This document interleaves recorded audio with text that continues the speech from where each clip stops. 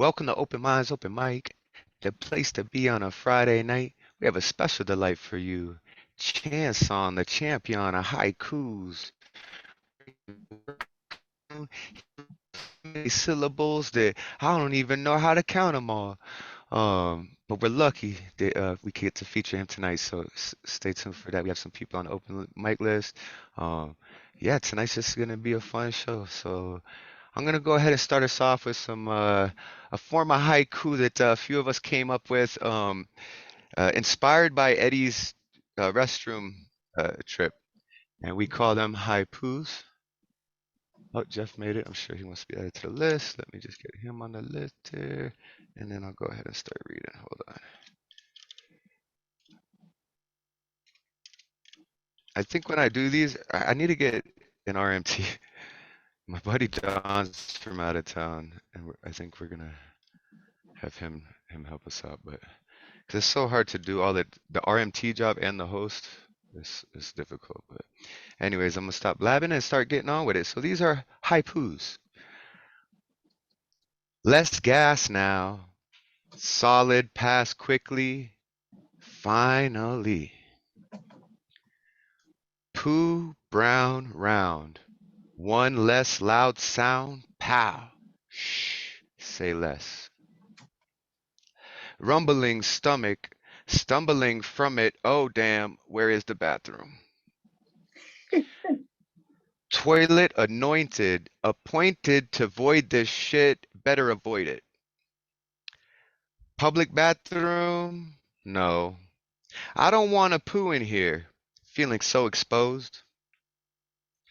Numbers scratched in wall. Pooped so long. Time to call them all. Looking for good times. Hopped on the 2 train. It's nothing but a poo thing. Everybody poops. All right, so there was my haikus to kind of break into it. I hope you guys enjoyed those. Look forward to our book that we will be publishing one soon. We're gonna have everyone send their haikus into Robert, and yeah, and we're gonna come up with a little a bathroom book for everyone. And we think it's gonna be #2 bestseller. Like it's gonna be a good one. So yeah, we're gonna go ahead and start off with our first person on the open mic list. I will post a full uh list again here, and yeah. Yeah, and so we have Danny Eboka. This young man is so talented as a writer. And I believe he originated as just a writer, but then he's like, I want to dabble in poetry. I want to be able to express, like and kind of venture out and expand my writing repertoire. And so he showed up to quite a few shows. We've missed you. We love you. We're glad you're back. It's like you never left. And yeah, we'd like you to start off the night tonight. So Danny Boca, please bless us with some words, brother. Thank you very much. It's been a while, like you said. I really miss you guys. I miss the little thing we have going on here, our little thing. It's been great. I believe the last time I just want to rant for a little bit. So I believe the last time I was here was back last year, December. That's the last time I read poetry. And since then, a lot has happened. I'm 23. I'm trying to be a journalist. I started on the page. I've always loved writing. At the moment, I'm doing like a 3-month apprenticeship at the BBC. So like I'm way out there in terms of like, I've gone far from what I originally loved doing, which was writing. So like this is an opportunity for me to sort of like get back to it. So I want to attend more of these and like, I don't Well, know, you know just where to see test myself. this. So, Yeah. Can you hear me? I'll just go ahead and read out, not waste anyone's time. Can you guys hear me? Yeah. Okay. So this is a poem titled Late Bloomers. So it's about people who take their time to, I don't know, realize themselves, maybe from high school to university. They might take a little bit of time to become whatever it is they think they want to become. This is titled Late Bloomers. I'll just start. It's In the time it takes attention to fade, to turn from green to the shade of autumn leaves, to float and fall where the elders meet, around the tomb of Achilles, where iron lungs heave with hubris. In the meantime, I and my friends shake hands in waiting. For me, or for we, will bloom with the ease of a baby's breath. My generation is the topic of a rhetoric, yet our hands are expecting, like a rain dance in the desert, like the hope for June in the midst of December's flu. I and my friends would bloom 1,000 summers yet, and bloom again 1,000 summers more. Yeah. Wow, It's that gonna was stop. beautiful. That was beautiful, man. I've seen in the last 6 months now how your writing has progressed in a more It's poetic changed, way. yeah. It's changed. I'd like to Thank hope you. you finish you some way, but I know that you're just a master. That's so cool that you're gonna be doing this thing with the BBC. I hope that you Thank gain you. a lot of skills there. I hope that you gain a lot of connections. I hope that that helps your career move forward. And I would love to hear you as a journalist. Knowing that you have that poetic insight to you. So like reading your journalism pieces, it's gonna be just amazing. I'm sure you're gonna be able to capture every story that you write with that poetic, inspiration and vision. And the reader's delight is just gonna be amazing. So we're really excited about Thank you. that. Thank you very much. I appreciate you for letting me start this off. Can't wait to listen to everyone else. Awesome.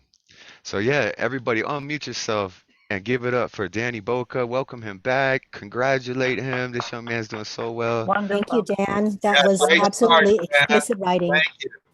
Absolutely exquisite. Wonderful. Excellent. Yeah, very well said. See all the love you got here for you, man. You need to come back where if you got times on Fridays. I know it's late there for you, but I'm so thankful for you and for Lantern overseas It's coming up, 12. even though it's real It's late 12. for them. It's Yeah. It's 12 o'clock right now. 12 o'clock, like 12:24 midnight. So like I just wanted to be here. yeah, So thank You're a kid, man. yeah. You have a lot of energy, right? I Hey, can if Lantern, I'm Lantern can hearing do it that. every week, if Lantern can do it every week, you're young, you can do Okay. it. No excuses. Yeah, no excuse. If Lantern shows up every week, you can do the same. So, speaking of which, Lantern, it's your turn next. If you could bless us with some words, I would indeed, appreciate indeed. it. Thank you very much. I'm going to do two pieces. Spirit of my mother. Today she wore no masks, just natural beauty, spinning from a heart of towering love. I washed her hair, those gray strands reminding me of the silvery moon, of endurance, fortitude, of the many years of struggle. Her eyes, the seat of the soul, spoke of an empress of great resilience, concern, and self-giving amidst almost impossible odds. The glazed stain of the cataracts was still there, memories of a dark wine called diabetes that attacked her brain, or islets of Langerhans made her legs like dark clouds reeling from the ails of neuropathy. I washed her face, her sturdy hands and neck. They showed signs of a queen who was born to bear, to love, to pay a heavy price for loving. Her face was dignified, filled with the majesty of an empress who bore life's challenges without complaint. Yet the numerous invisible scars she carried were still there, her merits waiting to be read in paradise for unstoppable and speechless deeds of one who gave so much, yet asked for so little.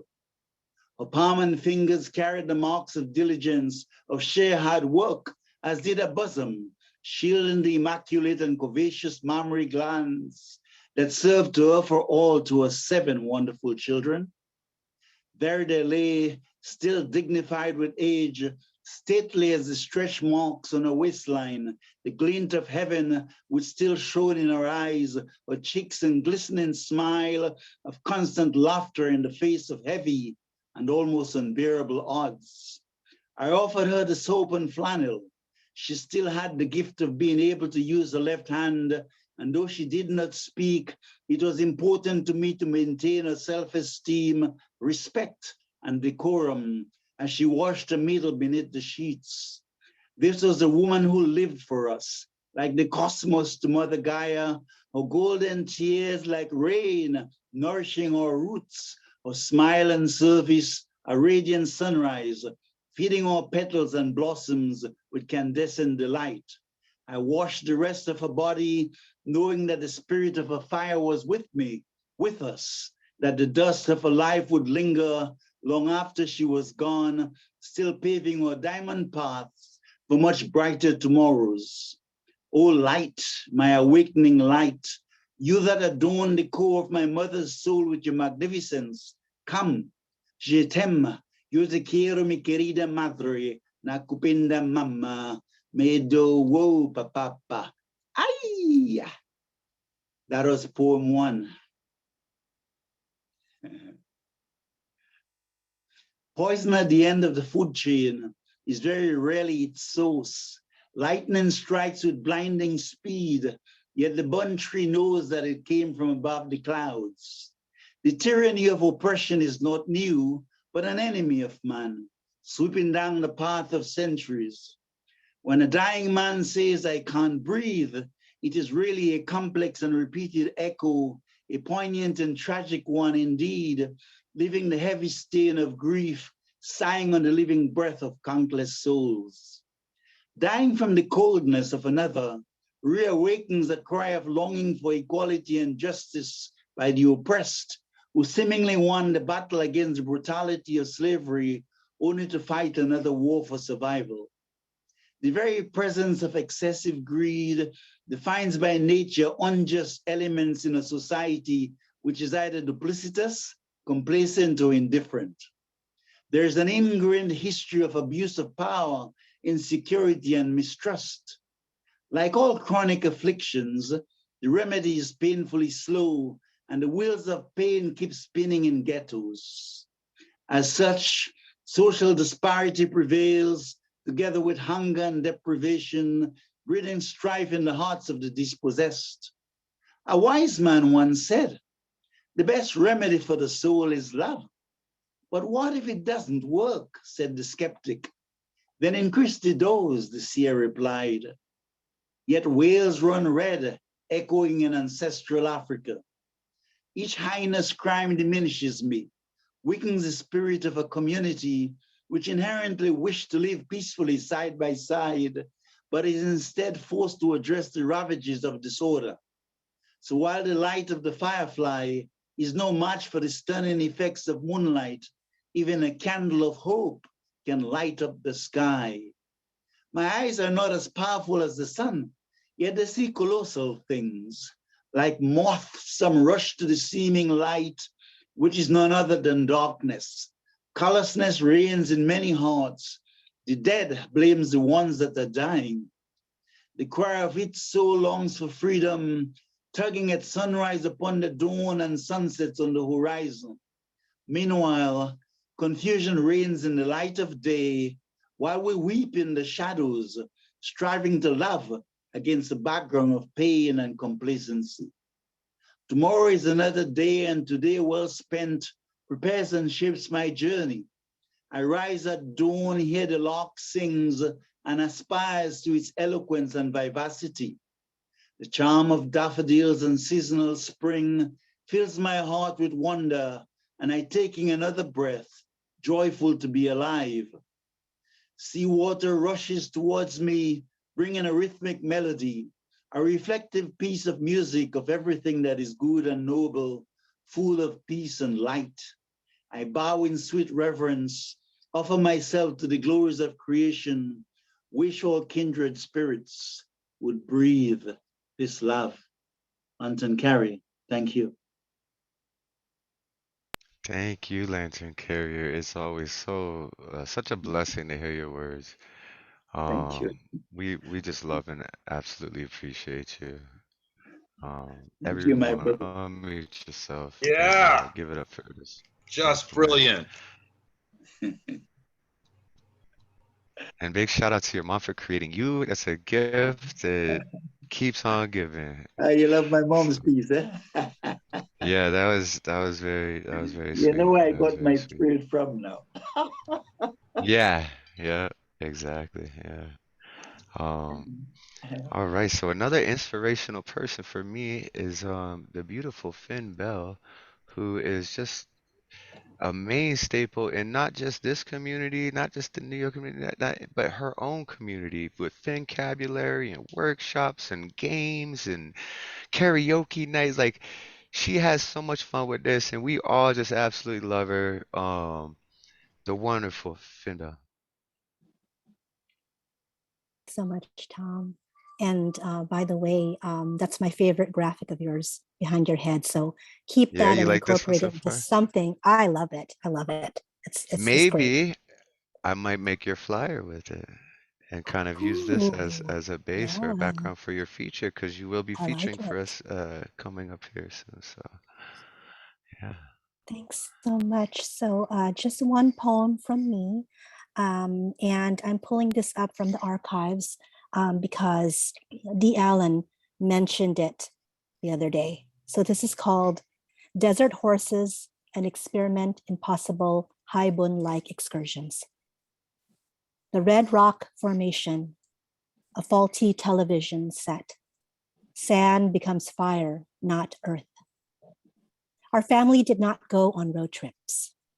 Vacations arrived sparse and earnest, filling our hungry youth with their stale order, prepackaged in amusement park delusions that children cling onto, never satisfied, always seeking. A precursor to prepare for a middle-class life. This trip was no different. Mama said we were moving to California. My sister and I took turns sprawling on the fragrant maroon leather seats of our daddy's robin eggshell blue Skylark, cradling the styrofoam icebox between us, feeling like skylarks ourselves. The whole expanse of sky above us, ours, and no one else's. If we tilted our head slightly, we could play spatial games with a light on the old coop ceiling, fading, igniting, creating prisms with their own secrets to keep. If we tilted our head a little more, Spotty nodded sagely at us in unfailing rhythm from his perch on the rear deck. The sun leads the way. We are all moving westward. No soup, we eat flame. Our parents did not know long car trip games. They did not trust roadside attractions. What they did know were children's bellies. How to pack staples like collapsible cups for Coca-Cola and cold fried chicken neatly folded into aluminum foil for brief pauses for necessary picnics at rest stops, where folks in the South probably still stared at folks who were tiny and brown. Where folks pointed more west probably still let their eyes linger too long on my sturdy, upright wisp of a father, or my mother's pleasing soft moon face, or on beautiful young girls with smoky tumbles of unkempt black and kalumpit black eyes, imagining illicit invitations in the margins of this hot day unsent. Near these rest stops were young men with midnight dark hair to rival our own, spirits ablaze just beneath the careful, polite shutters, protecting the spirits still dancing centuries later in their eyes. Upon their makeshift table were horses thundering across the burlap desert, wood holding the sun's own sacred hearth as they danced among their brothers wild. Their marble kin were stalwart, gray ice, and almost mute, guardians of wisdom found among stories passed on from mother's teat into daughter's attentive mouth. The most delicate of the marble fillies compelled my hand to lift her from her stately gait on her foremothers' and forefathers' lands. Upon her flank was a single bright sienna flash, only visible if you turned her just right in the fading light. My horse carried her people's undying spark, all their courage and lessons present still. Mustang fly by, going home. They slow, greet ancestors in the sky, the heavens ardent with fire. Thank you. Thank you. That was so cool. It's like we got a little background story from you and your memory of you moving to California and stuff, and just, and how creative you are, the imagery of it all, and like, because I could so picture you as a young, like, and that's how you see it in this very poetic way. And so, yeah, thank you so much for that piece, man. I appreciate it. If everyone could unmute yourselves and give it up for the great Phynne Belle. Yeah, Phynne, beautiful. Always Lyrically transporting us. Lovely. Always transporting us. Yep. Excellent, excellent. So coming up next, we got Messiah, who will be featuring for us coming up here soon too. So Messiah, if you can unmute yourself and bless us with some words, we would appreciate it, brother. Okay. So I have two poems that I'd like to read. The first is called Why I Write. I stand in the strange thoroughfare of humility, a sensation that suggests partial satisfaction, though I am far from satisfied. I am extended in a serendipitous constant, a battle cry of consciousness, a lung that draws in faith each day I open my eyes and breathe. I have seen and deeply mistrusted my reflection in the impression of unbridled joy, echoed in life's withholding touch. It's embraced feverish wings that cut into the flesh wantonly, and I have stood on the passage to new life, too fearful to take the next step, where a twilight of perspective, when all seemed to be coming undone, caustically concealed the point in which being grows, the way one might bury one's child before they've had the chance to mature. Not quite alone anymore, though I array in what resolves to become a purgatory in my being, struggling to find access to that rapturous threshold, to attain happiness that is always somehow just beyond my reach, and to find the words that equivocate my silent approach to this tenuous pleasure I feel in the merest act of living, a form that is harnessed on value, something worth living for, a provisory reason that shapes and expresses the beauty of struggle. This is why I write, not simply for the satisfaction of describing my world, though it is an honor that you listen, or placing word in front of word like a humorous pastime, though it is a joy that others find something worthwhile in it. It is rather a process of sacred healing on wounds that deign to desecrate my journey to survival. I write for the love I might one day have for myself, to reach those whose view of life demands an alternative, those misunderstood drifters into the nightmares of their crazy souls, who like me place conviction in beauty despite a barren landscape, who look for some reason in a purposeless void where life's face is bitterly unconcealed, for love in a world that strips you down to an iota of desperation, where God no longer hears, where left alone at the mercy of yourself, you seek to strive with the deepest sincerity to approach yourself with deserved and hard-won affection, profoundly anchored in your own flawed mystery. I write to better understand, for levity, for clarity. I write for grace, and I write for you, lonely one, who like me needs more than a little push to see the rare quality of one's own soul. And here's the second poem. It's called Gazing at You Across the Room. You are a certain fascination, a reprieve where facility in the language of dreams takes root in an enigmatic knowledge you espouse like the serene mystery of being at its center, a mirage perhaps, yet I seem to feel you the way my soul might respond to a haunting intuition of going home at last. To whom could I turn when this riotous demand for love must escape this violent quietude that is my hidden self, formed of dubious frustration, where I summon to love in parsimony, your striking immediacy of form gliding over the surface of my indecision, when this allusion to being that beauty sustains emanates from the faint attention in your eyes, seeming to bear the ambitions of love's character in a simple stimulus of lifting your head. To acknowledge the tempest of affection on the edge of your world, how do you conceive life in your way? Where does your world begin? You become a part of the faith arising from your undefinable smile. As I dither, I call to hope. I have seen you porous allure of the earth without its secrets, of me removed from the weight silence imposes, like an ocean of all depth and no surface. Your body is the cosmopolitan metaphysic of life, for in all your oceans and skies, from your eyes, like stars just begat by divine mastery, to your feet that walk wayward miles of only depth, to reach me lies essential nature birthed to transparency, and to know life, your life. I must abandon what temerity to remain solely within myself remains. I must come into myself, here in this blessed moment in which your grace and the stride of goddesses comes into my devout and ancient reverie. Now as I approach you, this grace of your eccentric presence becomes the blossom of consciousness, and your radiance as the abode of heaven's arc shatters what remains achingly still and piously remote within me. I approach with my secrets coming undone and ask your name. And as I do, your dance in the elegant stages of being becomes the beatitude of a spell, casting love in the place of illusion, trusting that a transcendent descent will have its place between us. Across the ages we've met here, in the crucible of destiny, are being held in the nurturing promise of union, embraced by love herself. Faint are your eyes, encapsulating heaven and earth, looking in to see who I truly am. Thank you. Thank you, Messiah. That was amazing. Um, yeah, I'm looking forward to your feature. You'll be the first after the break. The last one before our break, we got Phynne Belle. I forgot to mention that. She'll be August 25th featuring for us.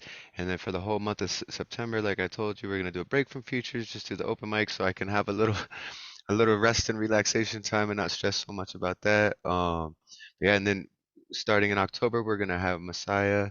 Um, and then November, we've got Stacy Dyson, who was actually our first feature. It was our third open mic, and we had the wonderful Stacy Dyson do a feature for us. So yeah, she said that she would go ahead and do another one for us, November 3rd.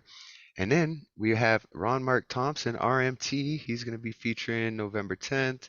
And then we got Alexander Goatberg on the 17th. I'm going to send out an email blast to everybody with the full feature list soon. And then I think I'll also make an Instagram post because not everyone who follows on Instagram is in the email. And if you do follow us on Instagram and you don't receive emails, go ahead and shoot me an IM with your email and I'll add you to the list. But yeah, so we have one more performer before we go into our feature.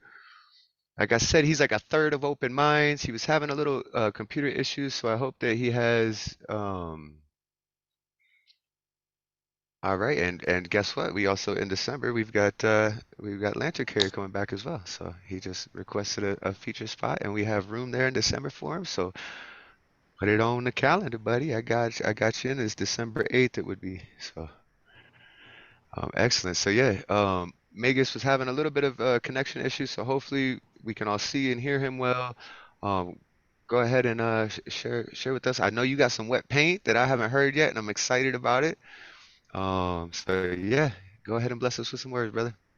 Okay, I'm just checking. You can see me move? Yeah. Mm-hmm. Yes? Okay, good.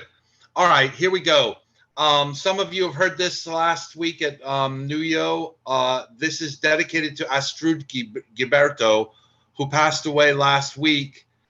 She sang The Girl from Ipanema. She's famous for that. And this is called The Guy from Mar-a-Lago. Old and treasonous and fat and orange, the guy from Mar-a-Lago gets busted, and when he's busted, each MAGA head goes, ah! When he's busted, people do the samba. They swing so cool and sway so gently that when he's busted, each MAGA head goes, ah! Oh, but Trump watches so sadly. How can they indict him so badly? Yes, he would give his heart gladly, but he stole top secret documents madly. He does nothing straight or honestly, but he shouldn't be free. He shouldn't be free. No, he shouldn't be free. But he shouldn't be free. No, he shouldn't be free. He shouldn't be free. This is called Visions of the Future for David Bowie. We are confronted with two diametrically opposed visions of the future. Under pressure that burns a building down, splits a family in two, puts people on streets.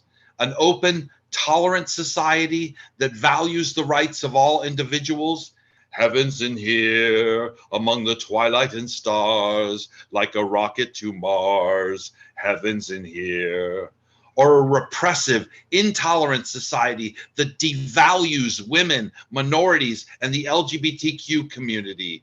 They'll split your pretty cranium and fill it full of air and tell you that you're 80, but brother, you won't care. You'll be shooting up on anything. Tomorrow's never there.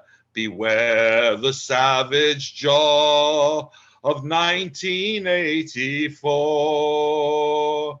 Fascism is on the march, and we must stand in firm opposition to it. To be insulted by these fascists, it's so degrading, and it's no game. I will fight to my last breath for a brighter future where all people can live free. I demand a better future, or I might just stop wanting you.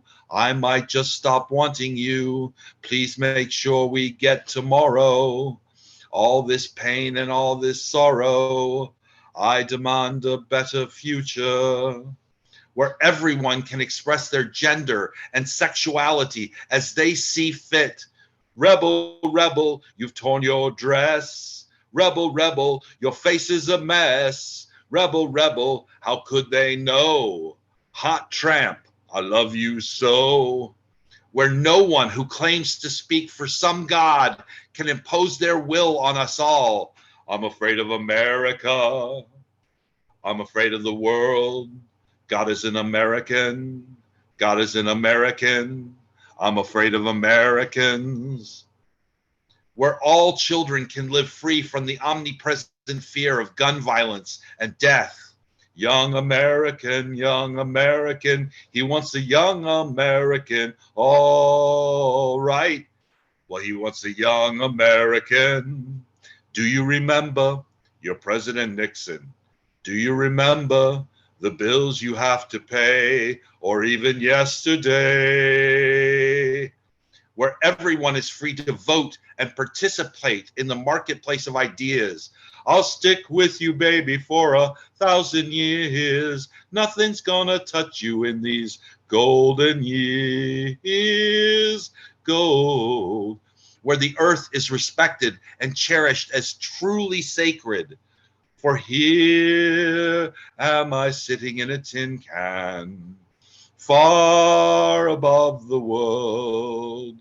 Planet Earth is blue, and there's nothing I can do. Will you work for this vision of a brighter future, or will we be led into Gilead's dismal embrace, a jackboot to the face for eternity? For this is not America. Sha-la-la-la-la, sha-la-la-la-la, sha-la-la-la-la. This is not America, no.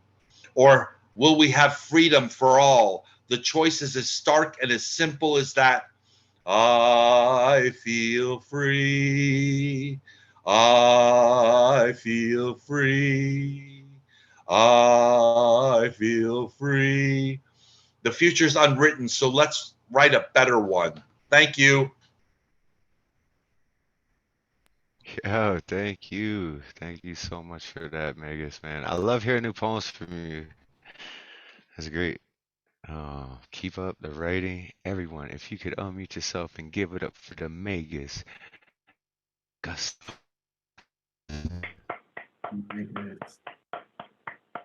Magus, I think Always you've brilliant. transcended yourself with this piece, man. He's got everything.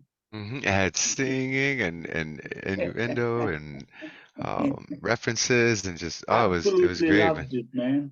Yeah, it was like he took all his skills from all his little best pieces that he did and kind of just mashed them and like created this beautiful piece of artwork that really took you on a journey, right? Like we don't get to hear you sing enough. We want more of that. We want more of that voice. You made politics not boring. Yeah, For right? young people like me. Yeah. Yeah, It's for cool. sure. Definitely. All right, so that's going to conclude the beginning of round one. We're going to go into our feature, and then we'll continue round two after Chanson's feature. I'm going to go ahead and split the list out here for round one continued. And then if we get through the end of it and we all still want to stay, we'll do a round two, and just whoever drops out, we'll scratch them from the list, and we'll build the list back up. So I met this man quite a few months ago, and we just had so much fun together. It was myself, Chanson, and Terry, and after the show, we stayed up till 1 a.m. my time. So like I don't know what was that 3 a.m. on the East Coast, and like it was the three of us, Chanson, Terry, and myself, and we just like, whew, it was it was amazing. We just had so much fun sharing poetry with each other and just getting to know each other. So I'm really excited for this feature. I'm gonna read a little bio, a little intro for y'all. Um, Chanson Antonio Bird is a native of Baltimore, Maryland. He has earned a Bachelor of Arts degree in psychology as well as a Master of Divinity degree from Virginia Union University in Richmond, Virginia. He is a licensed and ordained minister. He is the author of 3 books, From Crisis to Confidence, released in 2019, and Open Soul, My Journey to Holistic Healing, released in 2020, and Little Inspirations, released in 2021. If you guys don't know who Chanson is, he is also working on breaking the world record for the most haikus written. And I believe last time I checked in, he was around 3,800 or so. Um, so I'll take a moment to unmute and give it up for Chanson. Woo! Go Yes, Chanson. sir. Love Yes. you. Go Yes. get it. Welcome. Wait. Looking forward to meeting you. And if you can update us on where you're at, how many you're out of previous to. Let me see. Let me see. Uh, You it's probably wrote some 30. down already. It's 3409. 3409. All right. And what was the world record now? It's like 7. I believe it's like around like 10,000 or something. So you're like a third of the way there. You're creeping up on it, man. Like you keep going, man. I'd like to work out a workshop with you so we can help inspire you and get you to bust out 20, 30 haikus in one day just from us feeding off each other's energies and stuff. I'd like to set that up with you sometime. So I'll holler at you about that. Get some stuff going on. But yeah, man. We're all excited to hear your feature. Bless us with some words, brother. All right. So I went back and got like two previous journals that I wrote in. So got some old stuff I'm gonna read to you today. So I'll just read all the like not all of them, but I'll read haiku today. Love her honesty, perennial cheerleader, forever special. You may read them twice, or you may just read them once. I like it when you read them twice because then we get a chance to because like when you first hear a haiku, it's like your brain takes in the words, and then by the time you read it that second time, now your brain has time to process the words a little more. So if you can do them twice, we would really appreciate that. Okay. All right. Love her honesty, perennial cheerleader, forever special. Need computer love. Let me double click your mouse and check your software. Need computer love. Let me double click your mouse and check your software. Talks on the blanket. Soul convo from dusk till dawn. Her voice, my music. Talks on the blanket. Soul convo from dusk till dawn. Her voice, my music. Her voice, Benadryl. It removes all my, her voice, Benadryl. It removes all of my pain. I take the right dose. Her voice, Benadryl. It removes all of my pain. I take the right dose. Let's see. Heart like a crayon, broken by immature hands, yet it still works well. Heart like a crayon, broken by immature hands, yet it still works well.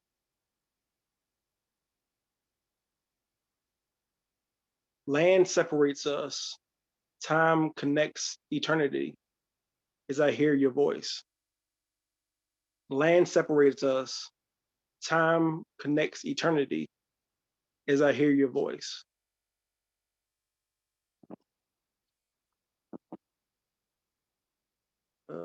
Love is not a bill. Indebtedness is not love. Heart change changes minds. Love is not a bill. Indebtedness is not love. Heart change changes minds.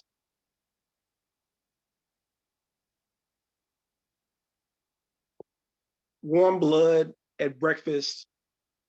A life was taken at lunch. Mom grieves at dinner.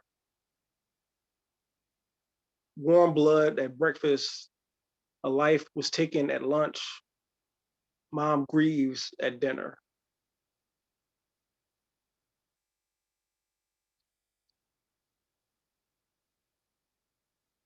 Wi-Fi isn't new. Our hearts are wireless, yet we still connect. Wi-Fi isn't new. Our hearts are wireless, yet we still connect. Let's see. Baby girl got bars. Favorite philosopher. I love her always. Baby girl got bars. Favorite philosopher. I love her always.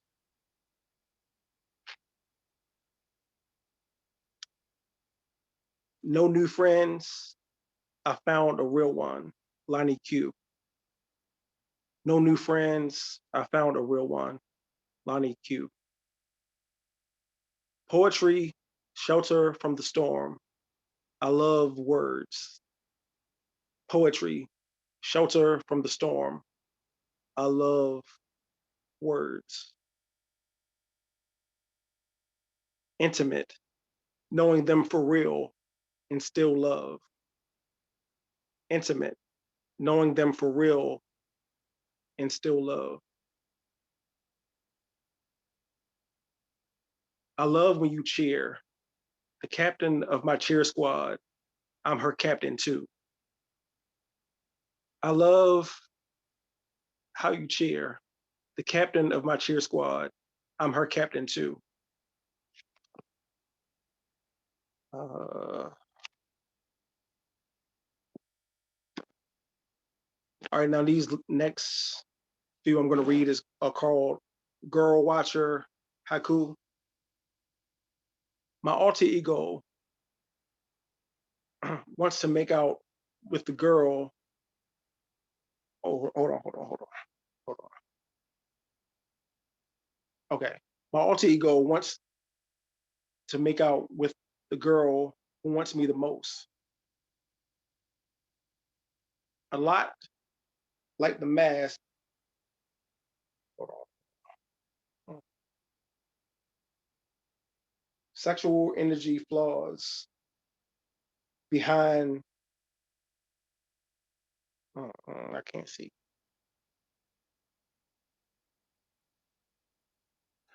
I love that book that you have. It just looks like this crazy leather-bound manuscript of just thousands of Yeah. haikus. Like that thing's got some work on it, man. Like that's gonna be in a museum one day. Like it's But beautiful, you got to man. wear gloves because it's Yeah, you like can. Yeah, because like the the papers are so Gutenberg Bible, right? It's like the right. Gutenberg Yeah. Bible, right? Oh, it's beautiful. Yeah, it was born. It was made like this. It was I think it was from Barnes and Noble, I believe. All right. I like the mask, sexual energy flaws behind my calm face.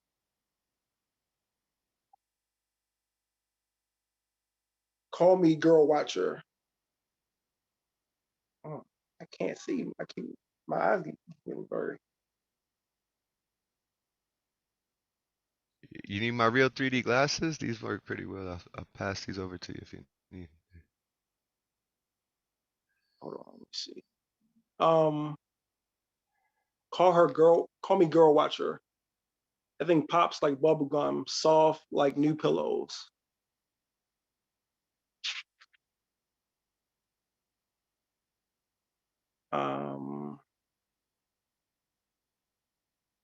Let me out, feeling restricted, set me free. Thinking through, poetry heals all. Poetry heals all. Oh, I cannot see. My eyes getting blurry.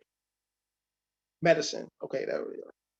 Thinking through, poetry heals all. Medicine.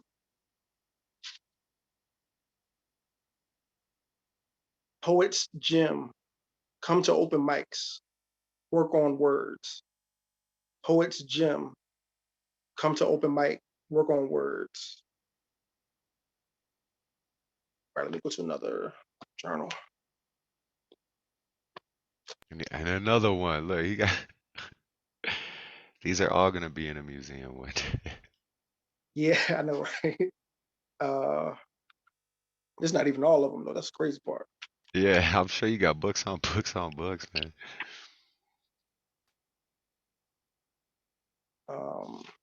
I'm trying to find my very first one that I did. Whoa, the very first haiku you've ever read? Yeah, I'm trying to find. It's in this book somewhere. I'm trying to find it. Oh, I feel honored. I want to hear that. I want to see what sparked the whole I'm gonna break the world record, you know? Um,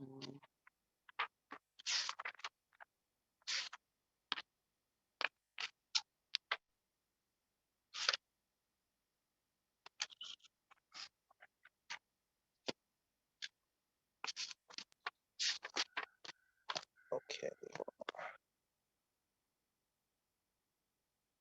that was 2-something, 206. Okay. Uh,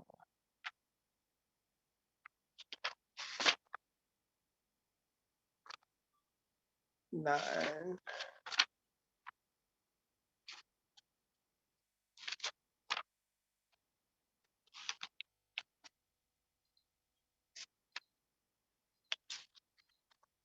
Trying to find it. I can't. Take your time, relax. Don't panic, don't rush. We're all here for you tonight, you know? We'll sit here. I love watching you flip through because how do you organize over 3,400 haikus, right? Like, and then try to find the first one you wrote, like, Well, I numbered them. I numbered them all. as you did them and then dated Yeah, and stuff. oh, here we are. Here we are. Okay. Here we are. Number All right. one. Woo! The first haiku I've ever written was December 16, 2020. And it says, here is 35. I thought I'd be in the grave, but God keeps me here. Here's 35. I thought I'd be in the grave, but God keeps me here. That was the I like first. that. Wait, read that one more time. We need that one a third one because it's the first one, you know, like we want that Right. another time. Here is 35. I thought I'd be in the grave, but God keeps me here. Beautiful. Beautiful. Let's see. All right. Spectator feelings. As the man of the hour is out of order. Friendship is a gift. Oh, hold on. I need to go back and read that one. Spectator feelings. As the man of the hour is out of order. Friendship is a gift. Everyone needs a friend. Just open your heart. Friendship is a gift. Everyone needs a friend. Just open your heart. Heal my broken heart.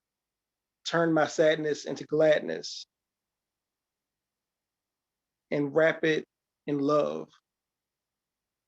Heal my broken heart. Turn my sadness to gladness and wrap it in love. Let's see.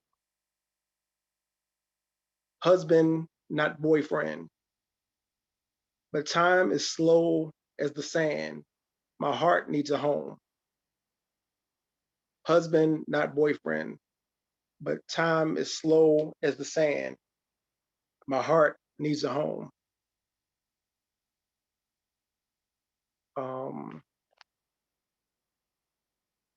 Emotions are not beneficial to me, man. They're all rejected. Emotions are not beneficial to me, man. They're all rejected.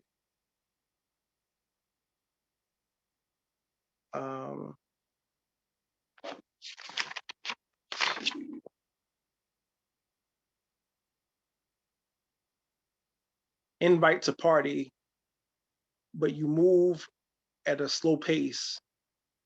I'm headed to bed. Invite to party, but you move at a slow pace. I'm headed to bed. Self-love is what is this?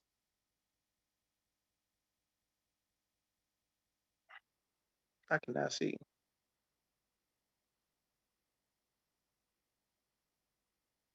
Let me move to a different one. Kitty says, Kitty meows hi. She wants to spread, sorry. Kitty meows hi. She wants to spend time with me more than anyone. Kitty meows hi. She wants to spend time with me more than anyone. I need a warm hug, someone to match my heartbeat, but I know not love. I need a warm hug, someone to match my heartbeat, but I know not love. I'll give you a hug, brother. I appreciate it. Let's see.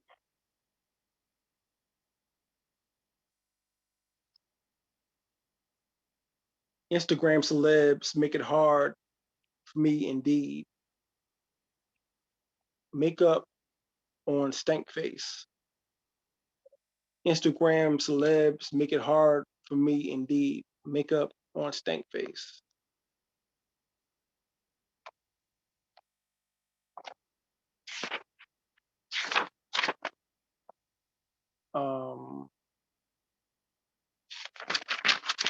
Let's see.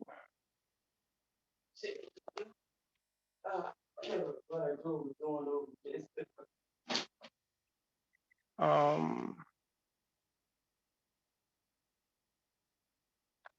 see.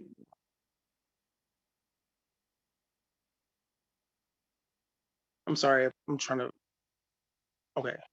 My chest tightens whenever my brother is home. I need to move soon. My chest tightens whenever my brother's home. I need to move soon. I feel real nervous. I don't want to be, hold on. Sorry, that's a different one. Okay.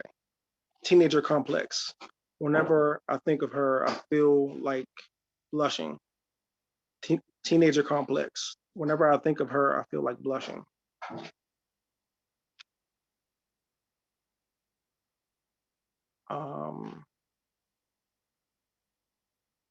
How long do I have?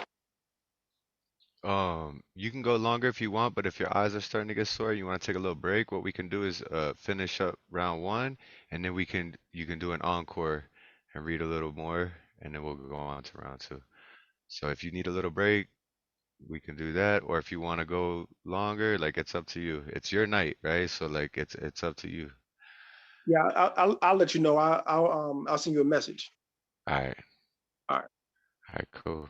So thank you so much for that. I couldn't even count how many that was, but yeah, we just heard a nice chunk of that. We got to hear his first haiku ever written. Like, how cool is that, man? Like, he's over 3,400 in, and we got to hear the first one he's ever written. And I think that one sparked him, right? And it was such a deep piece too.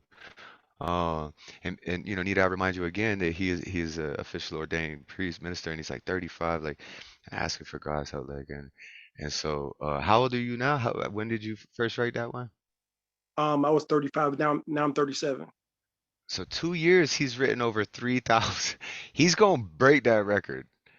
He's got over 34,000 written in 2 years, like, and he's 37 years old. Like, he's got all the time in the world to do it. And so just know that you guys are witnessing greatness, you know. And we appreciate you. Yeah, if you're feeling up for it after round one, we can do a little encore. I'm sure we all want to hear some more from you. But in the meantime, everyone unmute yourselves and give it up for Chance. Woo! Chanson, awesome. Great feature. Wow. I appreciate it. Yeah. Wow is right.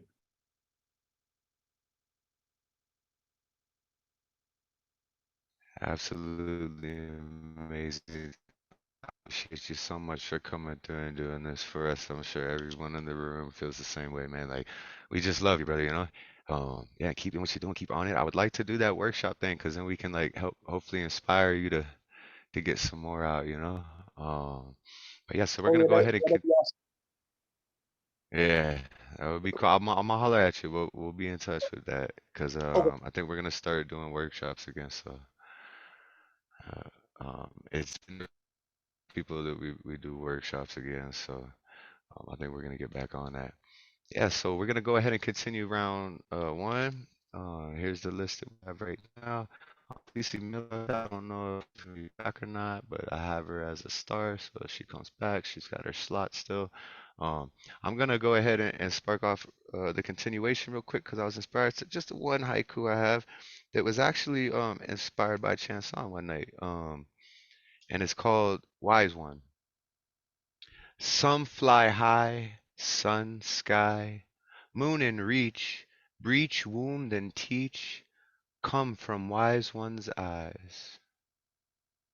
Some fly high, sun, sky, moon in reach, breach, wound, and teach, come from wise one's eyes. Thank you. And coming up next, continuation of round one, we have Sophia Flacco. If you could drop the link to your book that you released not too long ago, let's bump them sales up. Everyone buy her book. She's such an amazing poet, so creative, and speaks with so much truth, and really understands like the human condition. And we've been in workshops together. She's come here to open minds, and like, yo, Sophia, you my homie for sure. And so I'm so excited to hear what you got for us tonight. Bless us with some words. All right, I got two new poems. I'm mixing it up a little bit. Always trying to push myself, right? Always trying to be innovative, and we'll just roll with it. Okay. Yeah. Okay. So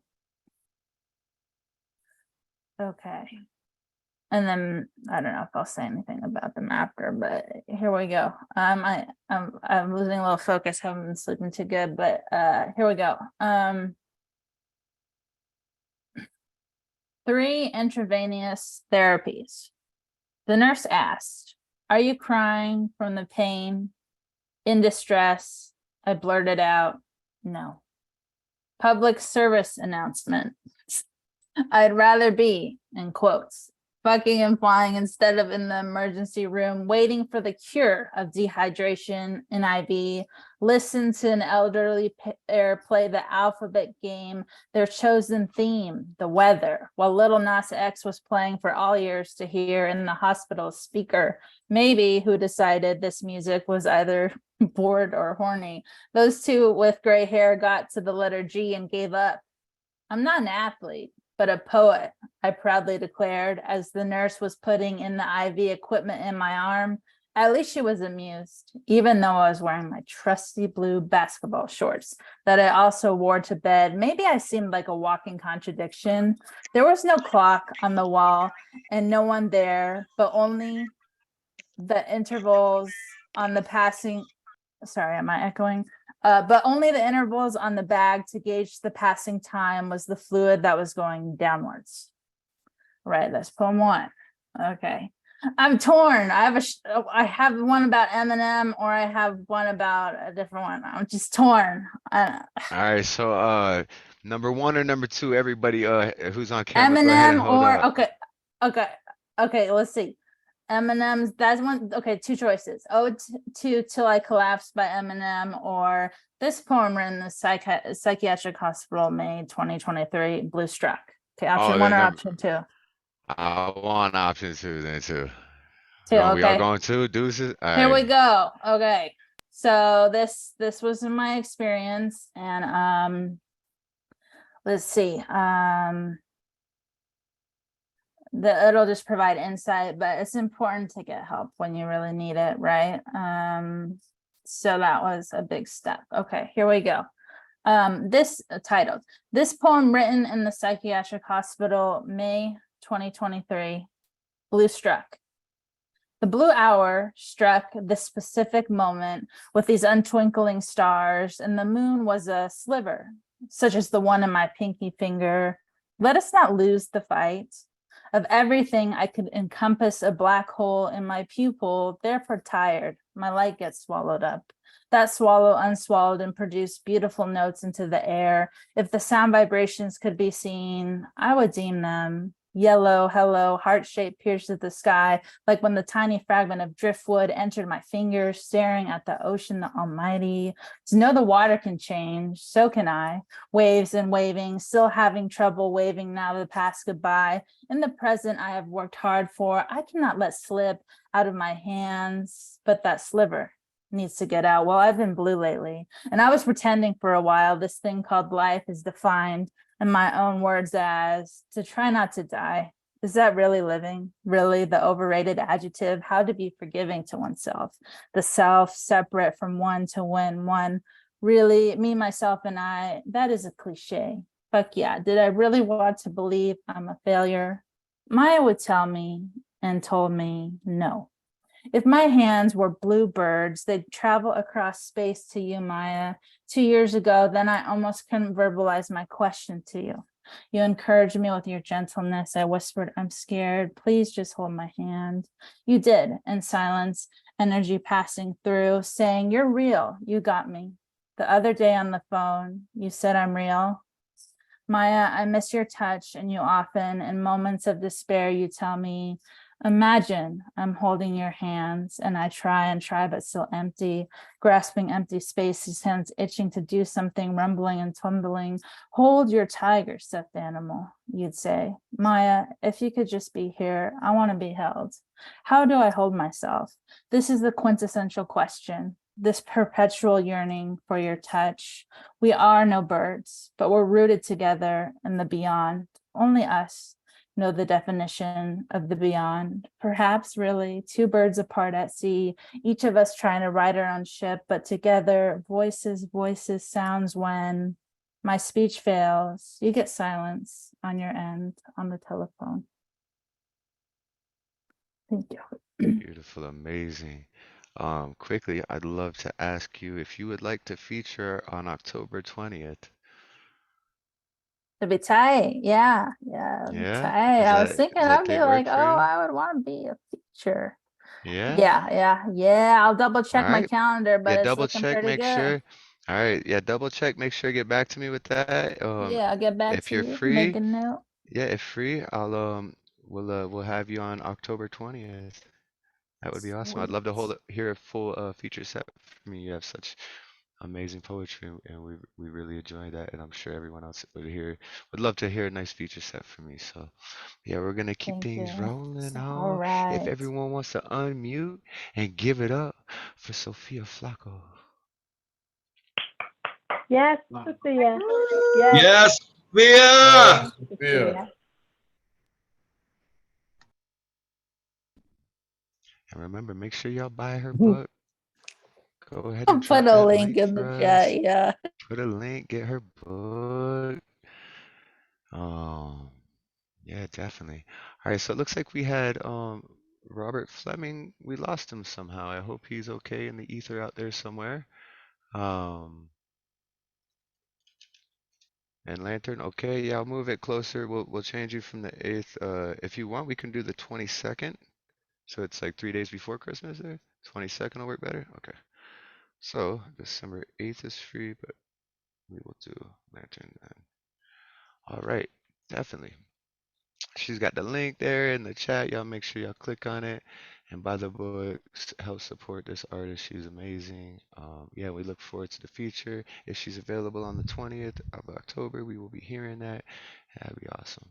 All right, so we're gonna move on to our next person here. It looks like we lost Robert, so next on the list would be Dee Allen.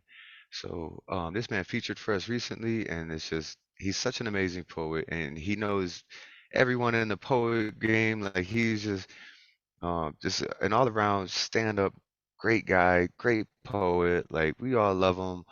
D, if you could unmute yourself, I made you co-host, so you got share screen if you need.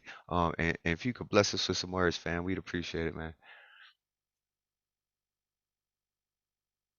Just for tonight, I'm going to do something a little different than I normally do. I'm going to do 2 covers, not my original work at all. So I'm going to spare you from any of my original work for one night. And this is all done in the spirit of Juneteenth, which will be coming up next Monday.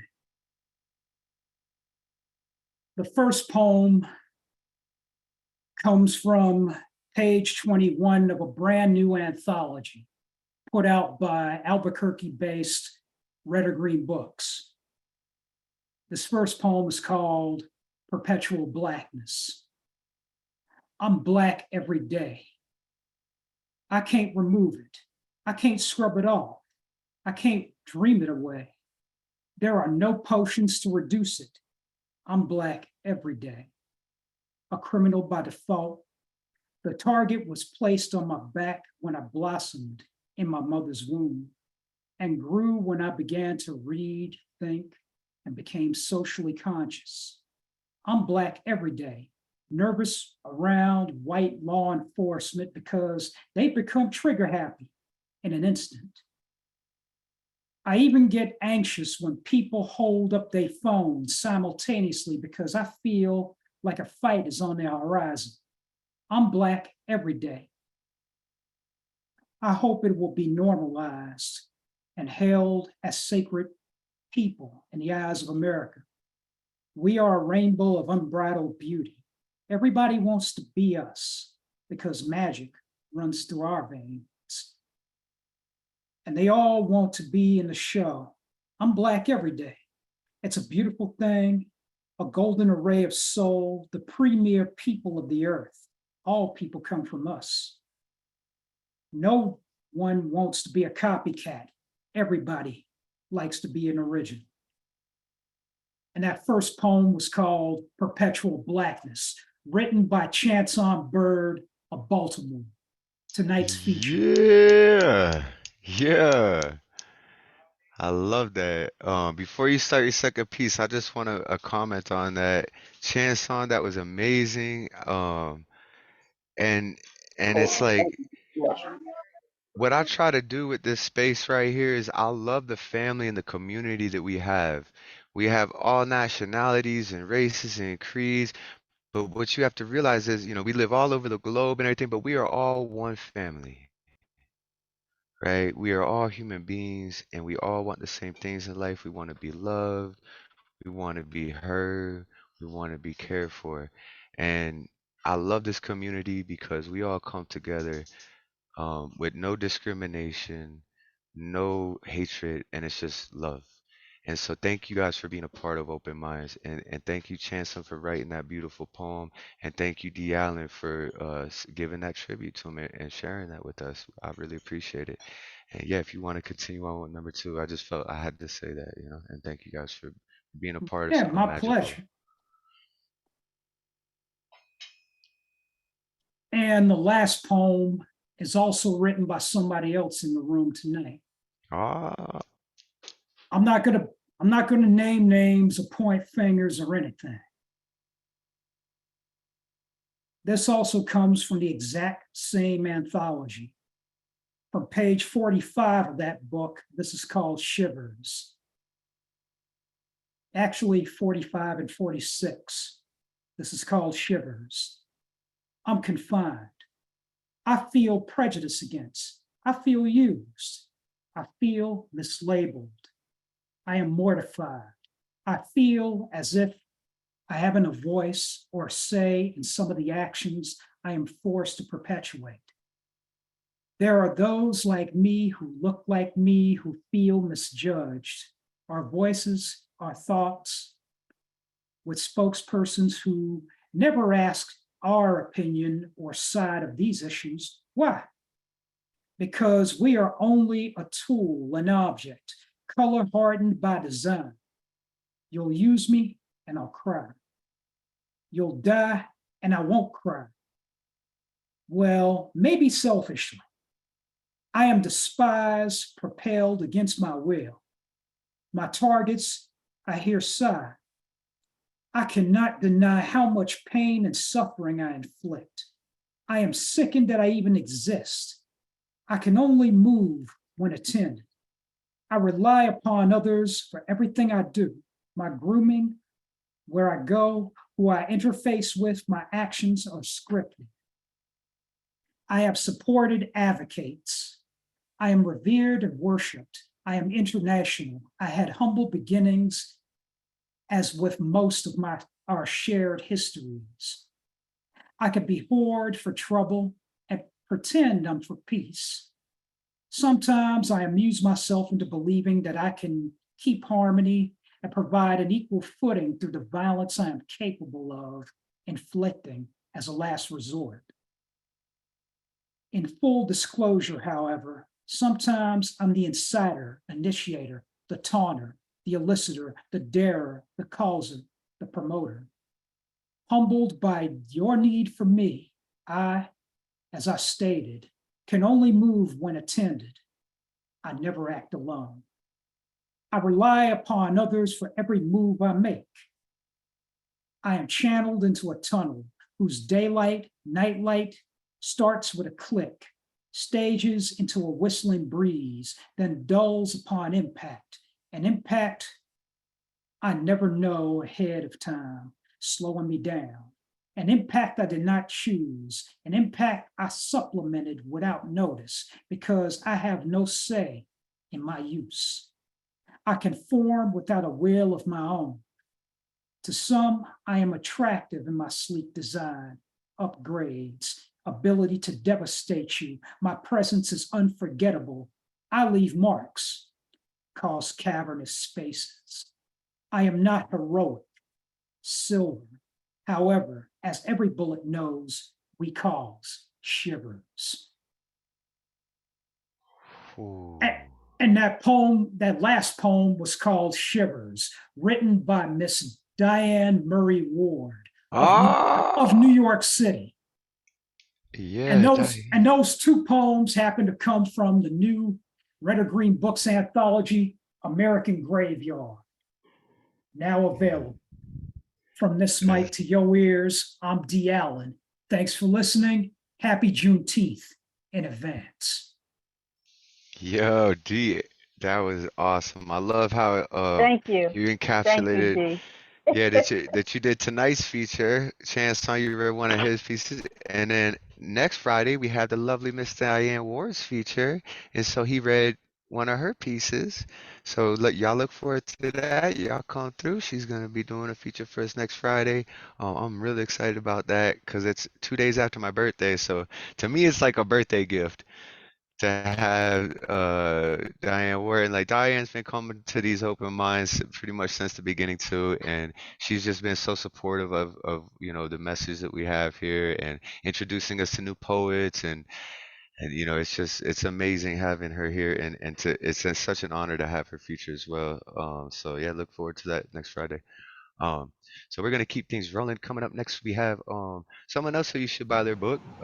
We have a very talented young man by the name of Daniel Fernandez. There's his book in the background. Duck out the camera for a minute so we can see the cover. Emotional Defibrillator by Daniel Fernandez. He's gonna drop a link. He's gonna drop. I don't know if you heard Catalyst in the background. She's yelling out, "Love you, Daniel." But yeah, go ahead and drop that link too when you get a chance. So we can purchase that book and help you, on your journey to this poetry. And I've watched you grow over the last few months, learning from all these different open mics, man. And yeah, we're working on a collab that's coming out soon. So hopefully by Friday, maybe we'll have it up. So yeah, Daniel, if you'd like to unmute yourself and bless us with some words, we'd really appreciate it, fam. Yeah, of course. I will actually have to head out after I perform though, because I was actually supposed to leave at 8 and I was stretching a bit of time, having a blast and didn't even notice. But anyway, so I have 2 new pieces that I'll perform in the New Eurekan Cafe next week, one on Monday and one on Thursday. So these are freshly new, both written this week. I will start with one that is called "What is Wrong with Being Different?" And this is a poem that I written because I took like a small break because I ended up having a comment on one of my things. It was like a solid 2 paragraphs of just talking shit pretty much about just writing in general. So I wanted to express it in a poem, as I always do. So this is it. What's wrong with being different? So, Frank Malley, what seems to be the issue? I understand that you don't like my style. That's nothing new. I write from the soul because that's what you're supposed to do. It's poetry. Everyone has a different point of view. You need to read more books because you don't know poetry. Stop with the sloppy rhymes that look forced to me. It's too long. You're just a hip hop wannabe. Seems familiar, Frank? Because that's the shit you said to me. So yeah, I rhyme because I like the challenge. I take my time because you can't rush talent. Throwing similes and metaphors with a refined balance. I will write until my tombstone confirms my absence. Now listen, I know I'm not perfect. I have my mistakes. Grammar flaws are inevitable, so I will embrace. We all have skills that need some adjustments to be made. So it's disrespectful to have someone tell you that your work should be erased. I don't know about you, but I write from the heart. I let God guide my pen as the words are being carved. Depression kicked my ass until the writing starts. Demons kill themselves as I formulate art. My style isn't what most are used to. Each line has a purpose, like a clue. If you just listen, your ears will thank you. But once you understand the words, you respect what I can do. Craft a poem full of ambiguity. Practice the flow to master fluency. Dodge the cruelty because that distracts opportunity. Blind the dream with anxiety, mixing emotions like puberty. Laughing at the bullshit until you agree. Fist bump the devil to avoid brutality. Study success to go gradually. Try not to worry while waking up so early. Chasing money with a resume of ingenuity, yet was rejected because the only proof was a high school degree. You're the poetic king. Are you not? Show me some poetry then, so that I can stop. Let it shine to see what you got. All eyes on you in case you forgot. You can write it down. I'll wait and see. Take your time to set those thoughts free. You don't have to rhyme, although others disagree. Once the pen loses its ink, email the results to me, and I'll analyze it as you did. Oh, the irony. We'll settle this without a referee. Yes, my style is different. What's the problem with it? I love what I do, and smiling makes it legit until someone like you comes to talk shit. Just so you know, there's a difference between destructive and constructive criticism. Supposed to support and advise, it's part of the human algorithm. Times have changed, and we lost the rhythm. Talking with our spirit, and people never listen. Chaos appears, and people lose respect. You say what you please, but there's a line drawn for being honest. Besides, that's just being a dick. Poisoning a hobby that fills the brain with bliss. And here you are low-key convincing them to quit. Shit has more words than a CVS receipt. Surprised you had so much to say, honestly. Go ahead and speak with transparency as you hide the truth like any government agency. You are not the only one, so I'll relax a bit. I just don't understand the hate to begin with. Being targeted for enjoying a passion and posting it, spreading the love because it sparked my interest. I'm not harming anyone for writing unless I'm too ignorant, jumping into a perspective that can be innocent or even explain the struggles of being an immigrant. I do my research so that my stories are legitimate, blending empathy to keep the feeling equivalent, speak as if I'm them so that the dialogue is realistic, keeping an eye on the details so that the tone is consistent. It's poetry. So what's wrong with being different? And that's the first one. The second one. Yeah. Woohoo. That was good. Thank you. The second one is called Everyone's Point of View, which goes to the name that I put for myself as EPOV. That's what it stands for, Everyone's Point of View. So this poem is to explain on why I write perspective of others from time to time. Everyone's point of view. I was traveling on the seas of sin. The waves of death crash, damaging my skin. Digest the beauty in life like the sights of Berlin, trying to swim in venom while dealing with strong winds. I was in a dark place before I used a pen to clear the thoughts that I did not want to accept. Making a poem became the next step, and then boom, now I have a book that goes in depth. For the days I overslept and the memories I wish I can wreck, transforming the morals on what to expect, keeping myself intact so I'm not playing with a full deck. I write for the people, growing my empathy to understand their emotions so that the world can see. Instead of arguing and screaming so that stress is received, I write pain no one speaks of, even though some think I'm naive. Writing 1,000 poems without a degree, chase a fortune with a skill and my faith to believe, jotting down my demons and grief, balancing chaos with my heart up a sleeve.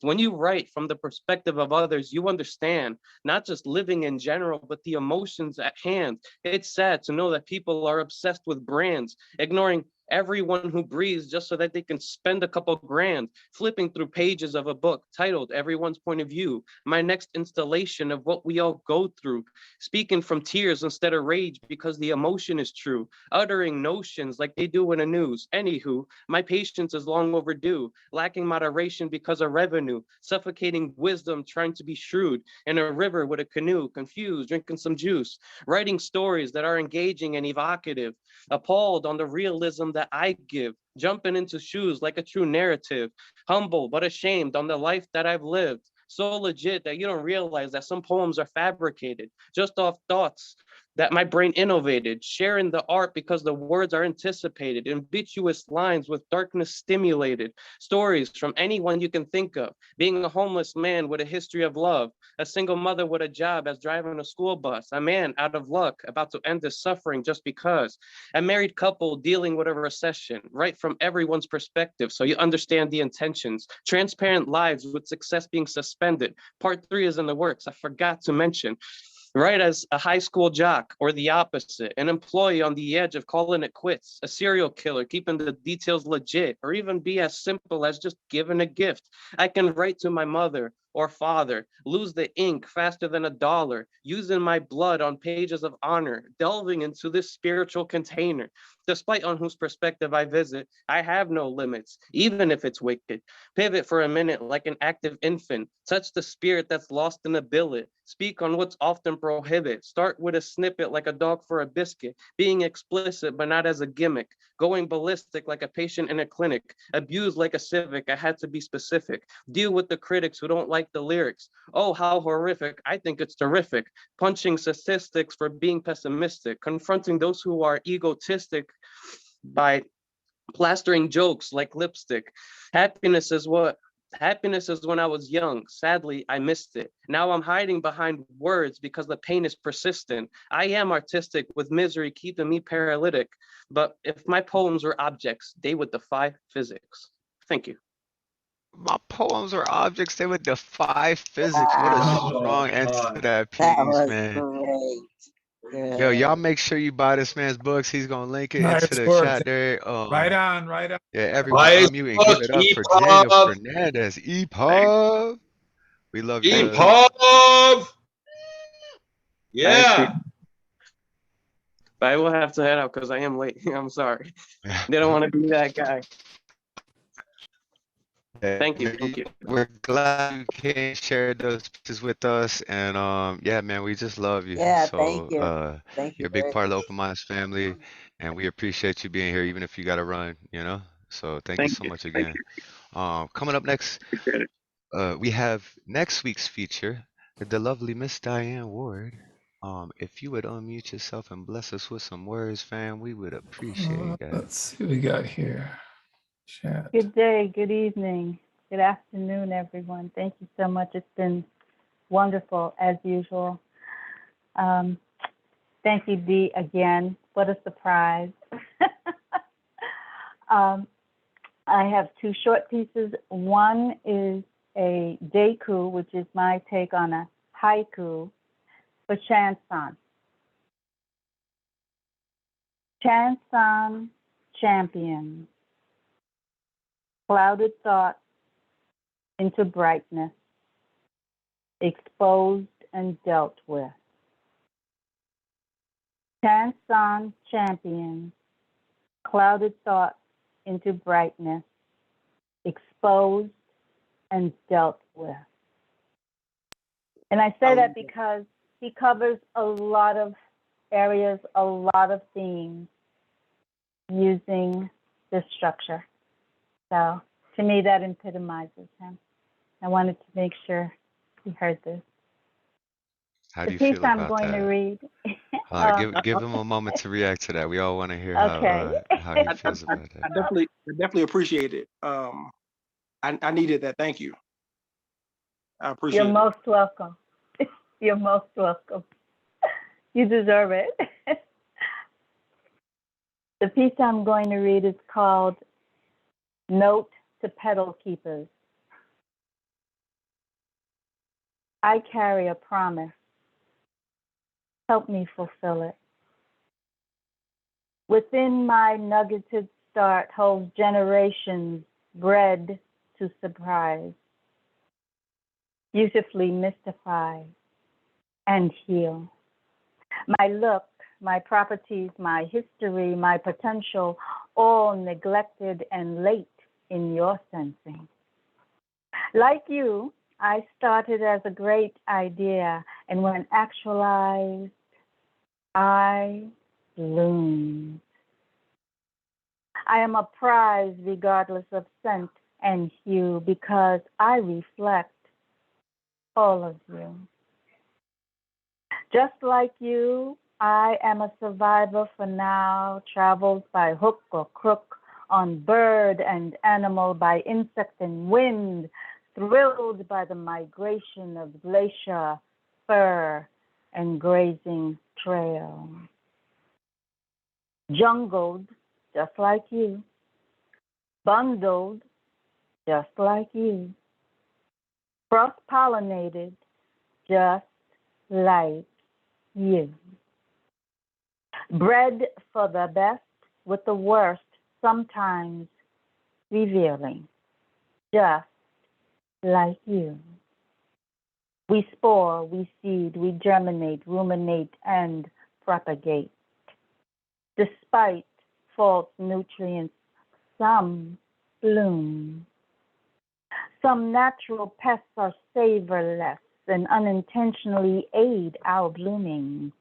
Synthetic pests fail humans and plants dually. Experience and experiment may be our mutual undoing. Our seedlings sometimes adult into maturity too. Despite all the selective weeding, we bloom. We're a bouquet trying to survive plucking, just like you do. Thank you. Thank you. Oh, I'm so excited for next week too to hear you do a feature set. Everybody, unmute yourselves and give it up for the lovely Miss Diane Ward. Diane, really looking forward to your feature. Yeah. Thank you, Diane. Woo! Wow. Beautiful. Gorgeous. Yeah, thank you so much for that. Um, Coming up next, we got my brother over here. We got Nemo Sum. Fam, if you could unmute yourself and bless us with some words, we would appreciate it. Thank you. I'm fighting a cold, so I'm off camera tonight. But it's so good to be here. And Chanson that feature was fantastic.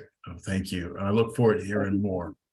Yes, sir. Every haiku is like a little piece of your world, and it's neat to see it develop. Being that it's Chanson's the feature, I wanted to do a micro triptych of some of my very short micros. At the crossroads, box and shovel in hand, ready to deal. No one comes. In an empty room, despair slips her fingers into mine. We just stand there for a while like that. Waking in a crater again, I have to ask myself, was the velocity mine? Did I choose this trajectory? Was the crash my fault, or the result of inevitable vectors carved into the face of the universe? Thank you. Amazing, amazing, dude. I love these micro poems that he does. So he comes from a computer programming background, and he's like, how can I make the most impact? Like, because when you write code, it has to be, you want it as condensed as possible and as simple as possible. He kind of took that idea and was like, how do I write the most powerful poetry that I can and create the most imagery and emotions in as little words? And you have mastered that skill, and it's just amazing. Everyone, if you can unmute and give it up for Nemo Sum. Nemo Sum. Yeah. Yeah. Yeah. Thank you, everyone. Wow. Thank you. Wow. All right.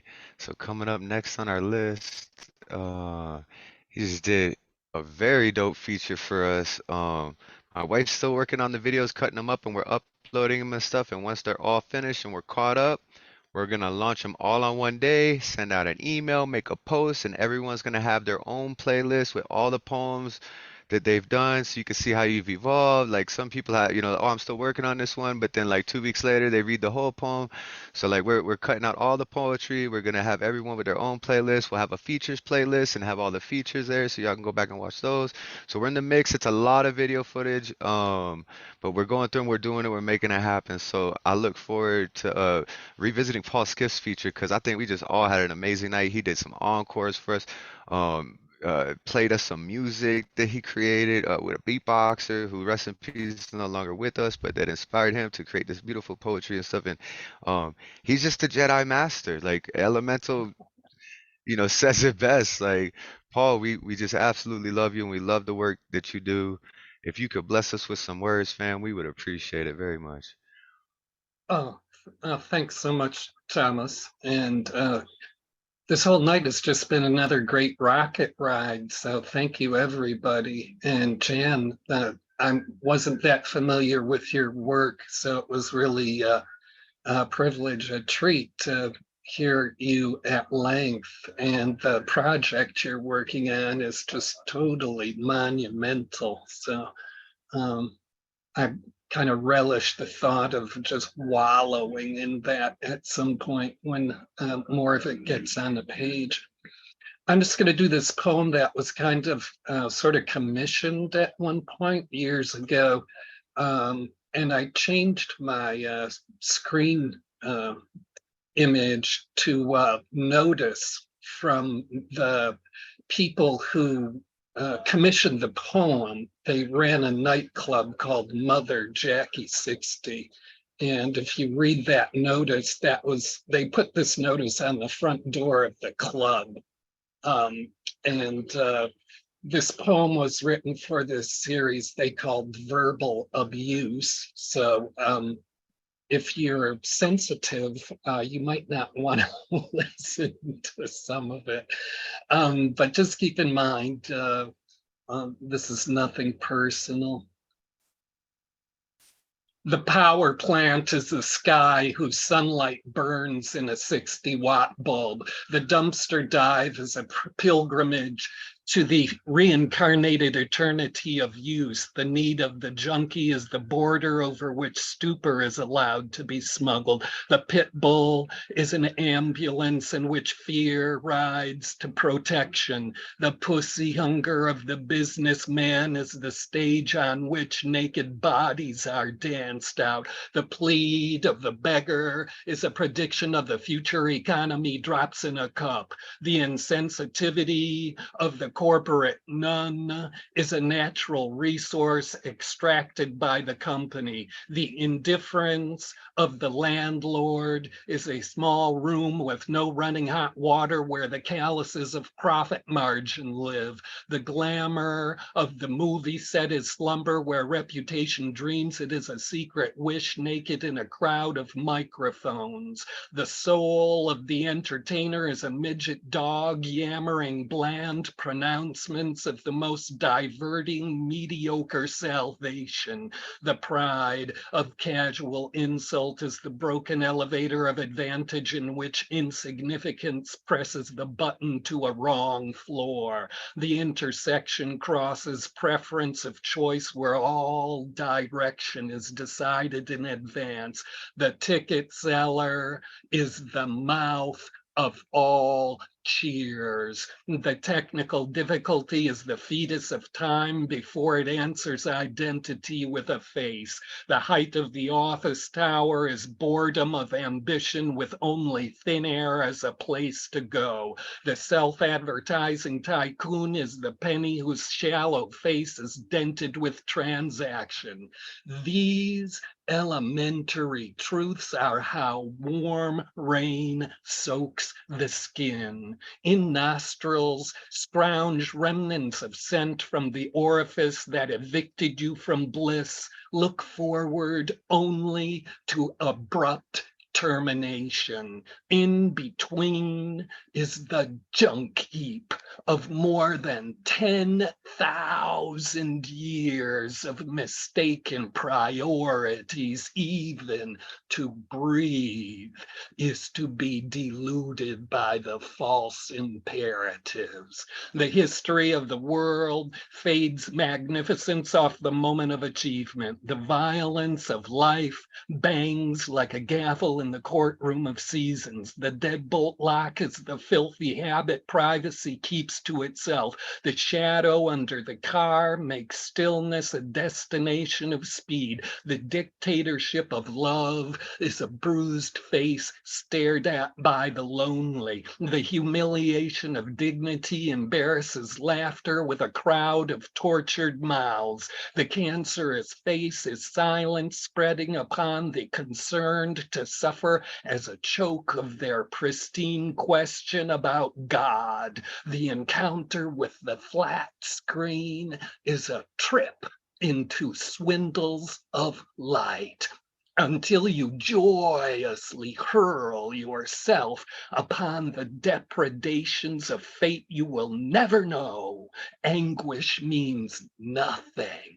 Turnable page, disconnected electricity, simply the temptation of the key. The dildo is stiff with matriarchal firmness, mothering mutual pleasure. The passivity of the abused is offered to inferiority for the asking. The orgasm shivers arteries, climaxing in passion's epilepsy. The gush of the sated vulva is thank you elixir kissed back into provocation's mouth. health. The angel assaults tribulation into consenting surrender, tied by salvation to the bedstead of confessions. The deflowered virgin is the naked past of one time only, fled from by innocence. The joyous yelling tongue is the grateful clitoris burst from its labial pleasure.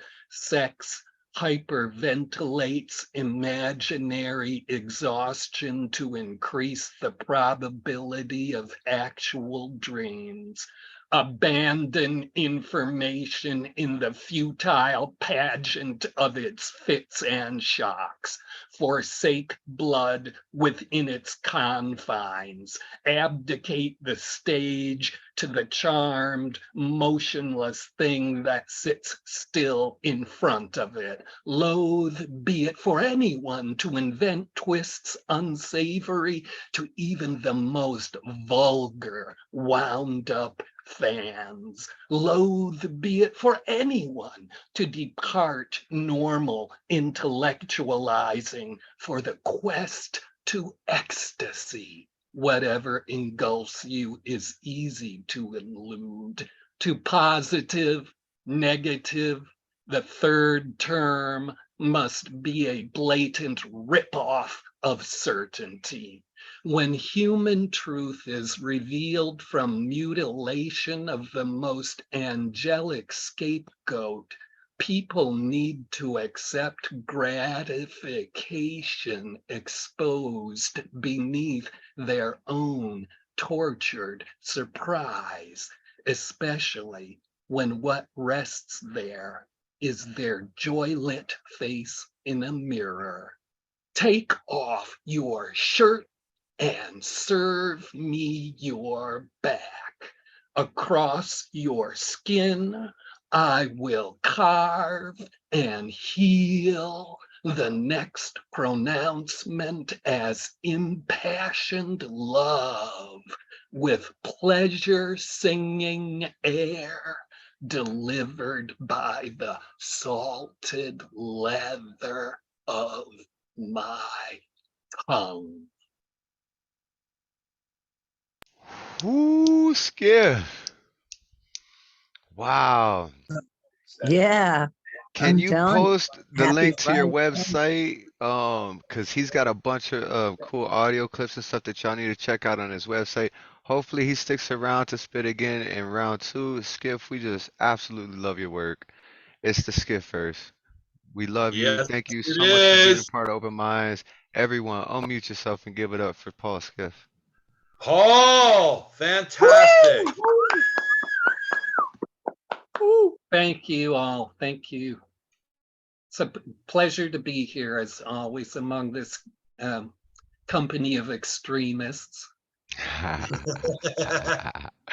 Yeah, man. Like I said, you're part of the Open Minds family, and every time I see you pop into the rooms on Fridays, I get giddy, you know, because I know you're gonna drop some just mind-blowing, amazing poetry for us, and just I mean, you've been at this since I was a baby, so you know, it's just amazing, and I appreciate everything you do for us and for the community as well. Like, you know, New York, you kill it there every night, man, and we just love you. We love you, Paul.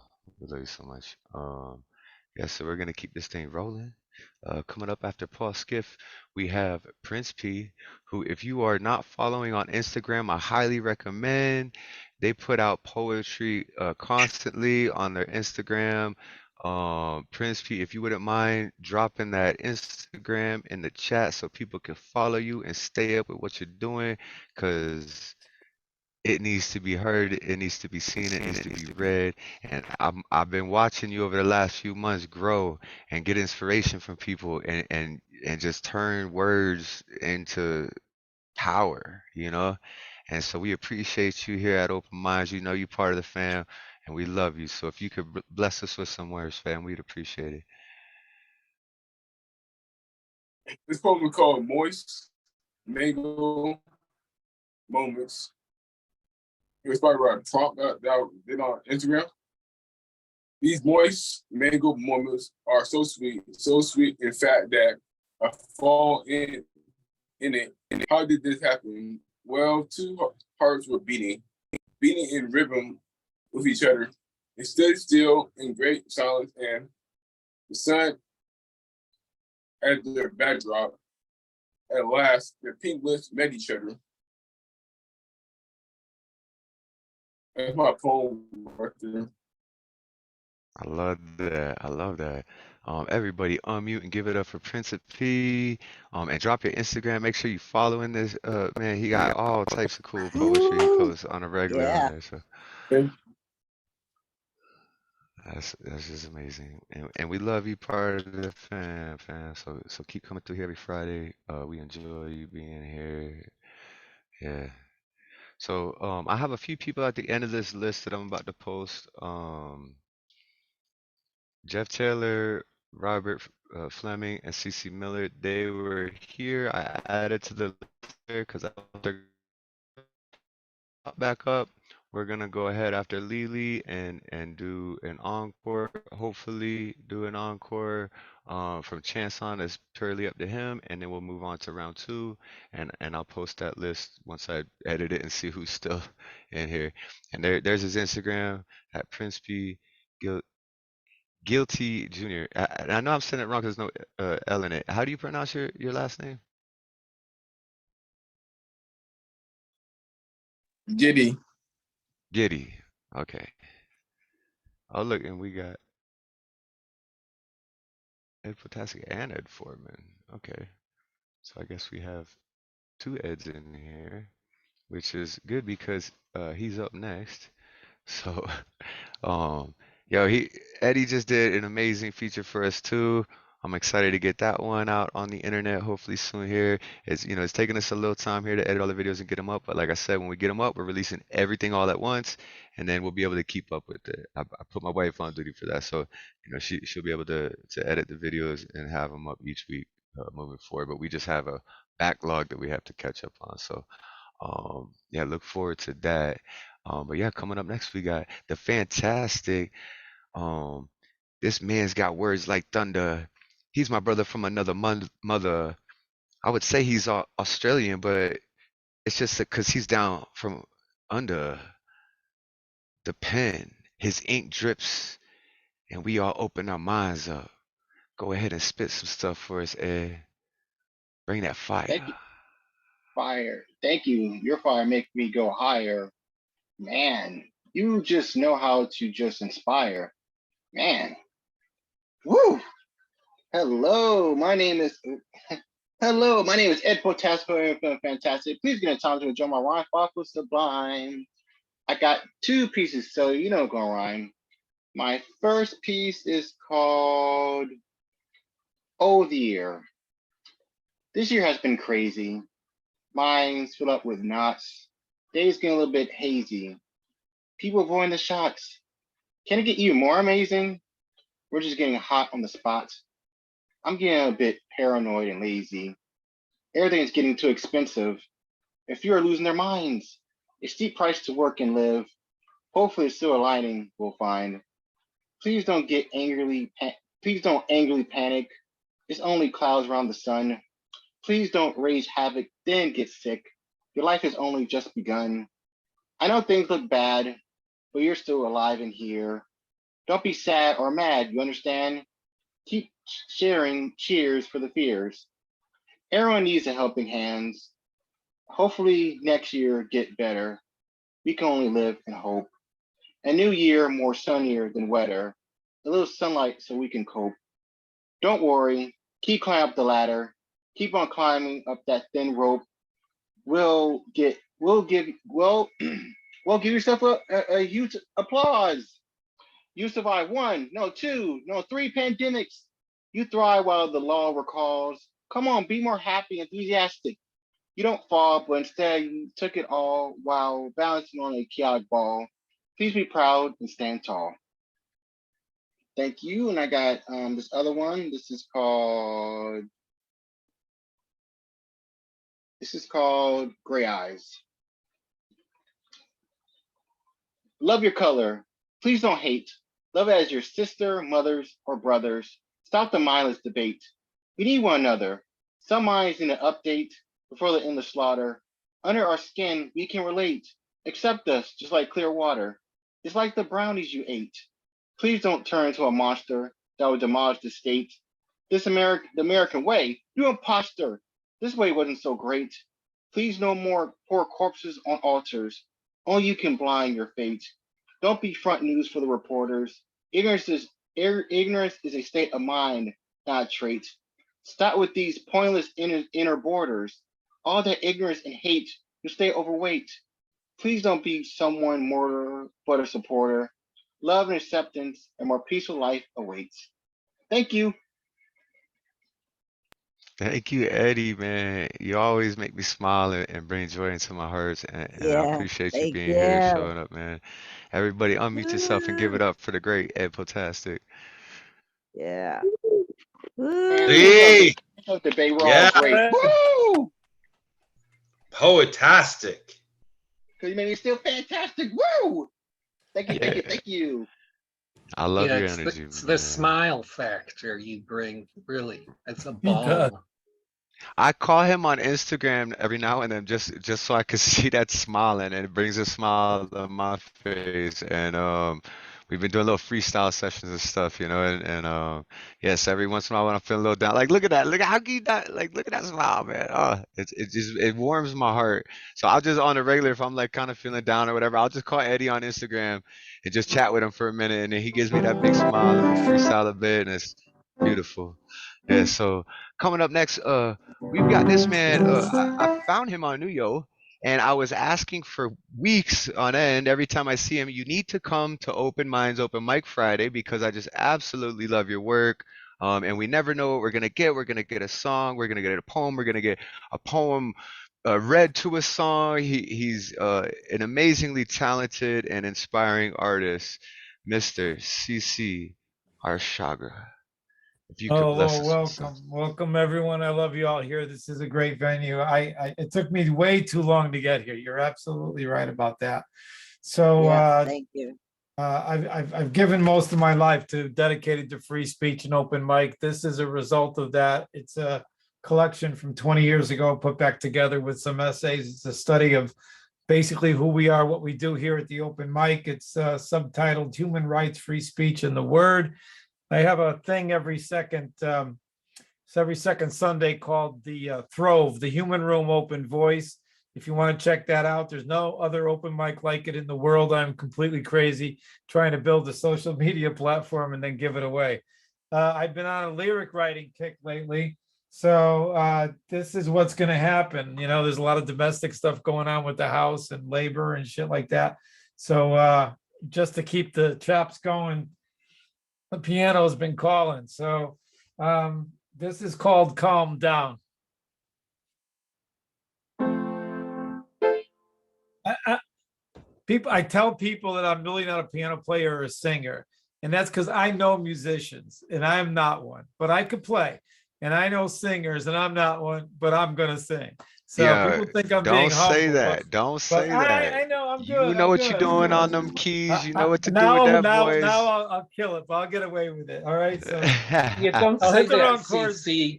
You I cannot be know a I good do. singer, I but you can be a great performer and sing great. There All you right, here go. goes. It's here I observe my own mind.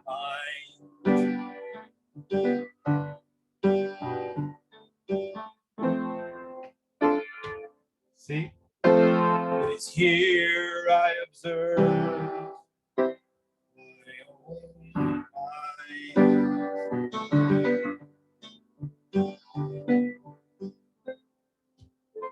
It's here I observe my own mind, and I calm down, and I calm down.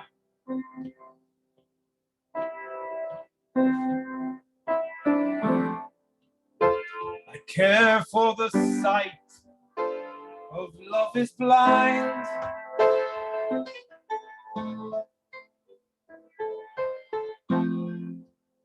My heart takes a rest and I sigh.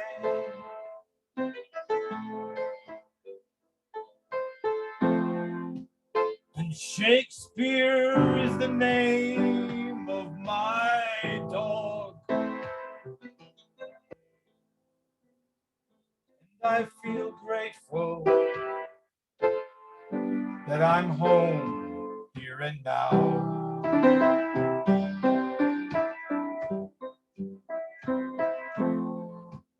Even when I'm not seen, even when I'm not heard, even when I'm alone inside the wind.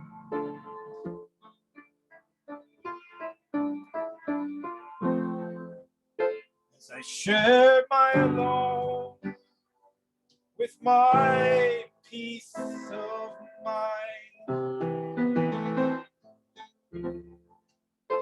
as I catch my wild thoughts with a choice to calm them down, as all the wars all around me survive just to die.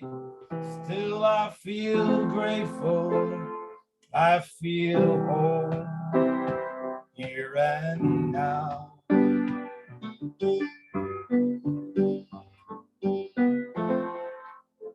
It is here I observe my own mind. It is here I observe my own mind.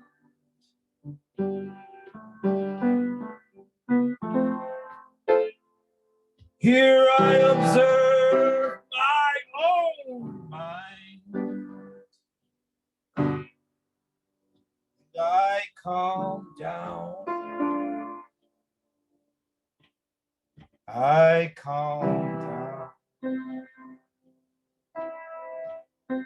I calm down. I calm down.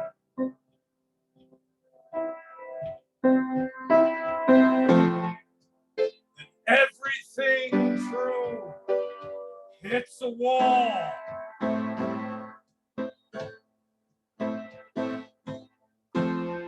And everything large discovers it's small. And everything out there is only within. Then here comes fear's reason to never trust love again. And it is here I observe my own mind.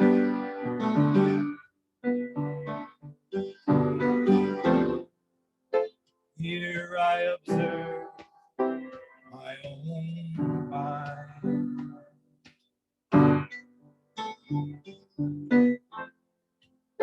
Here I observe my own mind. And I calm down.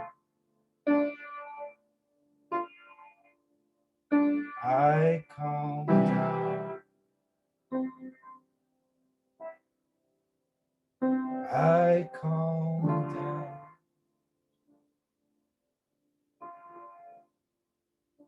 I calm down.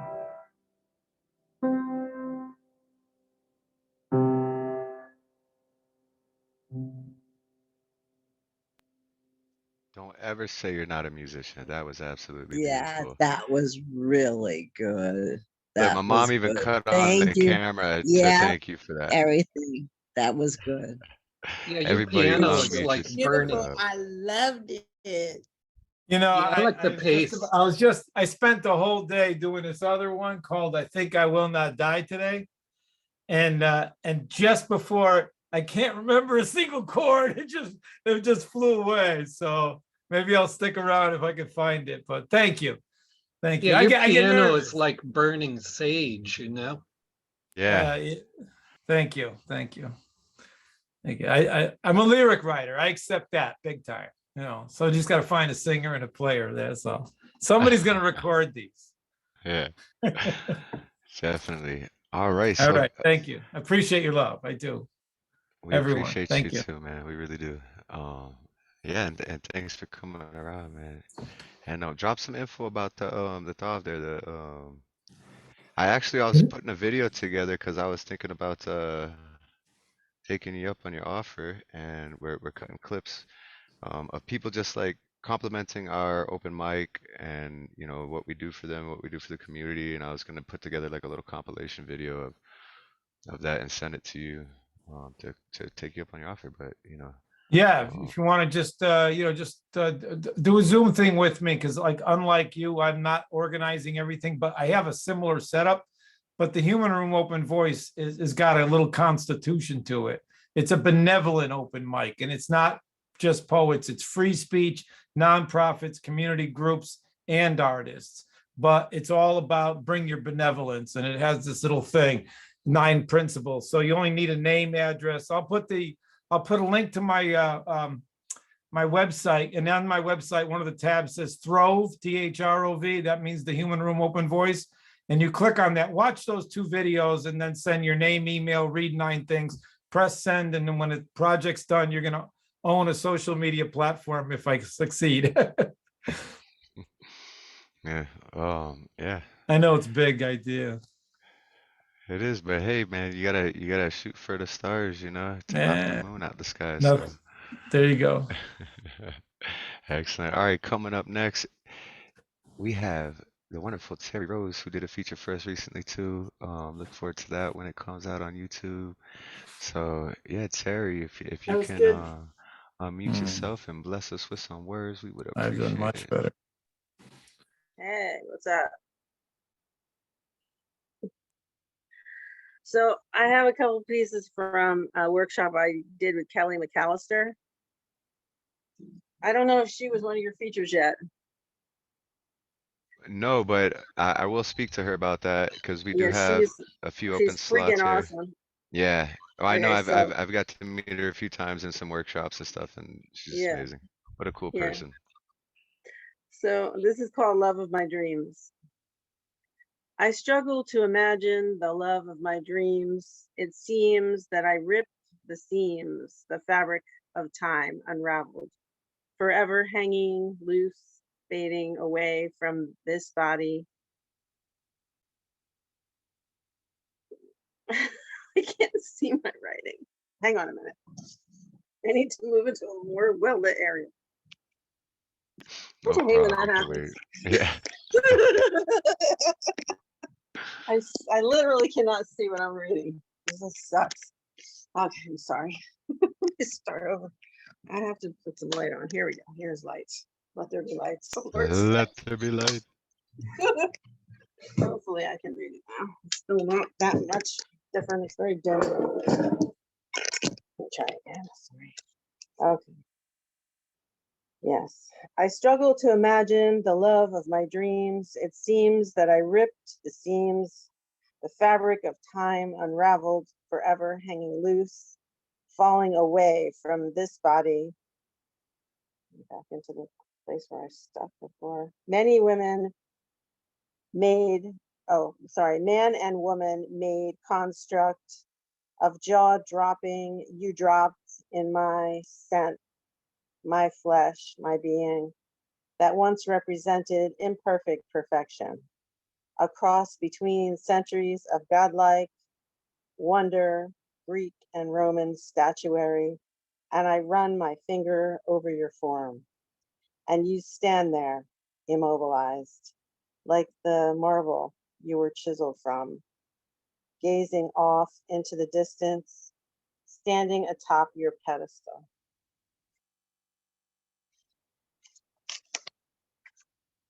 I have one about grief. Thank you. Thank you. Can I read another one?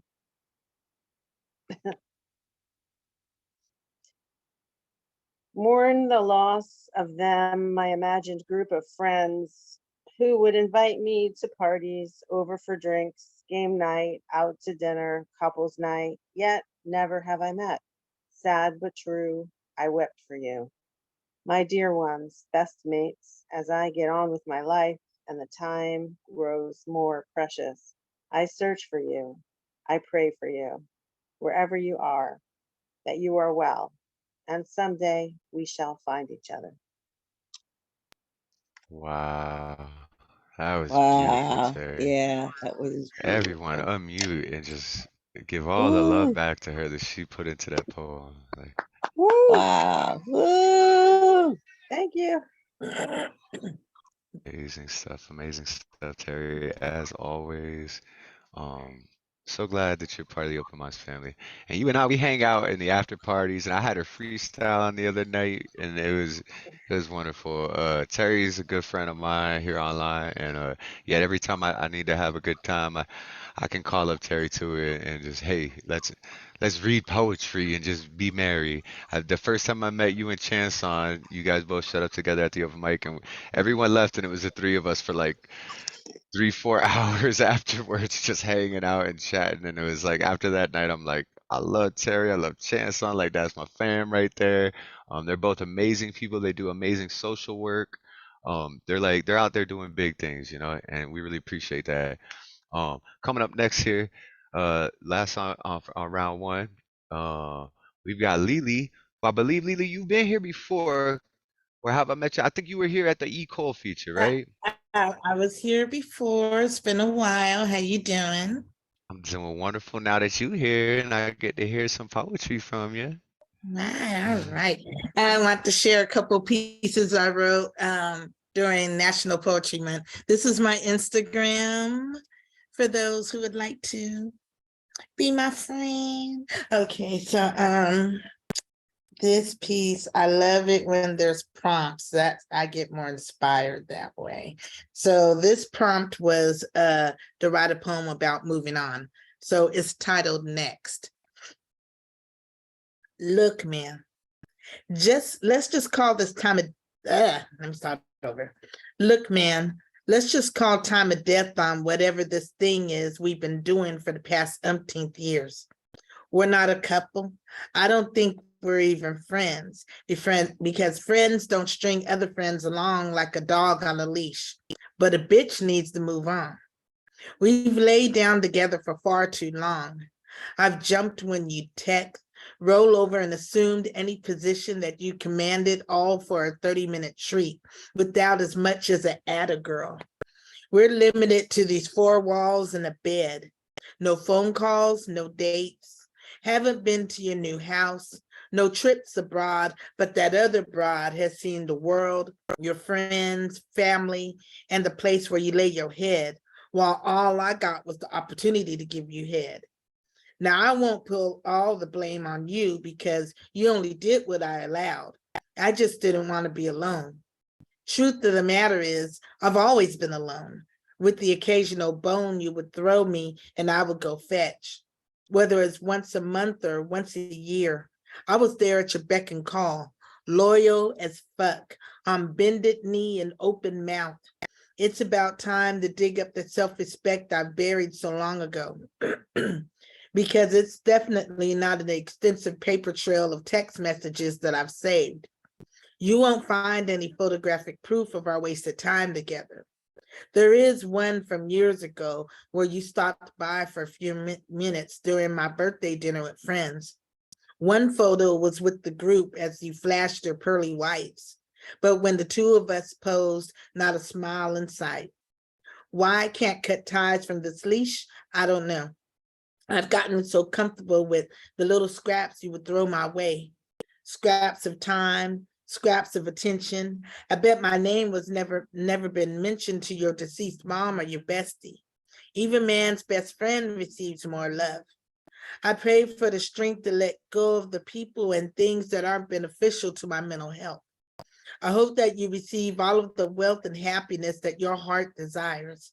My heart's requirements for me is healing. self-love, and self-esteem building.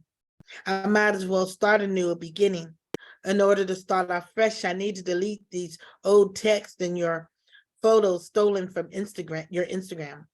The photos of you living an exciting, carefree life of travel, tranquility, and other treasures. I'm going to weather the storm that terrifies me. But the good thing about storms is, after the rain has fallen, the sun shines brightly with that beautiful rainbow. That's God, and he said that I'm going to be okay.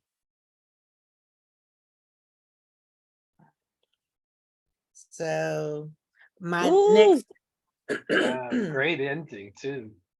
Thank you. This next piece, the prompt was write a poem incorporating a famous slogan like "Have it your way" or "When you hear your family." So this piece is titled "5 on Deck." Ladies, are you tired of going through the same old with that unmatrimonial, non-monogamous, can't keep his peen in his pants man? You've given your heart to the brother just for him to be loving on others? And he's not going to change, because for every one man, there are approximately 20 or so other women that he could choose from, vying for his affection. What do you do when his erection is not solely yours? Don't cry, sis. Don't fight for those other women, because he is the problem. But what you can do is get your roster ready. 5 on deck, 5 on hold. It's not a famous slogan, but we're going to make it one. Originated by my bestie Darkest. Whenever a man is cutting up, we simply go to his replacement. No more stressing about where he is or who he's doing. Just let someone else do the pursuing. It doesn't mean that you're fucking another, unless you want them. I mean, it's your pussy. The last thing I'll do is police it.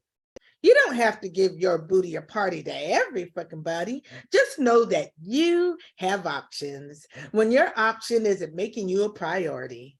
We're not going to sit home by the phone and wait for a call we may never get. Don't fuss or fret. It's a must that you look out for your star player, because your time is most valuable. Time is of the essence, and we will no longer waste it on nonsense. This goes for the LGBTQ community too. If your girl is into other girls and she thinks that the world is her oyster or revolves around her, don't chase her. Replace her ass. 5 on deck. If dude is complaining about how fat you are, let his replacement have a play date with your fat ass. Bust it open one time or 6, because if your man don't like it, your backup plan will. Bet that thing up on him. If the man you wasted years with hasn't committed himself to you, expand your horizons. Get you someone out of the country if you have to. Fill that passport with stamps. Your right hand with the ring. Get your last name changed and fill your belly with babies. If your dude won't introduce you to his family, I bet that other one will. And make your matrimonial dreams come true. Go get your goat and throw that ass in a circle for your husband. We will not be pussy popping for y'all's punk asses no more. We will get what we want, period. So men, don't get so full of yourself that you think your dick will keep us in line and waiting. All we need to do is go through our roster and do it moving. So stop playing. Namaste. Yeah, that was a total package. That was great. And then I love how she had it, namaste. Like, she's real sweet and innocent. There are people Yo, who I will need to, pay I'm for gonna that cut that out. I need to advice, you show know? that to a friend of mine, Tanya. Yeah, I need to show that poem to a friend of ours, Tanya, who's going through the same thing. She loves this man, and he's been like kind of treating her, and like, we've been trying to tell her like, if he ain't there, yeah, like if he ain't there, there's 5 more on deck that will be your king, because she's such an amazing soul. And it's like, look, and she's starting to realize it. So I think if I show her that poem you just read, it should push it over. You know what I mean? Like, she gonna drop him and go find a real king that's gonna treat her the way that she's gonna treat him. You know what I mean? Yeah. 5 on deck. Get the roster going. That's right. Don't stress, girl. Tell your friend she'll be all right. It is Yeah. summer. Hashtag spend your summer with somebody's son. Okay. All right. I like that. Hey, LeeLee, thank you so much for coming through. I hope you stick around for round two. The list is getting Okay. shorter, so we should be able to rotate it through. But before we get into round two, we got our special dude of the night, Chanson.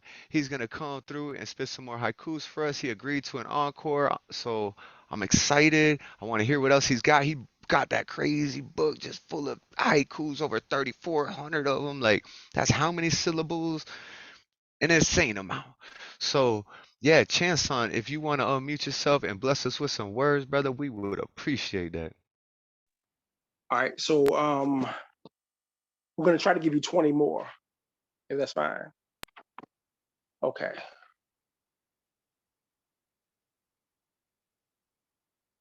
The ladies will come. Be authentic at all times.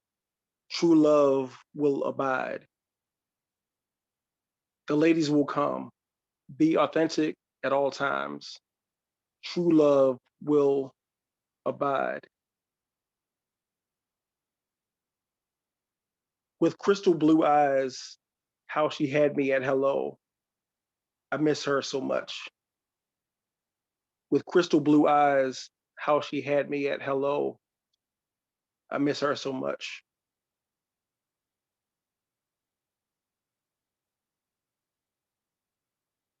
Facebook universe. I'm in a relationship. Now we hardly speak. Facebook universe. I'm in a relationship. Now we hardly speak. Um,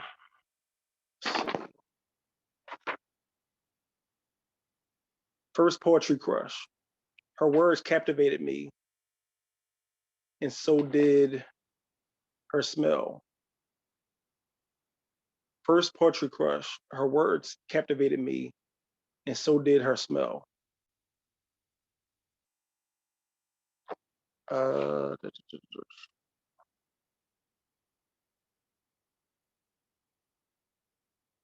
no one to talk to. No one wants to hear my cries. Because no one loves me. No one to talk to. No one wants to hear my cries because no one loves me. Should have been a priest. Could have saved myself heartache. Reimagining. Hold on, let me see. Remaining single. Should have been a priest. Could have saved myself heartache. Remaining single. Healing poetry. It's the balm, the whole, sorry. Healing poetry. It's the balm the old earth needs, and it's candy sweet. Healing poetry. It's the balm the old earth needs, and it's candy sweet.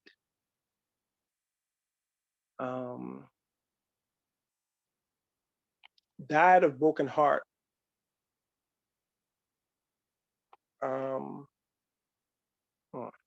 Hold on. That's on my life's autopsy.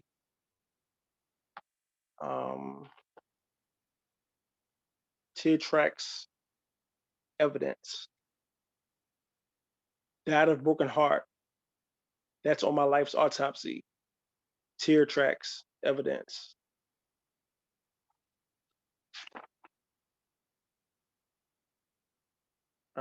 Without a haiku, 17 syllables die a slow, painful death. Without a haiku, 17 syllables die a slow, painful death.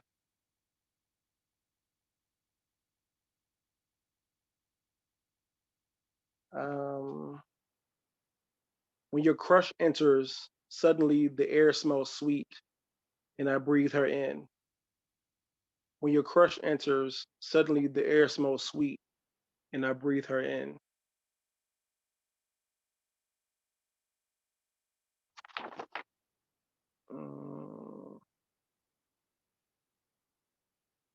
Let's see.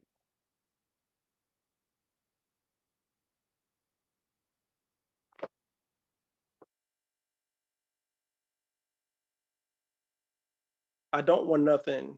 You're incredibly pretty. All I have to say. I don't want nothing. You're incredibly pretty. All I have to say.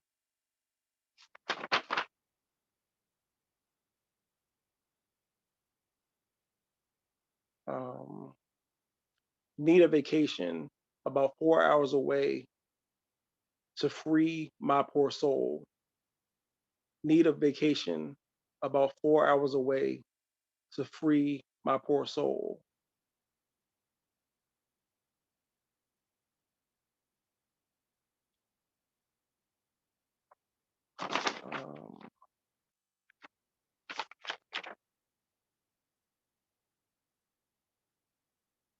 Oh man.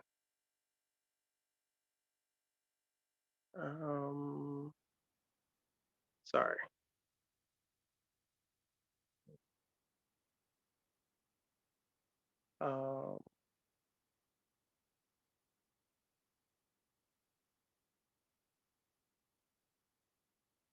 Therapy rocked me,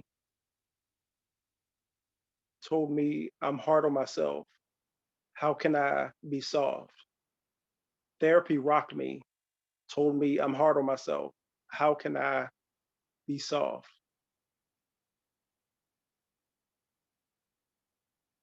I'm unlovable. At least that's the way I feel. Heart without a home. I'm unlovable. At least that's the way I feel. Heart without a home.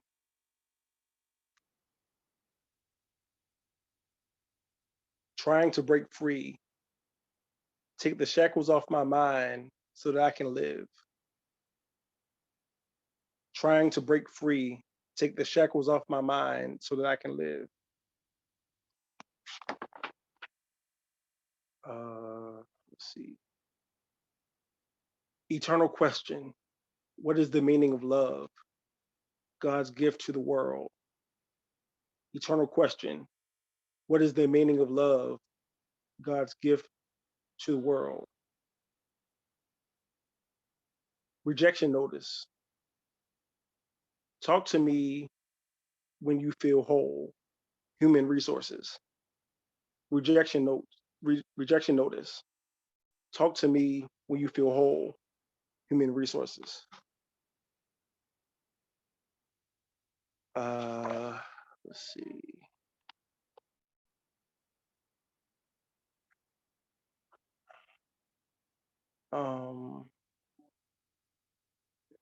Attractive women scrolling through Instagram pics at jury duty.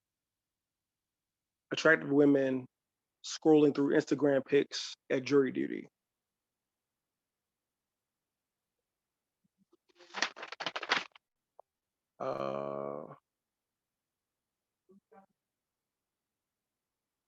Let me see.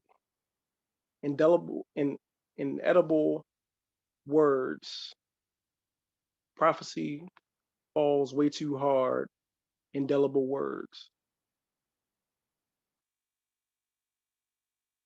A strong prayer life keeps me grounded in hard times. So glad I'm rooted. A strong prayer life keeps me grounded in hard times. So glad I'm rooted.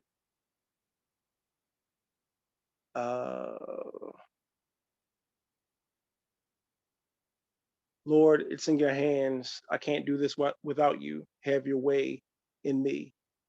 Lord, it's in your hands. I can't do this without you. Have your way in me.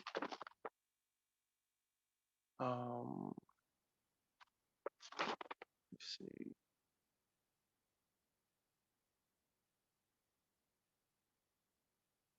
Terri Rose Jurtson cooks great potato salad. Egg Harbor City. Terri Rose Jurtson cooks great potato salad. Egg Harbor City.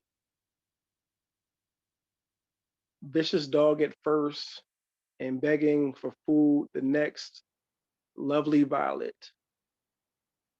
Vicious dog at first and begging for food the next. Lovely Violet. Let me see. Depression attacks and Satan can't have my days, even with psych meds. Depression attacks, and Satan can't have my days, even with psych meds. Indelible ink. He wrote my name in life's book. I'm so glad it's there. Indelible ink. He wrote my name in life's book.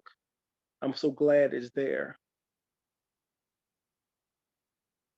Fresh haiku sandwich. Sacrificial lamb, my heart was sliced into words. Fresh haiku sandwich. Sacrificial lamb, my heart was sliced into words. Let's see. I'm getting close to the end now. Let's see. Find a woman first, as she laughed hysterically, filtering my words. Find a woman first, as she laughed hysterically, filtering my words.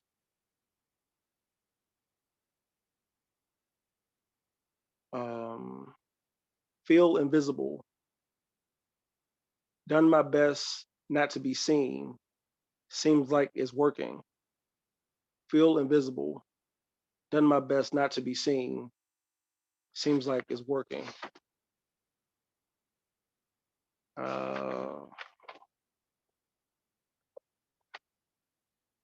Let's exchange verses. May poetry be the muse, fusing our love. Let's exchange verses. May poetry be the muse, fusing our love.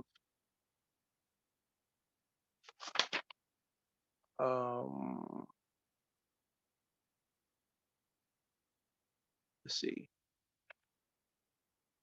Diane Ward poem, Declarations from the Queen in a Graceful Tone. Diane Ward poem, Declarations from the Queen in a Graceful Tone. And the last, hold on, I've got two more. Giving Me Roses, Bouquet of Heartfelt Haiku, Birth from Their Spirits. Giving Me Roses, Bouquet of Heartfelt Haiku, Birth from Their Spirits. And my words through your mouth, polish them like sandpaper, to smooth their hearts. My words through your mouth, polish them like sandpaper to smooth their hearts. Thank you. Thank you, Chanson. Thank you so much for that. We appreciate what you do with them haikus and just how powerful you, like, I mean, after you write over 3,000 of them, I guess you get pretty freaking good at it. And my good sir, you've gotten pretty freaking good at it. And yeah, man, and I just love watching this journey of yours, and I know you're gonna break that record. And yeah, it's just so cool seeing your process. And I think, like Paul mentioned earlier, it's such an insight into who you are.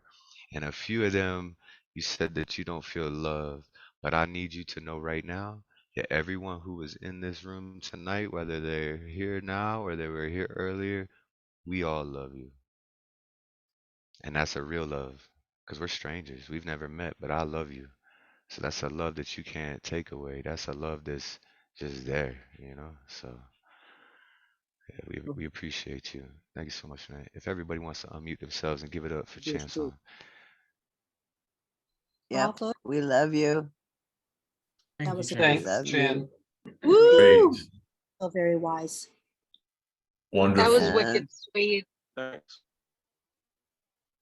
Thank you. Thank you so much.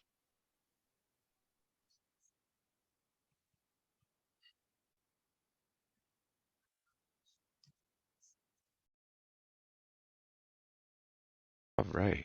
So we're gonna go ahead and move on to round two now. It looks like most of us are still here. I just see someone leave. I think it was Finn. So we will take her off the list here, but I think everybody else should still be here.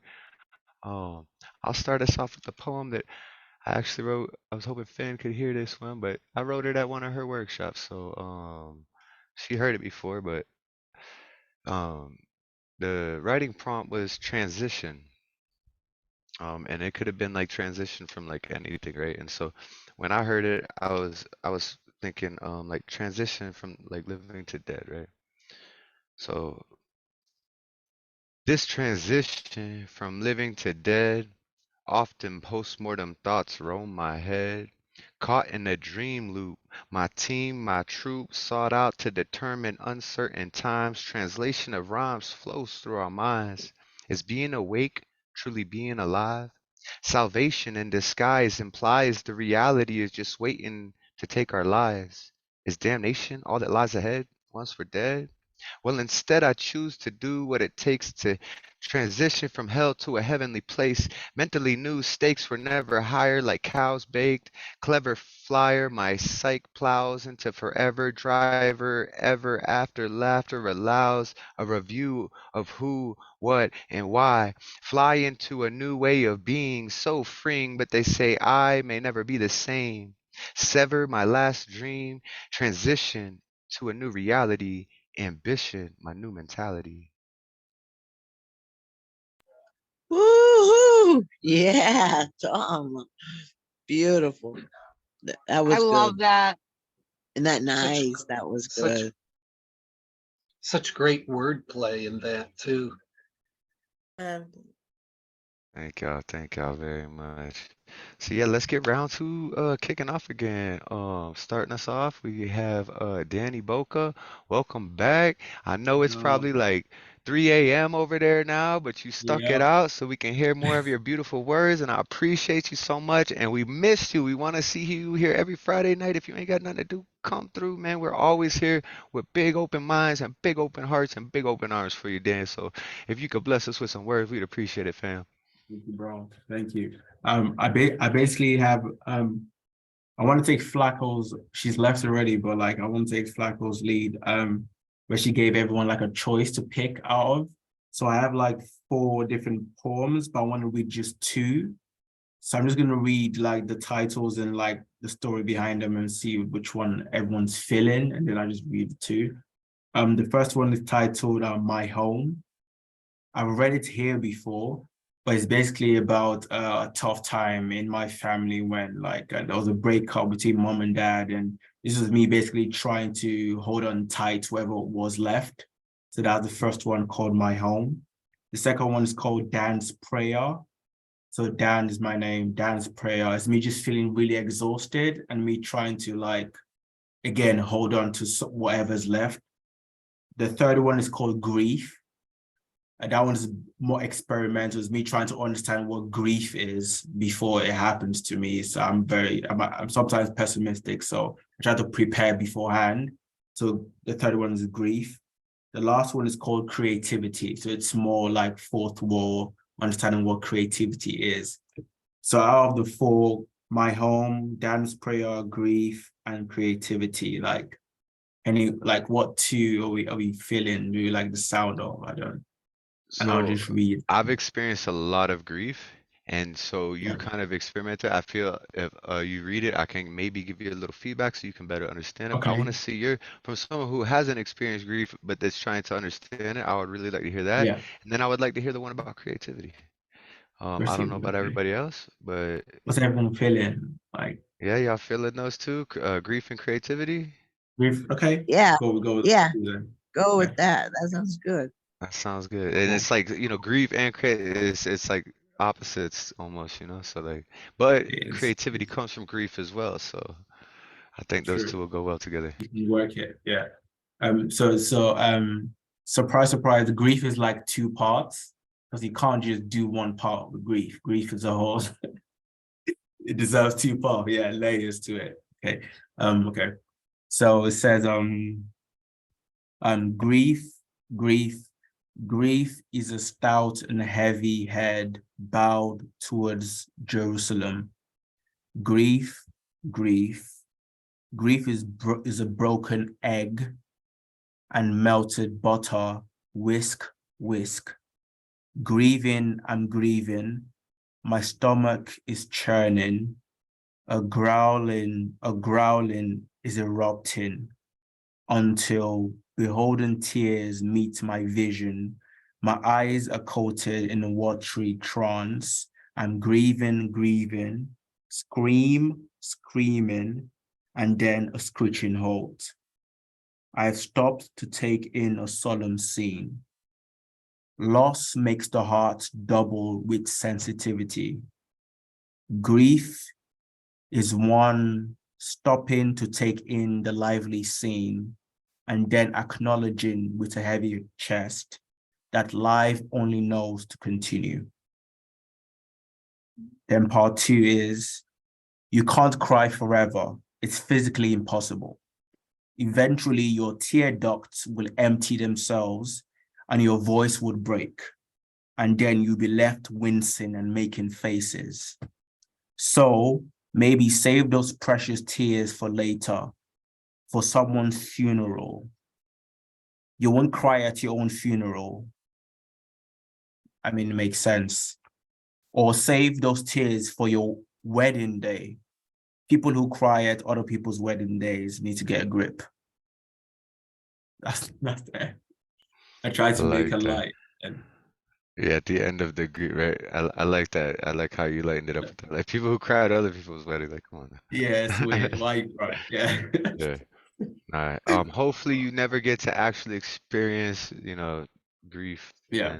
and so that was a good thought experience, I hope that is the most grief that you experience in your life, but you're still young, so I'm sure you're gonna encounter it and but just remember to keep your head up, and everyone experiences it. It's everyone processes it differently, but there's always light at the end of the tunnel. Like I've experienced so much grief in my life, but I'm sitting in a Zoom room with some of the most amazing people sharing their soul and their heart, and that makes it worth it. Like I could be sitting here grieving, crying right now, but like, hey, there's so much beauty in life that there's no time to be grieving all the time. You gotta let some of it out, but you ain't got time for it all the time, right? So I appreciate those pieces, and I'm looking forward to this creative one, the creativity.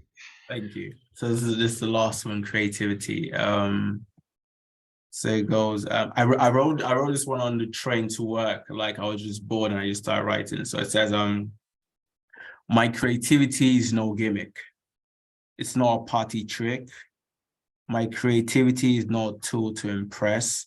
Neither is it a phase I'm whistling through. I am, in fact, creativity, caged in the flesh and melanin and fat of a tired boy named Dan. I am the jumpstart to wake him up the moment he yawns. I help him dodge the constraints of yearly gossip and to communicate past anxiety, to expose his face ridden with zits, popping. I expose his honesty and grant him the will to live. I am the medium he needs, T- to escape. I expand in tight spaces. It's how I escape the bottom barrel and come up with more and more. My creativity is a commitment to a lifetime of questions and taking the answers as they come. I love that. That was dope, man. That's cool that you wrote it too, Well, like that on the was train. Like, good. Very just good. had your creativity Thank shine you. through. Yeah. Everyone unmute yourself and Right. give it up for Danny Nice. Eboka. Woo. Thank you, Mel. Yeah, I really Yeah. identified with that. Thank you. Nice. Very strong pieces, man. We appreciate that. And welcome back. We hope to see you around more, man. We miss you. So you're part of the fam. We love you when we miss you. And we hope to see you here more often. Coming up next, we have another part of the fam, Nemo Sum. Brother, if you can unmute yourself and bless us with some words, we would appreciate it, fam. All right, thank you. I have some more micros. It doesn't make any sense. They're just micro. I am a desolate planet. Atmosphere long ago blown away. pockmarked with impact craters, harsh, cold, uninhabitable. In the clockwork city, everything has a purpose, and the nightmares run on time. My heart is held together with plaster, tape, and wire, bound by little bits of hope. If you listen closely, you can still hear it beating. Thank you. Yeah, thank you, Nemo Sum. I love those micro poems, man. It's Yeah. like a whole poem, but just shoved into just a sweet little intense package that just the imagery in it and It's the very depth is lovely. like, yeah, it's so dope. Everyone want to unmute and give it up for Nemo Sum. Nemo. Woohoo! Yeah. Woo! Yeah, I think of poems in one way very basically as being, an opportunity for contemplation. And the way he designs these three, pieces really gets me there. Definitely. Thank you, Paul. Definitely. Thank you very much. Yeah. So Paul, what wonderful words of wisdom and insight and contemplation. Um, if you want to keep that going, it's your turn next. We would love to hear what words you have to share with us. Okay, so this is a shorter thing. Yeah, let's see. It doesn't have a title. Your human promise has geographic surface. I throw no one glance twice. How might I befriend the horizon? It is said this planet turns and moves forward, delivering us into its history. Yet as I age, I become transparent, view through myself apparitions of what even now I will not retain. Warm breath upon cold glass. I am here, then gone.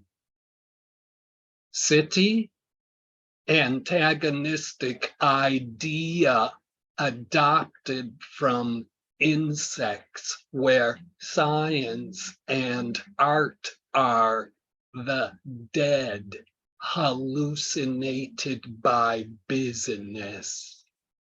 Laughter there spoofs the death rattle.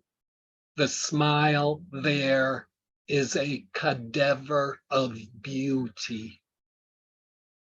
If one morning I in chance find my way abruptly clarified by a man before me who is unable to stand, unable to pronounce words or open a door, but still, I think our two mismatched smiles are the same life.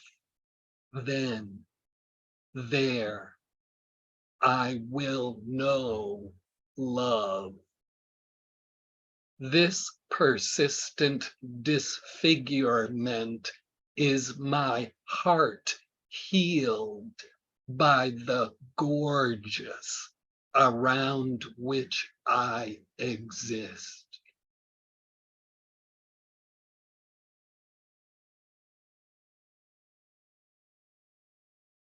Wow. Woo!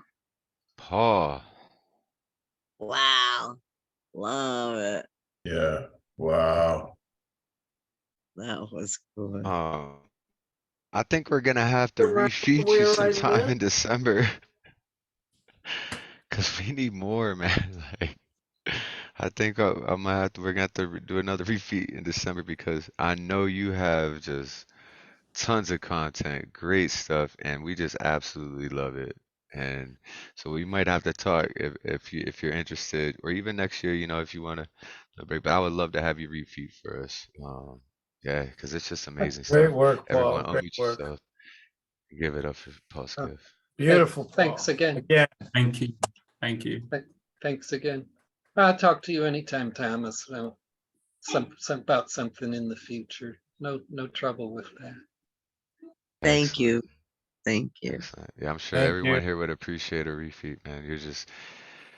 I mean, you've been at this for how long now? Since the 80s, I believe. Since I was like a baby, you've been doing this. Well, So, I'm like a lot of people here. I picked up writing poems as a kid. It was something somebody else thought it would be good for me to do. I have like a scrapbook from when I was like 7 years old. Somebody had me writing poems in there and drawing a picture for every poem.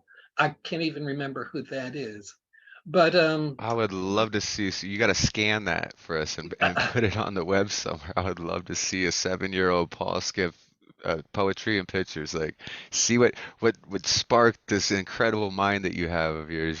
From I can hardly remember when I was 7. So the fact that you got poetry and imagery, like, I would love to see that. yeah, I didn't know that existed until one day my mother put this thing in front of me. And it's like, oh, I did what now I when I was couldn't have 7? been Yeah. me almost.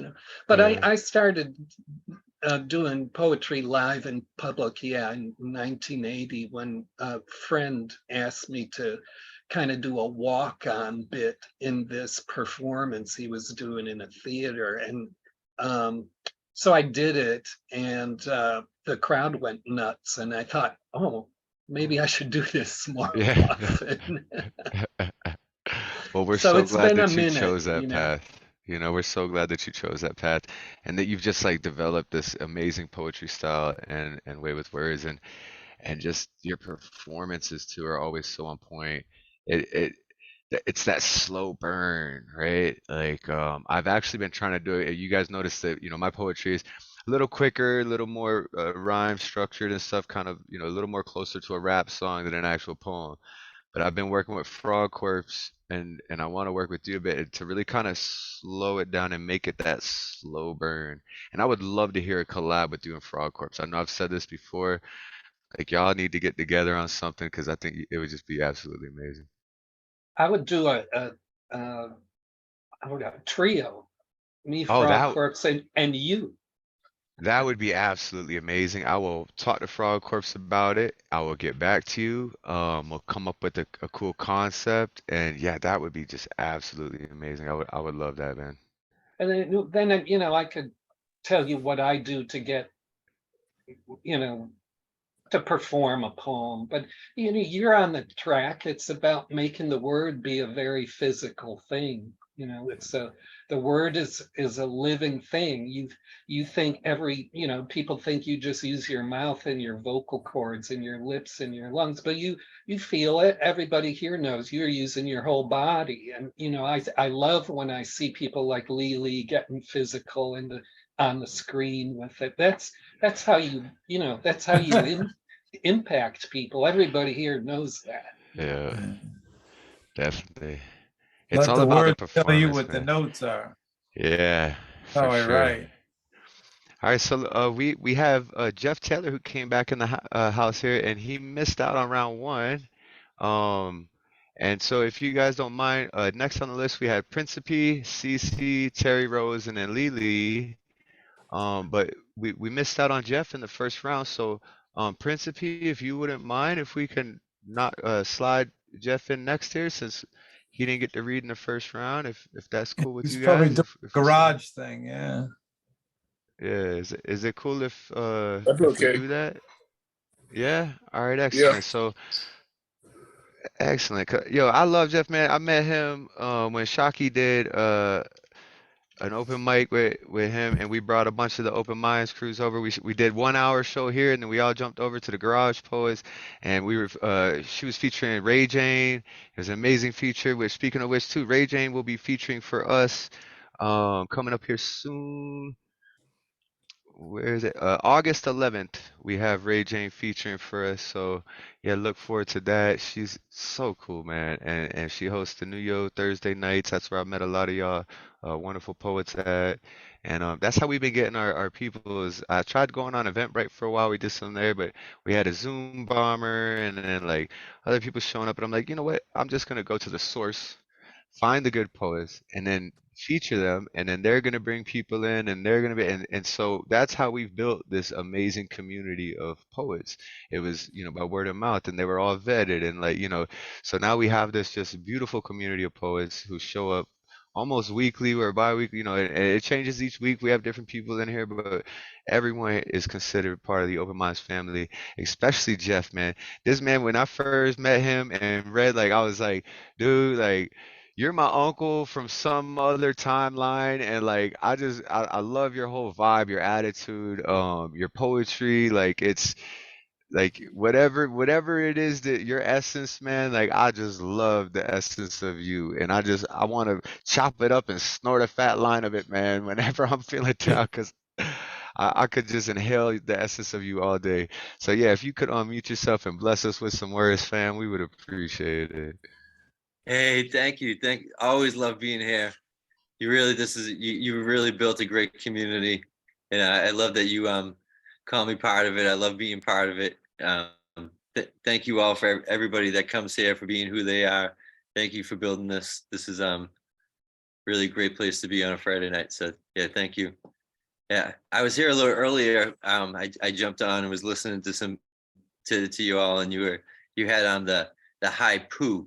You were reading. You started us off with so that made me start thinking of one of the poems that I have. So see, my wife, I asked her to marry me while she was taking a shit. So she's sitting there thumbing through some bills, and I'm like not planned, just like, you know what, this is what's happening right now.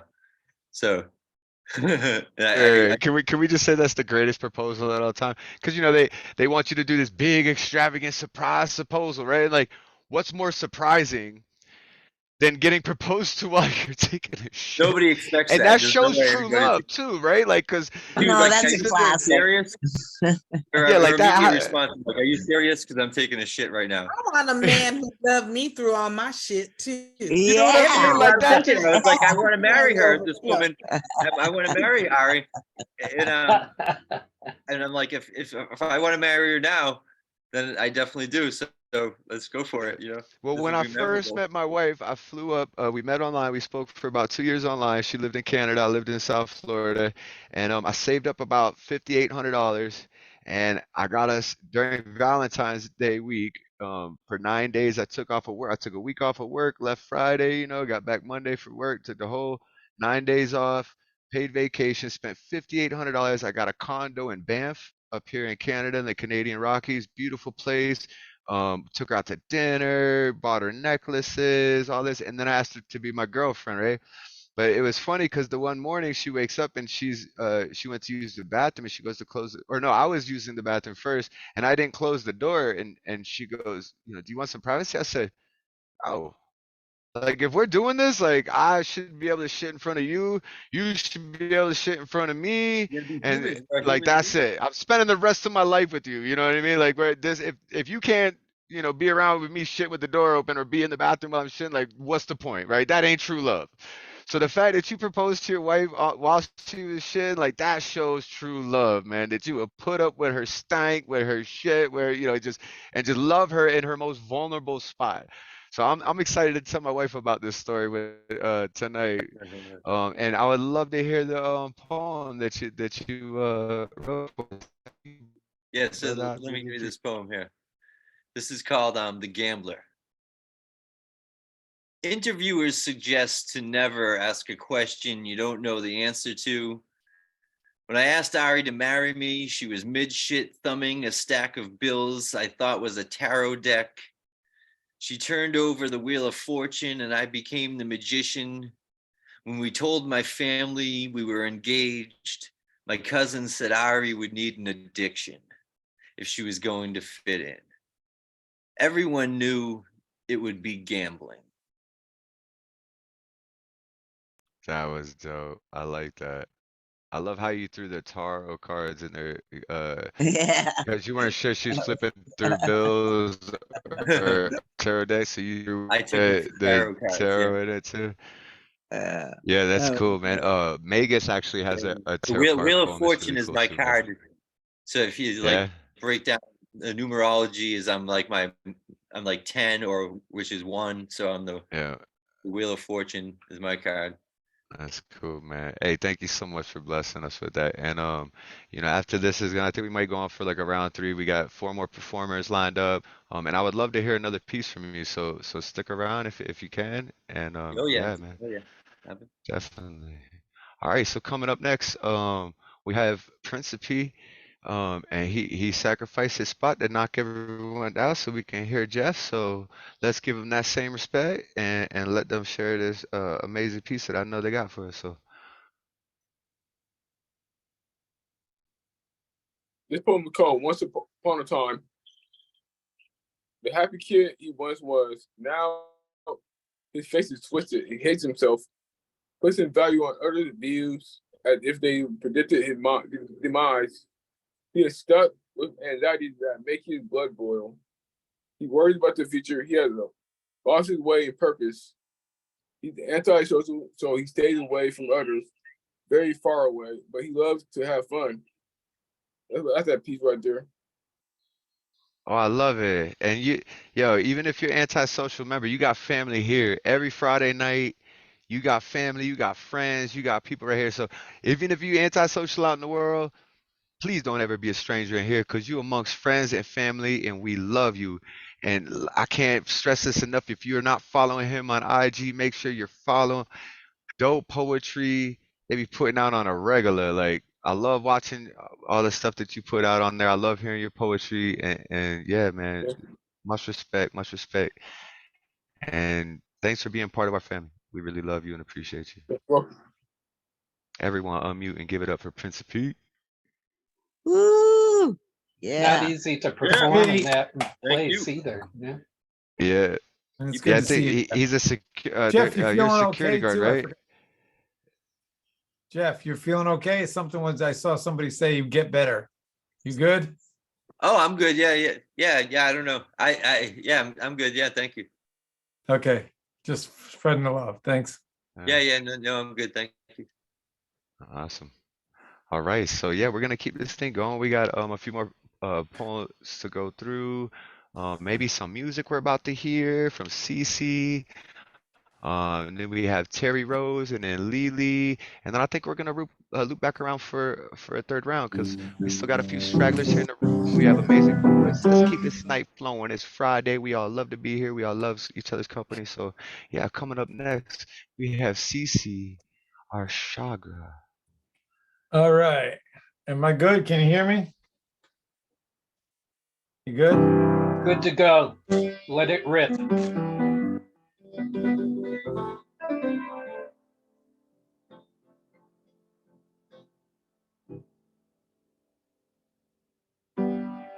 I think I will not die today. Oh, I just may melt away into a dream that's here to say, love, stay, and I'll stay with you. I think I will not die today. Oh, I just may cry today, and yes, my tears may fall to see. Love freed the harmful thoughts I made. I think I will not die today. itself throws choice my way, and it is as simple as you being here, and no one can ever own love. Oh no, I think I will not die today and go through no love with just my face on a stage as bare as no one's here, where there's no reason left to leave my life. Oh, I think I will not die today. I had no idea joy could feel this way, no idea alone could fill the air, while every exhale is there's no one missing. I think I will not die today. And fear exposed just runs away, and then nothing lonely fills my heart, and all I hear is laughter. Lift me up, oh, I think I will not die today. Oh, I just may melt away into a dream that's here to say, love, stay, and I'll stay with you.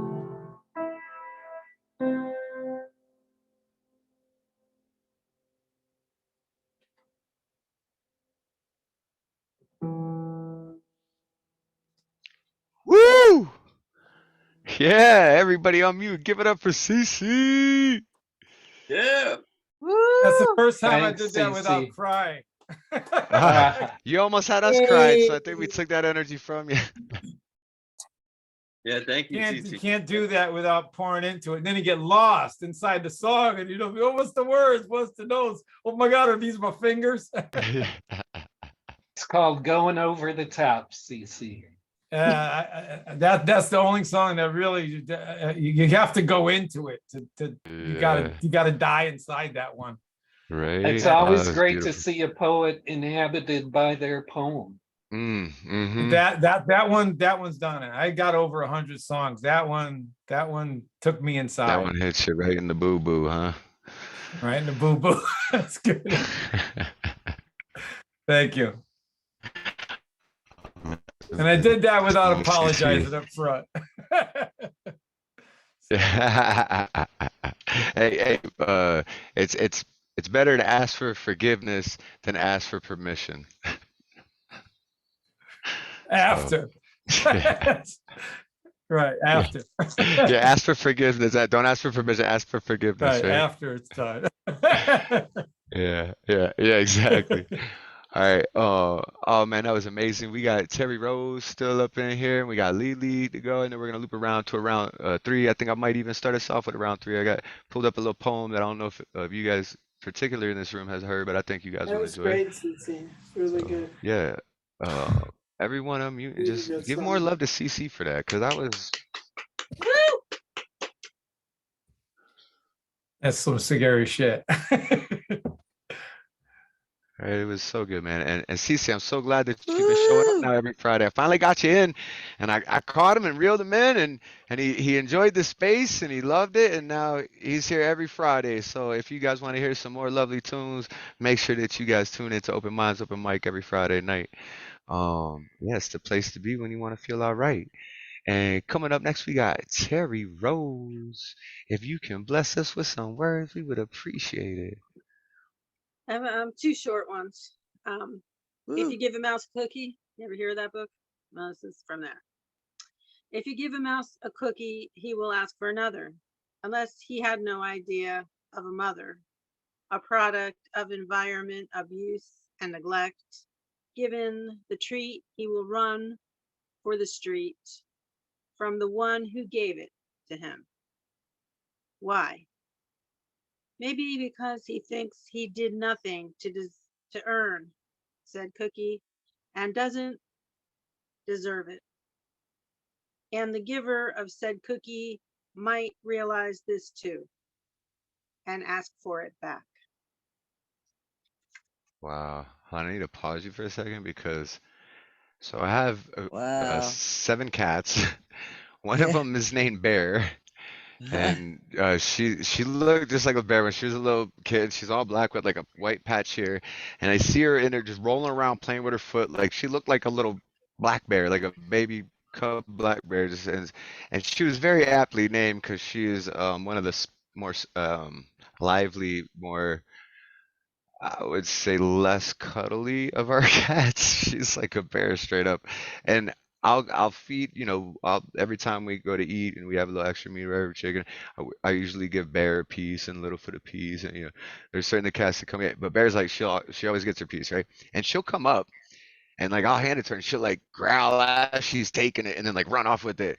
And then like I'll call, hey, I got another piece for you. And she'll like hi, like I'm like I have to like chase her down and give her more. And I know she wants it because she just loves meat, But that poem reminded me a lot of that as like she almost feels like she doesn't deserve it, but it's like why? Like you're my we don't have kids, we don't plan on it, so like those are my kids, right? So it's like you're one of my favorite kids. Like why do you feel like you don't deserve to meet? Like come get it.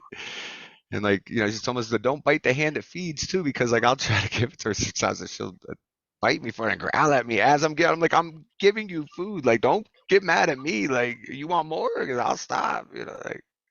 But anyways, I'm gonna let you get onto that. I just felt like sharing that. You related to that one. You relate Yeah, to that very, piece. very hardcore. Yeah, I go through it almost on a nightly basis, so I very much related to that. That's very unusual, a story that about your cat. Anyway, all right. So this next one is called Cactus Heart.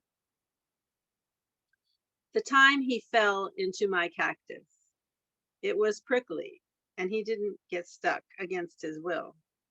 Wait a minute. He did get stuck against his will. Yet he kept coming back to me. And I had to pull out the spiny needles from your tender freckled arms. And I said I was sorry, and I can't remember exactly what led up to that or what happened. But I do know one thing. You were a lot like that cactus, that prickly pear, in the way those spikes pierced my tender parts. You collected my love like water, stored in your chubby, succulent parts, and then provided enough shade to kill a bitch when you wanted to leave, stealing all the water for yourself, to fuel your getaway, uprooting my heart like your desert home. The air was parched, trapped in my belly when I considered begging you to stay. That was beautiful. I like that piece. That was cool. I love the cactus metaphor throughout it. It was awesome. The needles Everyone. on the cactus have a purpose. 1, trap air, 2, to collect water, and 3, to provide shade. Oh. So I really like that metaphor now too, knowing all of what you're there for, right? Yeah. Everybody unmute yourself and give it up for the wonderful Terri Rose. Thanks, Terri. Woo. Thank you. I was disturbed by the part of stole all the water. That's dastardly. I love It that was a word, this poem dastardly. was about someone who is LeeLee, we can't hear you. it was about somebody who was pretty, I don't know, calculating, I would say. Maybe guess try to so. drop out of the room and come back in and see if you can unmute in. I can hear her. Next. Oh, you can You hear her? me? Okay. I was able to hear it, Teresa. No, Okay. not Teresa. LeeLee. LeeLee's over there trying to. Oh, I'm sorry. I thought you Yes. meant Teresa. Yeah, Yeah, no, no, we I heard could that. not hear. So Yeah, yeah, is sorry about LeeLee that. shot up next, but we can't hear her for some reason. You know what? Here, I can go ask to unmute. Maybe you'll get like a pop-up.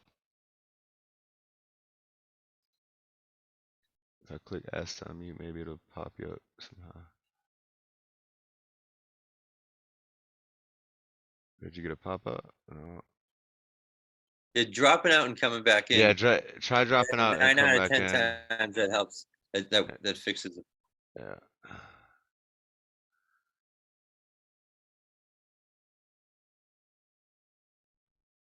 'Cause we gotta hear LeeLee.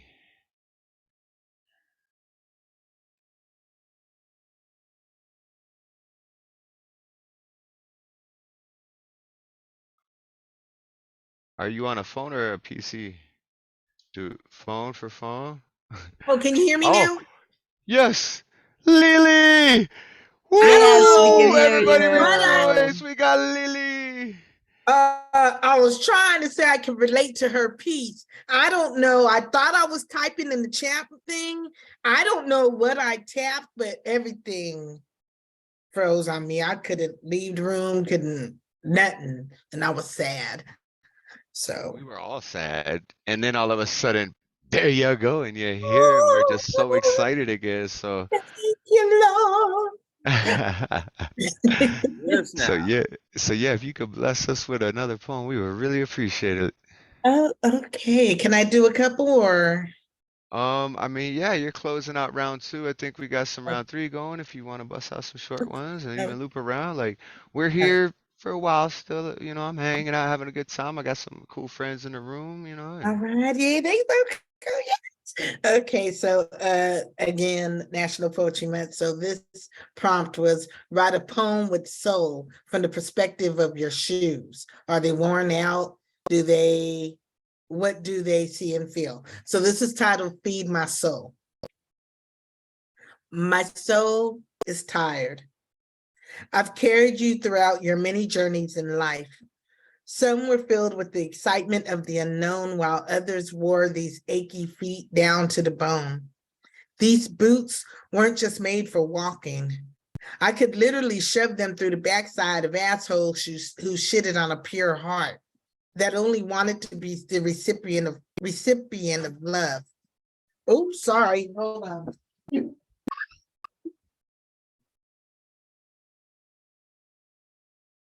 My possessed TV. Okay, let's see. Switch to sneakers so I could silently sashay over to slap the taste out of anyone's mouth who dares try to sabotage what you've worked so tirelessly for. My soul has traveled far and wide from city streets to grave sites. I need something with a comfortable fit and arch support to assist with holding up the weight of this cruel world that's been carried on feminine shoulders, as well as the short, somewhat corpulent body that's heavy enough on its own.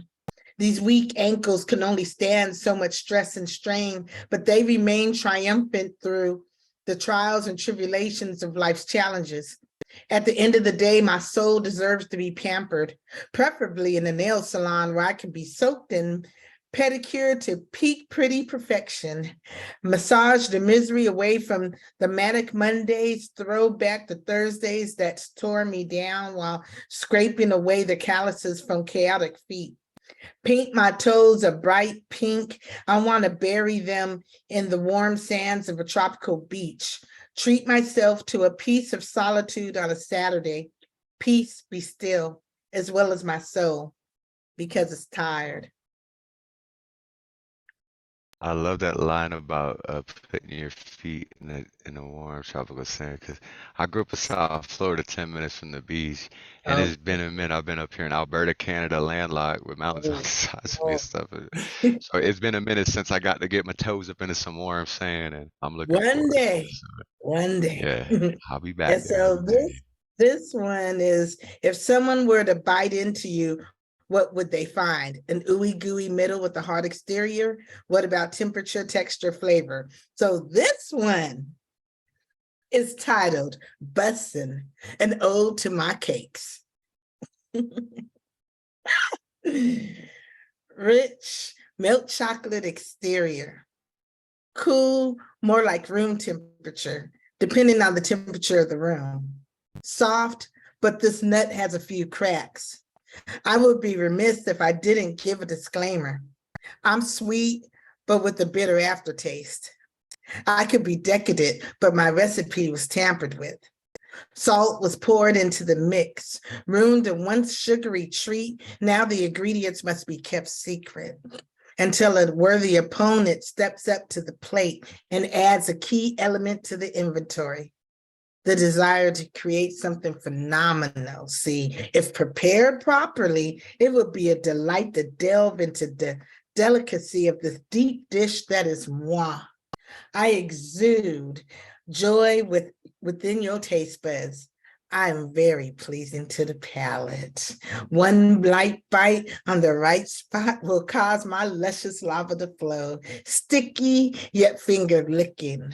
You love to lick it. Just wait until your dinner digests. This dessert should be consumed completely. No need to eat it neatly. On the contrary, it tastes better messy. I pair perfectly with Moscato. My cakes be busting. Who wants some? Yo, you took that prompt and made it your bitch? Like what? You that was fucking amazing. Yo, like yo, Yeah, yeah. everyone unmute and try to explain to this woman how she just crushed that poem in that prompt, dude. Like, oh man, but my recipe's been tampered with, sauce been added to the batch, so now those ingredients need to be kept secret. So like, you you took that prompt and like just ah, it was I love crazy. the way you got Everyone, you're bold and shy at the same time. I love it. It's a little, yeah, there you go. There she goes again. Come and get some. Stay yeah, away. Come and get some. Stay away. It's your cake. It's delicious. Okay, yeah, and you like it. You're like, oh, it was It's so good. good, so good. Take care of All that right, my mom's gotta equilibrium. leave. Everyone, say good night, ma. Good, good night. Thanks for staying up. What is it, like 10:30 over there? Oh, it's way past your I bedtime. Go know. to I bed. gotta go to bed. All right, I I love gotta you, go mama. to bed. Thanks again. I love my mom, man. She's so cool. She's an old hippie. She's cool peoples, man. Really cool peoples.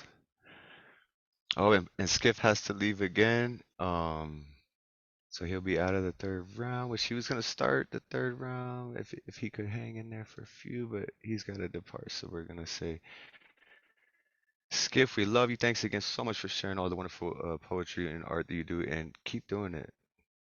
We love Yeah, you. thanks everybody. I'll try to catch you on the next go round here. It was a great, great, great night. Thanks so much. Thank you, Paul. Yeah, thanks, Paul. Good night, brother. We love you. All right.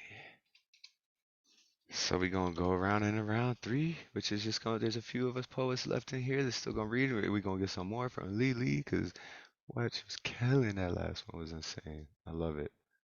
I gotta go back. I'm excited for us to catch up on all the videos and have the playlists of everybody.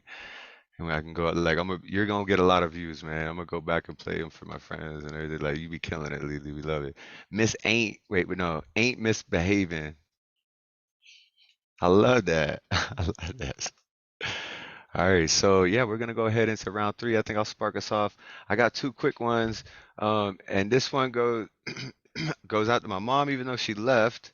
Um, that's okay, cause it also goes out to Jeff, and I don't know if anyone else in here partakes in marijuana smoke, but it's legal here in Canada. I have a detective who's my landlord who lives next door, and we have weed plants growing on our front porch, and I he knows have we smoking. dispensaries surrounding me in California. Oh yeah, you know what's up. Okay, so this is my ode two poems, and I usually don't smoke. I'm more of a drinker, right? But you know, I could take just a few hits because like some of this is like 33% we get from some of the dispensaries, and it's like it ain't your grandma's weed, you know, like this shit is strong. So like usually I take like 2, 3 hits and I'm good. But you know what? Sometimes on a Friday night when we all vibing, I like to indulge myself a little bit. So this is my ode uh to the marijuana plant. Breathe. Breathing, seemingly to perform complex chemistry, fusing, diluting many gases, past this, now past that, the past waiting for the future to grab slack, burn it back, don't return it whack, I like my blunt stacked, real sticky icky, no bullish, I'm past that, twigs and seeds and cash bowls, I'm too old for that nonsense, I want that bomb sense, Amelia, twist it tight, the type of herb that'll kill ya. 2 puffs and I'm done. Pass it on, I laugh long, while my left lung shivers and itches. I'm in stitches, wishing I didn't spit this. I'm ridiculous. And that's called Breathe Weed. And then I have another one called This Morning. I woke up this morning, right on time, no morning. Just vibrant chimes, heavenly bells resonating in my skull. I took a deep breath in and stood tall. Reached towards the sky, grateful for all my aches and pains simply melting away. What a glorious day, I said to myself, grateful for my health and my life. My wife smiled and gave me a kiss. Swimming in pure bliss, I started to frolic and skip, did a little twist, ending up outside, sun in my eyes. The warmth matched my pride, head held high, mind at ease. Whispers from the trees told me to believe I can do anything. This must be a dream. Am I awake? Is this fate? Is my life this great? If so, I accept the blessing. No more stressing, no grief. Such a relief. Finally at peace. A place my demons can't reach. Did I breach into a new reality? I better check the gravity. Falling backwards, I close my eyes. As my body crashes down, I realize this must be real life. I think I just woke up, still high. God, That was dope. Get it? Dope. Yeah. I love how you disappeared there when you floated back. It was like you like blended all in and said that made it, that was dope. Dope effect. I liked how I was smoking earlier and then you lit up yours. It was like we were smoking together. We had a little like virtual session. So that's what made me. I was like, oh, I know what I'm reading. The beginning of third round, like I'm doing the weed ones, right? I We usually all don't should smoke have much. lit up simultaneously. Yeah, right. We gotta get on it. Well, sometimes we'll do that. Some of the first shows. Excuse me. I just smoke some marijuana, and sometimes it makes me cough. But as my wife says, if you don't cough, you don't get off. But you know. So yeah, is some of the earlier shows and stuff we would do, we would all be kind of sitting there like smoking, and like we're listening to the poetry, but you know we got everyone on the gallery view, so we're like, oh, you smoking, you smoking? Oh, and we're all just one bit all together, like 6, 7 of us, you know. But yeah, man, that's what I love about open minds. You know, we do this as a private open mic for cool ass people, and we indulge ourselves in after hour fun and you know poetry, and we do this for the love of it and for the love of the community. And so I just want to thank you guys for being here and for listening to my poem. Let's get round 3 kicked off here. I believe this is the thing we got. Yep, Principe's still here. Kate's still here eating, and I'm thinking if we all beg a little bit, maybe we can get her to spit us a poem. So, but for now, this is the list here. We got Jeff Taylor coming up, then Principe, CC, Arshagra, and then LeeLee. And then if we still sticking around, if this we don't knock me on my ass, maybe we'll go another one. You know, it's just a couple of us here sharing poetry. We'll see how we go. You know. So yeah, Jeff, if you can unmute yourself and bless us with a piece, fam, we'd appreciate it. Yeah, I'll continue off, and I got one that's got some weed references in it, actually it just came out in this the Bloodshed Review, and it's cool little like kind of homemade zine style.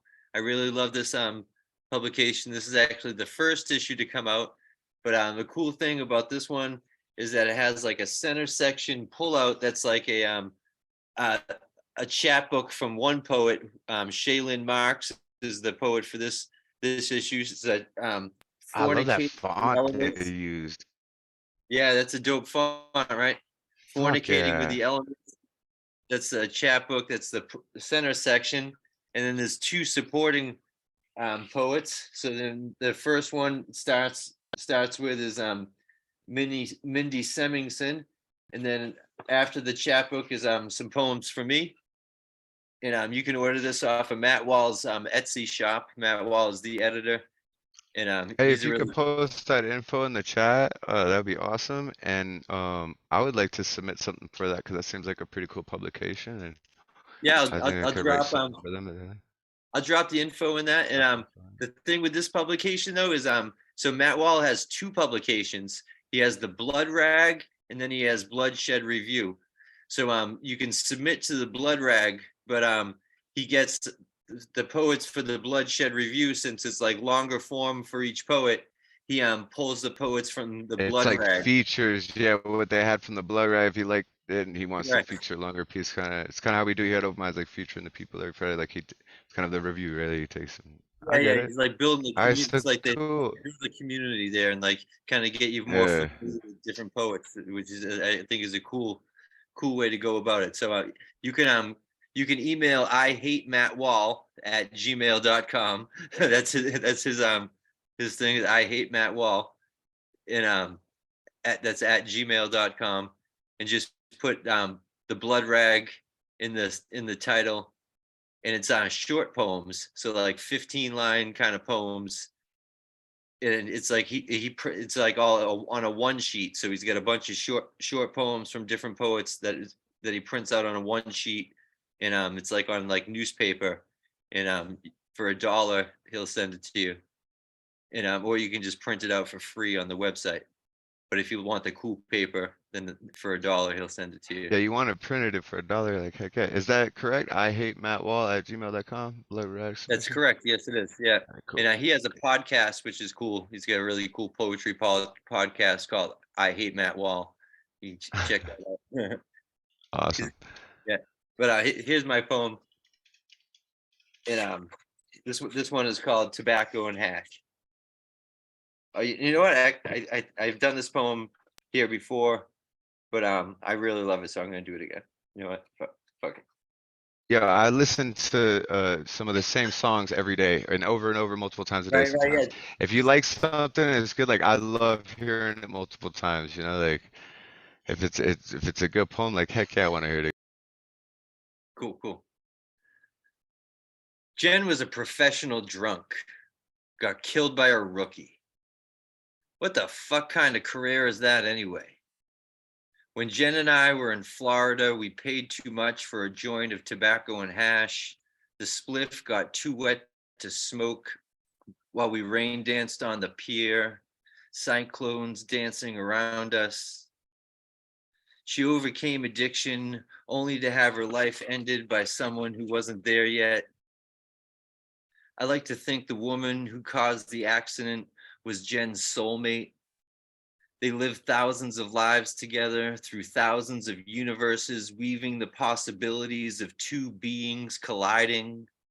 The roar of this life reduced to the moment they floated towards each other, locking eyes before everything went black. Jen once told me she wanted all her friends to smoke her ashes so we wouldn't make the same mistakes she did. What if we all smoked our dead friends' ashes? Would there be an energy transference reverberating across generations, raising our collective consciousness to new levels of possibility? Would we take on the weight of each other's lives? Yeah, that's dope. It reminds me of what's that movie with Method Man and Redman, and they smoke their buddy's ashes. He grows a plant with his ash. Yeah, how high? How high? Yeah. Yeah. Got blunt? Got weed? I miss tobacco. That one brings it back for the right reasons. Hey. I smoked Yeah, all the that was tobacco a you're allowed to cool smoke in piece. one lifetime. That's why I had to stop. That's You how hit I that quit. limit. It's like I just Right. did my quota. It's like, man, I love Right. that shit. I was going to get tobacconist, hand rolling, making them mixtures from around the world, all organic. Oh, geez, you got into it. Yeah. I was into it bad, yeah. That So sounds. when your lungs say stop, just say thank you. That's true. That's a real Yeah, thing. just fucking just take it to edge of emphysema and then say, okay, I'm gonna stop. Which I will. I'll You'll get know there. by You your know, I'll breathing. hit that. I've been Yeah, wanting to I'll hit that vape. eventually. I've been Yeah. wanting to vape more versus combusting. I've Supposedly tried better. to vape, and like I would hit the vape. I'd even have a high nicotine vape. I'd hit it a few times, and like afterwards, I'm like, I need a cigarette. You know, like Oh, it's I not mean the for same, weed. man. I mean Oh, for for like weed. smoking Oh, for weed. smoking Yeah. weed. Yeah, instead of Like combusting like a nice vape it. like a vape flower vape or something. Yeah. Flower I vape is just good. discovered one day that I was born high and tripping. I don't really need it, but gummies are pretty interesting. That's a chill All pill. right. All right, let's keep this show going because we want to loop back around soon and hear everybody, and then we can talk about more vaping and gummy bears soon. Coming up next, we got Principe. If you could unmute yourself and bless us with another poem, we'd appreciate it. Okay. Let's called Late Night Thinking.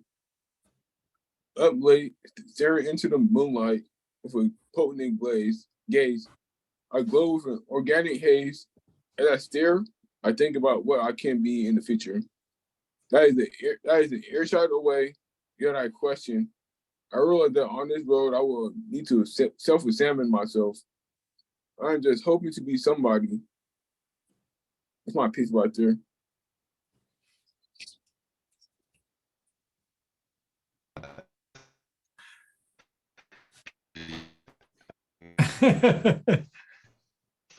That's a universal thing there. That we're all just hoping to be somebody. Yeah. Love and be loved. Yeah. Somebody to somebody. Thanks for sharing that with us, man. We appreciate it. Coming up next, we got CC. I think we should have him play some I'm gonna tickle the piano keys again. and sing more. Yeah, Yeah, all right. Jump on the ivories. Jump on the ivories. Yeah, this is new for me to play more than one song.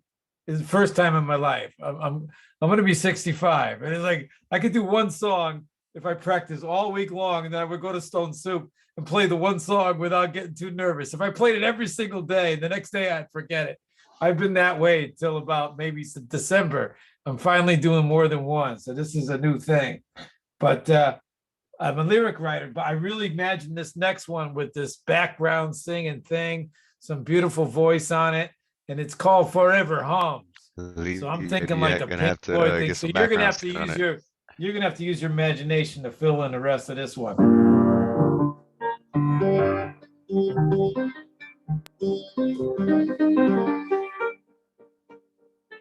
Oh, and I love the lyrics in this motherfucker too. This is a good one. Life is only death, but not forever.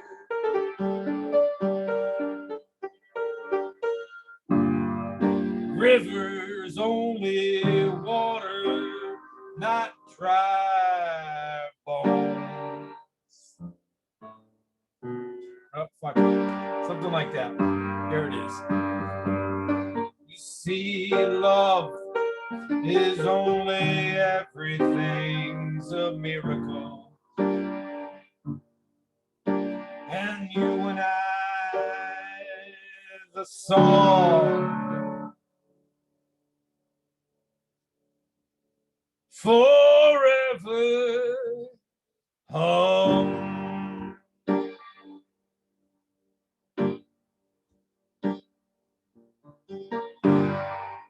Noon is only midnight as the world dreams.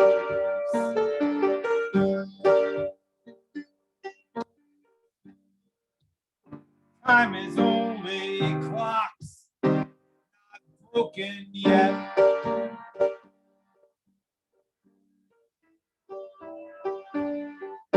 knife. A knife is just a tool, a useful kind one. That no one ever needs to harm true love with. A man is just a wound without a gravestone. A child only tears that wait to laugh.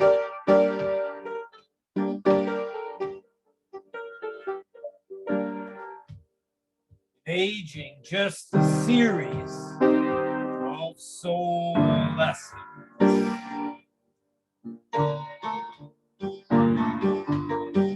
As if all moments equal a lifespan.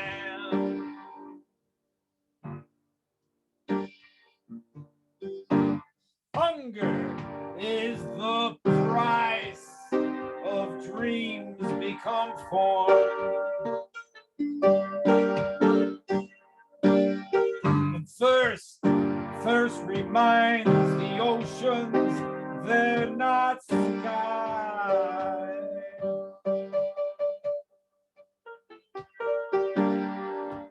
And eyes and ears are always learning to feel further than you see. Why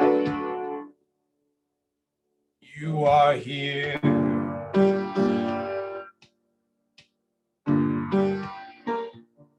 While the ground of love is holding all the sky knows.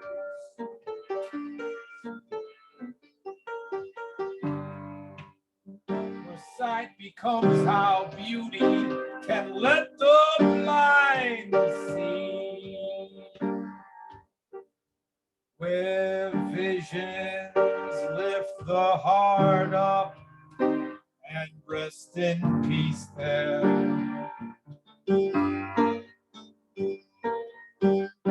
Where you can catch your last breath and walk your soul home.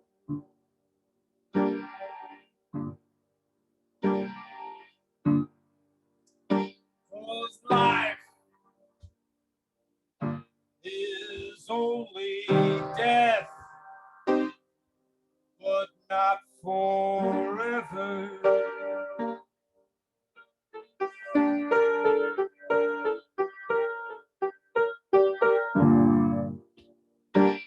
Rivers only water, not dry bones.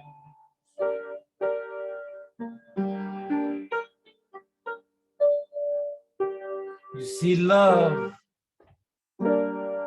is only, everything's a miracle.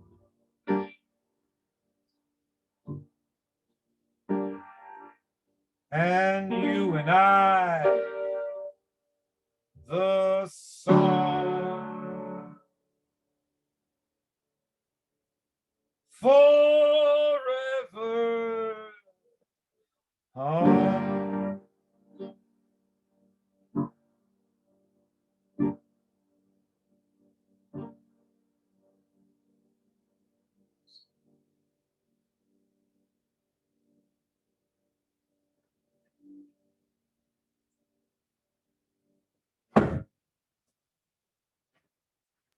Well, see, that was amazing.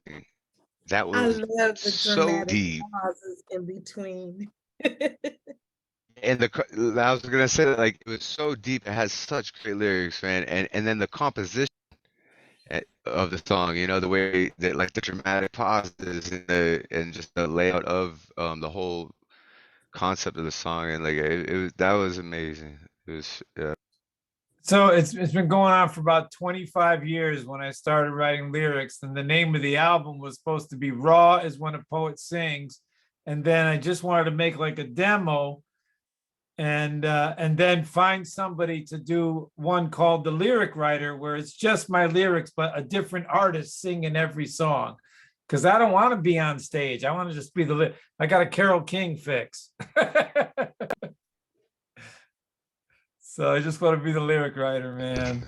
But at the same time, you know, it's like you got to put your soul in it. So Hey, yeah, and you put your soul in that performance. It was amazing. Like you say you can't play the piano or sing, but I just watched you do both. So you know, I like it to was write him. I like to write him, you know, the melody and the keys. Because the piano's only been since '08. I touched the piano. I mean, I did when I was maybe 8 years old before that, but I was metal. The piano was better for me than guitar. When Jeff knew me, it was I would get up at Stone Soup and knock on my little Korean knockoff there. You see a couple of those shaky days. But yeah, it awesome, comes back. excellent, man. Thank you so much, CC, for that piece. Coming up next, we got LeeLee, Ain't Misbehaving. She's been dropping fire all night. I'm excited for another piece. So if you could bless us with some, fam, we would appreciate. Ah, okay. So would you like to hear Barbaric Barbie, Who Am I, Lullaby, or Big Girls Cry Too?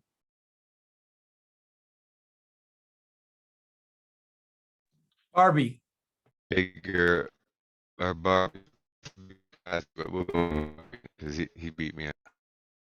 Okay, this is one of those alliteration poems, I think. Okay, Barbaric, Barbaric Barbie.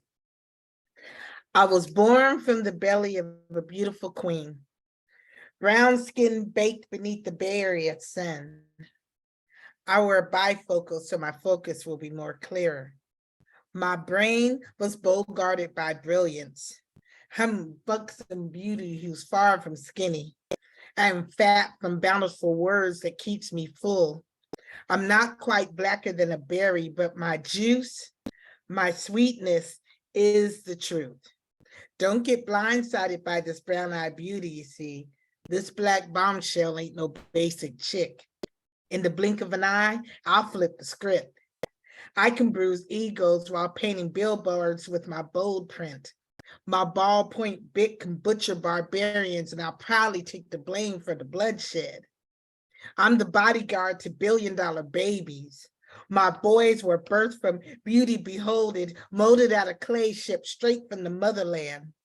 They were breastfed by unbreakable bottles, which means we have an unbreakable bond. Word is bond. This mama bear is protective over her cubs. Bother my babies and your beating will be brutal. Any conflict will be crucial to your lifespan. See, I bust caps with bullets that are hollowed. Shoot holes through your throat, making it hard to swallow. I blast bombs over Baghdad, making you an outcast, going Blade Runner on these bitches. Burned bodies will be blenching beneath my black high heel booties like they were beaten, like they've been beaten with bats, and barricade your ass in a basement, cutting off air circulation. You'll barely be able to breathe. Feel my wrath if anyone approaches my seas. I'll watch a motherfucker bleed as I bury my blade into the backs of bad guys. Crimson colored splashes sprinkle on the walls like glitter as your DNA drips from my machete like confetti. Hell, y'all ain't ready. I don't consider myself cocky when I'm in carnage. I just convincingly get my point across when your point is across me and my offspring. I'm raising future kings who will bring the same collateral damage to savages who manage to drag bullshit to our home. I will be the thorn in your backside. This rose will bloom for a long period of time through concrete with weapons of mass destruction by my side.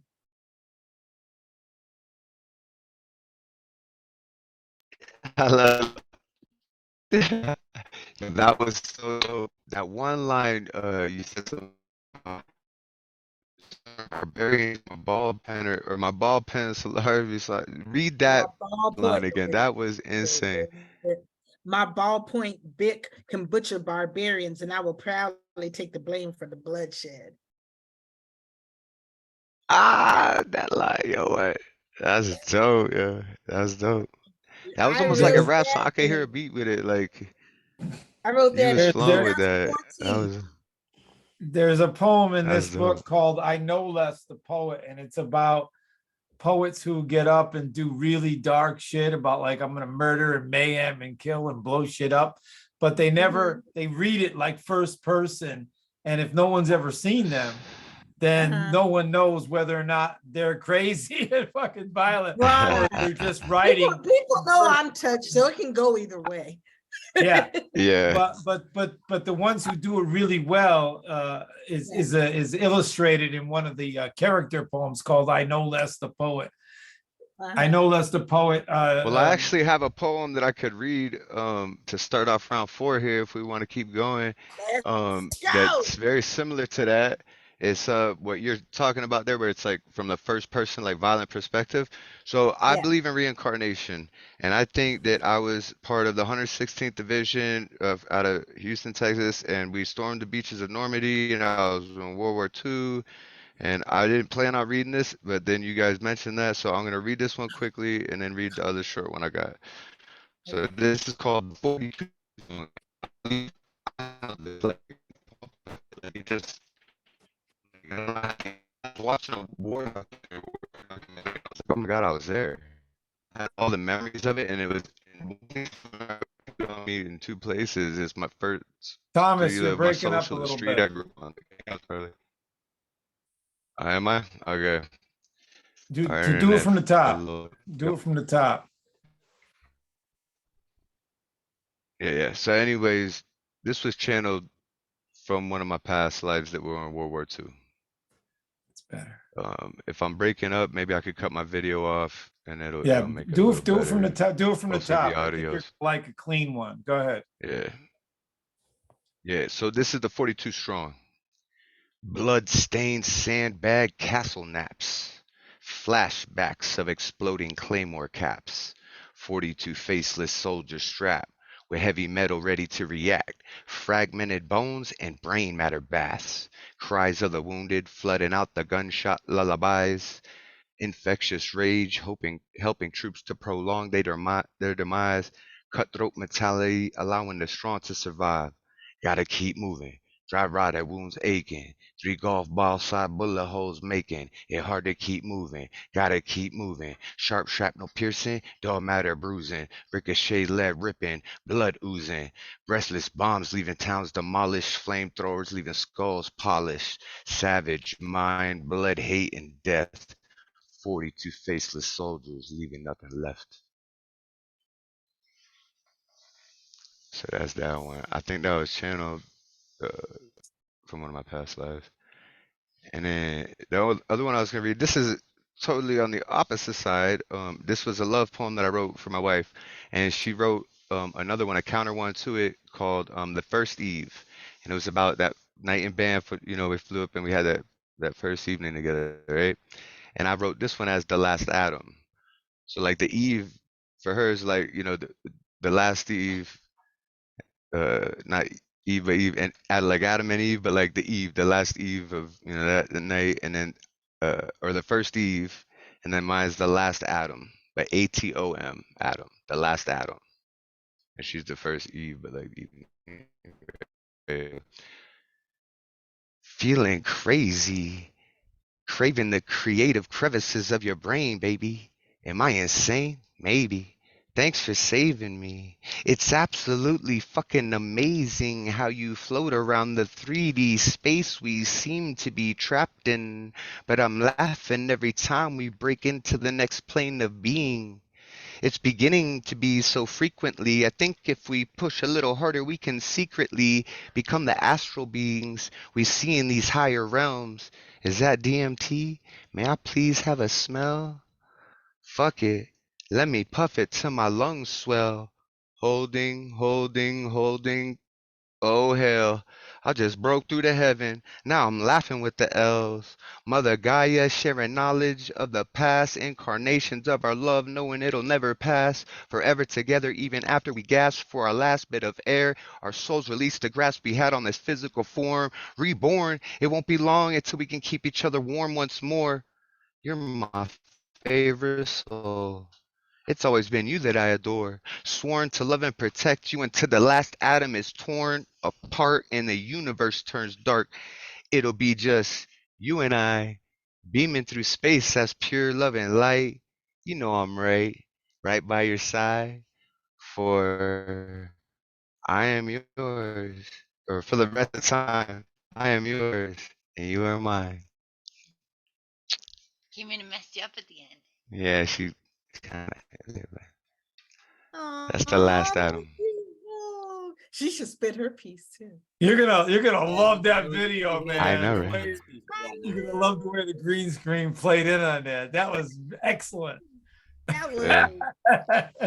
Thank y'all, man. It was I excellent, appreciate that. man. That was It's one actually of my came favorite poems. Like it came from the heart, and it flows so good too. Like it was very on point. I appreciate it. Hell yeah. I like this life better than the last one. Yeah. Good for you, man. Hey, so yeah, coming up next, we've got Jeff Taylor, Principe, CC Arshagra, and then LeeLee. If y'all sticking around for round 4, let's go ahead and loop this thing, man. I want to hear more poetry. I'm hanging out. It's only 9 p.m. here. I don't know where you guys are at, but it's early here in the mountains. It So is it's Friday night. I'm 8:07 chilling. p.m. Oh, you I'm on the West Pacific. Coast? Yes, sir. It's Yeah, you 11 Pacific. p.m. 11 Okay. p.m. here. Yeah, I'm 11. Yeah, he's in New 11 York. p.m. for me too. Yeah, you on East Coast too? Y'all East Coast? Yeah, he's in Mass. I'm It's, in yo, Connecticut. the sun's looking. The sun will be up till like 11 p.m. So like the sun's like up beaming right now. Like it looks like daytime out there, and it's 9 p.m. right now. Like Oh wow. it'll be up for hours. So yeah, it's cool, man. Yeah, good. The sun goes down around 8 I grew up in o'clock. South Florida where it was 12 to 12. Yeah, nah, dude, it'll be like, especially on my birthday, the summer solstice, it stays up almost till midnight. Yeah, my birthday's in the summer too. July 17th is my birthday. Yeah. We're up to summer birthdays. Yeah. August. Heck yeah, man. Two- Dude, two- mine's the first day of summer, June 21st. Oh, you're coming right up. Yeah. Yeah, happy coming up birthday. Early birthday. Well, I'm thank not y'all. until September. Yeah, it's 5 days, ain't it? Oh, that's right. You got. I'll be a whole nother year before you guys see me. I'll be 39 years old next time y'all see me on here. That's right. Youngin. All right. Well, thanks for hanging out with a young man, and I appreciate y'all. Happy birthdays and stuff. It's coming up. Yeah, next week I'll be there. But yeah, let's keep this thing going because I want to hear more poetry and stuff. Jeff Taylor, if you could bless us with a poem, man, we'd appreciate it, buddy. Yeah, I got one that. So tomorrow I'm taking part in a slam. I'm on the Lizard Lounge slam team from out of Cambridge, Mass. And tomorrow at Sanctuary in Cambridge. So if you're around, I don't think anybody's around the Cambridge, Mass area, but I'll be doing a regional slam, the North Beast Slam. We'll be taking on teams from like Maine and Rhode Island and New Hampshire and some from Boston. And I'll be representing Cambridge. But yeah, I live in Malden, which is not too far, but that's where the slam team is from. So I have to memorize a piece, and I think I get this one memorized. I think this is the one I'm gonna do. So I'm gonna do it now for you, just to test myself out. All right, so this one's called "I'm Not But I Am." I'm not campaigning to be president, but I'm building my library. I'm not the founder of a social network, but I'm wearing a hoodie. I wasn't born with a silver spoon in my mouth, but I talk sitcom philosophies. I'm not a spy, but I'm chain smoking. I didn't go to flight school, but I'm a stoner. I didn't find God, but I married my best friend. I'm not a cult leader, but my children love me. I didn't consider myself an alcoholic, but I over celebrated every minor holiday. I didn't create change, but I'm listening to podcasts. I'm not the heavyweight world champion, but I beat myself up. I didn't make the All-American team, but I know how to play the game. I'd make a terrible waiter, but I'll bring you what you ask for.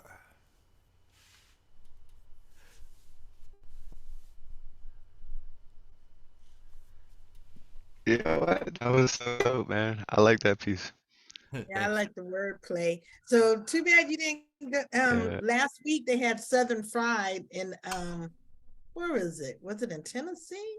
Where all these slam teams get together each year and it's a Yeah, big championship. yeah. I'm not sure where that takes place, but I know about it. Yeah. Yeah. Somewhere in the out that way. Down south. Yeah. Southern I Fried. think you're gonna crush it with that piece, man. And I wish you the best of luck, dude. Like, I think you're gonna crush it with that piece. That one's dope, man. Thank The you. wordplay and it's a perfect sweet simple just goes, man. I hope you do really well with that.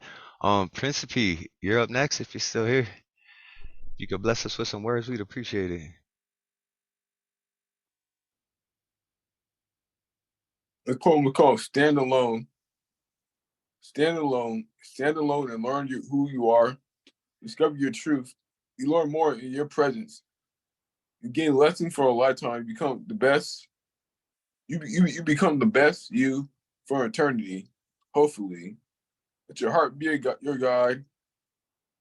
Believing in yourself is the hardest part, but go ahead and try. You will find yourself within you. You may hit some roadblocks, but never quit. That's my piece right there. Yo, I love that. That one was so inspirational, man. Like I needed that in my like I needed to hear that poem. Yeah. Like that was really inspirational, yo. I love that piece. Yeah, I'm excited to clip this piece and have be able to watch it on YouTube when I'm out, man. Like yeah. that's beautiful. I appreciate you. If y'all wanna unmute and give it up for Principe. Thank you, man. Hey, All these are right, some Principe. Thank you. short, deep poems there that both times I heard you read. I think both of those send those into the blood rag at that they put in the email addresses in the chat there. I hate Matt Wall, but it's like 15 lines or less poems. And I think those seem like they would work out for that. So I don't, I'm not the editor, but I think they would be great. I think it's worth sending them in. Yeah, that'd be cool, man. Principe, where are you from? You got daylight behind. Tacoma, Washington. Oh, you're in Washington State. Yeah. I used to live in Suquamish. You know, the other side of north of Bainbridge Island. Yeah. That's green out there. I loved it. There's snow on the ground like 8 months a year here, but I love it because I come from Florida, so it's different, right? The grass is always green on either side, even if there's no grass.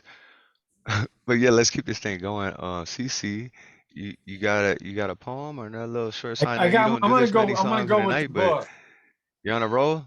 I'm gonna go with the book. I should do the first one over because I was dead nervous, but I'll maybe you could not. I'll come back with a redo of that one there. The first one was a little. This is the I know this one that I mentioned. So there's 3 sections in this book: Scared Sacred, Death of an Ego, and What Manner of Character. Scared Sacred's about getting up and doing it for the first time. Death of an Ego, you read one poem, you're God, and now you got to get out of your own way. And character poems are just they're just words that I turned into characters like Mother Nothing, Jack of Poets Alone, Nobody, Play Lust, Pain Free, Fake Friend Question, Say She Savior Controller. This is I Know Less, the poet. I know less the poet never revealed if she was the voice of her poems. risked judgment, every line by listening line, spoke with tones of passion, and blade sharp was her tongue of murderous emotional endings. It mattered not to her if she was thought to be the first person criminal. She read it, cutting throats and killing innocents, inflicting pain, shock, and violent images, causing hell to scream horror throughout spectators' minds, running inescapably into their own hidden senses of terrible poetic attraction. Oh, the nerve of raw listeners to become all too scared of what lies in fear of their own minds. They feared her. I no less the poet loved to scare you to death, even if it meant your fears would kill her voice. So that's Inola. Yeah. And then long time ago, when the book was coming out, a friend of mine, Eli, did his band, and I opened for him with some of his bandmates behind me, and the Hartford Advocate was there, and they wrote up me opening for him, and they mentioned a few lines from this poem. This is called Gas Mask. When Gas Mask the poet walked into a reading, all heads would suddenly turn. A word sprayer, hate maker, and poetic fumigator. He always set off a flurry of panicking whispers, most of them suggesting call 911. He seemed to manufacture terror while supplying and distributing a fear of never having enough oxygen. His sweaty hands always clenching a small, convenient cell phone, never knowing when he might need to speed dial his stockbroker. His favorite things to shout out in public were, "This is America, there's no need to panic. We are the world's police force. Pay attention and invest in the military complex. And of course, we must save all the world bank markets." Gas Mask always carried a large leather suitcase with 2 words printed on it that read first class, or was it class first? Either way, that's where he kept his wares. He sold t-shirts that read, "The human race is dead," and gas masks at $20.99, or 1 free should you buy a copy of his book, Kill Public Poetry, which tells about how people move out of his way to avoid all that he permeates with his airborne presence. Yeah, buddy. Yeah, buddy. That was dope. Give it up for CC there. Cobalt, Rick from Cobalt called this book The Good, the Bad, and the Arshagra.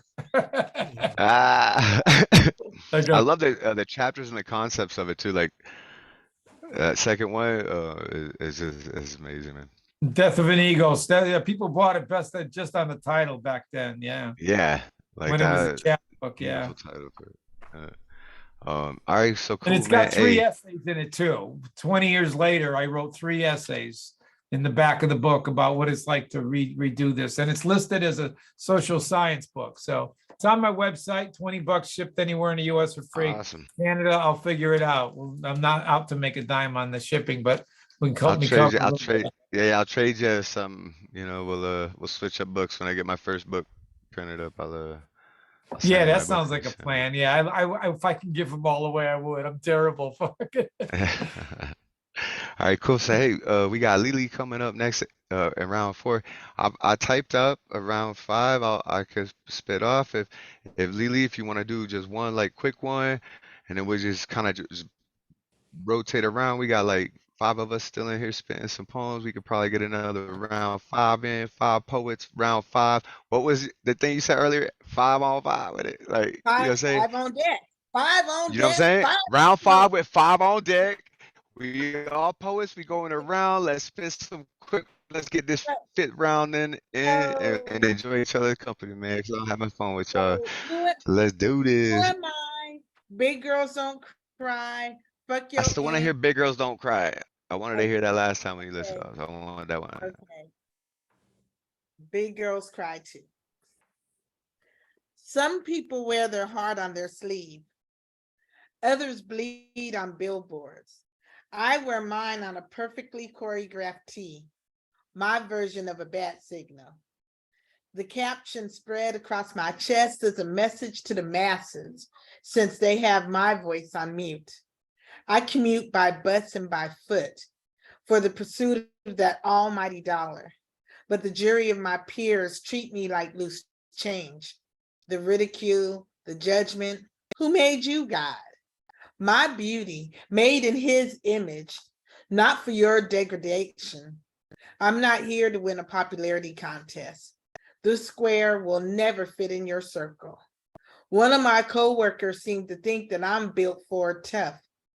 But you could take it. How do you know that? I'm known to play the strong woman in the starring role, but how far are you willing to go before my mood swings snap like a straw on a camel's back? Before the emergency room doctors pump my stomach? Before I solve this lifelong problem with a permanent solution? Before you jump to conclusions, take into consideration that people have feelings. And believe it or not, mine can get hurt too. Oh, she's just attention seeking. Yes, I'm seeking the warmth and comfort of a sympathetic hug. But apparently I lie like a dirty rug when I tell you that your verbal blows towards me are painful. Didn't you read my t-shirt? Hurt kids going to hurt teens. So if they survive past 18, does that give you the right to deflate their self-esteem? Oh, but she could take it. How would you feel if the news report said that she didn't make it? Would you feel remorseful? Probably wouldn't even faze you. Respects will be paid to the dearly departed. You know, the one that you left broken and discarded. Eventually, you'll move on in search of your next victim. Watch out for that impressionable 10-year-old who believed the humiliating things she was told. Her body found with a suicide note, and that last line that read, "They said that I could take it."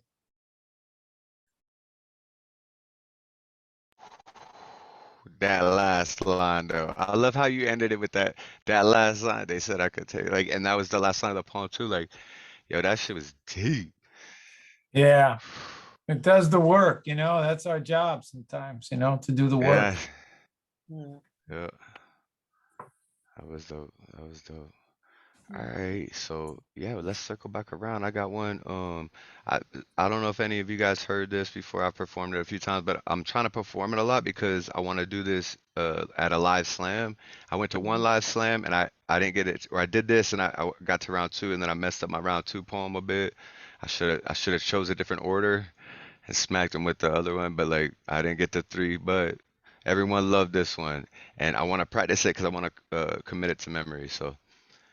It's called Phantoms. Manifesting phantoms, fanning messes, finding blessings once the dust left us.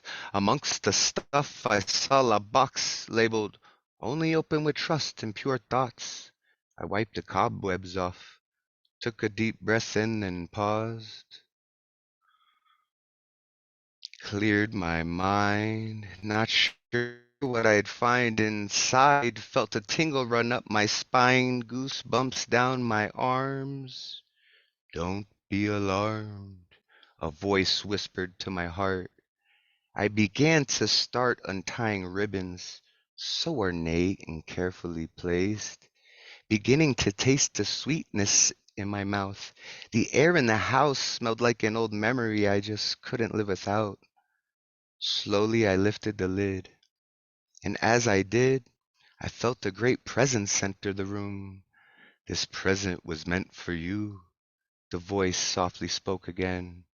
I closed my eyes as I set aside the lid, felt the rush of love and light wash over my soul, opened my eyes, took a look inside.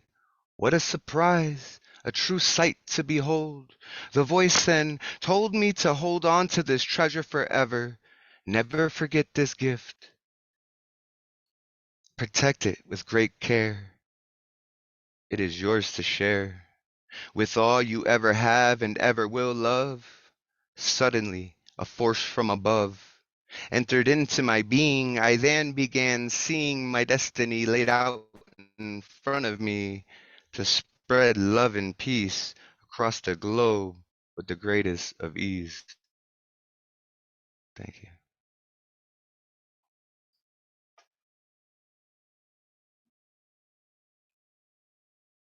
Hmm. Yeah, I think that does good at slams and stuff too in the performance. Yeah. Hell yeah, that would definitely. I definitely seen that crushing at a slam. That was awesome. And it's exactly 2 minutes too. So like I don't even use it the full time. Like come on, 2 minute drop. Boom. Everyone's like, what? It's Yeah. so So subtle. It's so subtle to perform, but not be performing. And I think the secret is let the words do most of the work. And yeah. never mind that this is my poem and I'm at a slam and here is the way we deliver it. And then there's the line. Yeah. Here's the line. People Just do that let the because the last words person did it and they think control that the you. note there is no meter and rhyme rule in slam. You can go theater. Yeah. But then again, in theater, if it looks like you're acting, then that doesn't. It's got you gotta dispense. Well, remember me, suspend me and Gustav have that one kind of theater collab that we did about the month, Yeah. just kind of the back and forth about the shrooms, and we had the narrator voice in it. We each had a narrator part. And, like, Yeah, did it that had one. I theater. think that The one story might even be short enough. and the Yeah. So story here had was the other page one that I turn. was gonna read on it too. It's yeah. Here's the other one that I was gonna read too. There's actually a video on my personal Instagram of me performing it after the slam because I didn't get the chance to. So I was in the parking lot with some of the other poets and stuff, and we were hanging out, smoking some DMT out of a vape pen and drinking and Whoa. chilling, and yeah, yeah, just having a good time doing poetry, man. You know what I'm saying? Being youngsters. So, this one was for my cat who passed away, my kitten, the first kitten that I actually picked out and owned and was like, I'm gonna protect you like you're my secret. And he passed away, and I wrote this for him. We buried him down by the river. It's called Ganja Blue. Waters flow, rivers grow, push banks to outer brinks. Your soul shines, a shrine we lovingly crafted for you, my sweet baby blue. As long as the sun beams, I'll dream of you. Seems you left too soon, seen in every room, and every flower's bloom, every moment spent under the moon. Sent to us from her, an angel disguised in fur, the size of your purr is insurmountable. Your eyes were a mountain full, a gaze to be praised. It's safe to say you were meowsing, arousing my curiosity when you played. The pure luminosity of your brain left a stain. It's never been the same. I think of you often, soft and strong. Your spirit will live on.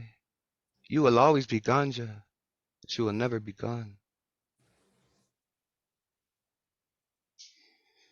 Thanks, y'all. That's dedicated to my little kitten. He's really cute. If I showed you pictures, you'd see why I wrote. That was a touching tribute to your. Did you name that cat Ganja? Yeah, his name is Ganja Blue. Was his name? After one of our favorite musicians, Ganja White Knight, and but then we did Ganja Blue because he was like gray blue light with like gray eyes. Like he was so big. Like his when I said that part in there, like your eyes were a mountain full, the gaze to be praised. Like it, it just was. And then you heard the how I did the wordplay with the meowntable and flipped it up. And then you think I'm gonna say amazing, and I'm like I'm meowsing, arousing my curiosity. So those parts, I wrote this sitting in front of the shrine that we created by the lake to him. And that's how I started. Waters flow, rivers grow, because it was like the water was almost flooded up to where we buried him out. And like he helped me write it. I was just sitting in front of him, his grave, getting inspiration. And so he threw in those meow. I can't take credit for those insurmountable and meowsing. That was him. And it threw a creative twist on the poem and really brought in and played a little head because you think I'm gonna say this and then it comes out like that and then it switches the whole rhyme scheme on it. Yeah, I blame him for that. So, inspiration comes in forms and waves, and yeah, I really appreciate my. Thanks for listening to me. I appreciate it. Next we got Jeff Taylor. Hey, yeah, thanks. I have a poem that I'm thinking of. It's not a tribute poem like yours, but it's a poem about my dog who's no longer here. But that's not what it's about. But it's like I wrote it when he still was here. But so now I want to do that poem. Just give me 1 second. I just gotta get it out here. Take your time, man. I have the document here. I just have to. I love that when you get inspired, when you hear someone's poem, and you're like, oh, I have a poem sort of like that's why I read 42 Strong, whatever. Like, it's like you'll hear a poet spit a poem, and you're like, oh, that's so dope, and it reminds me of a poem that I wrote, and it might not even be about the same thing, but it's like it just reminded me of it, or the style of it, or the subject, whatever, and like.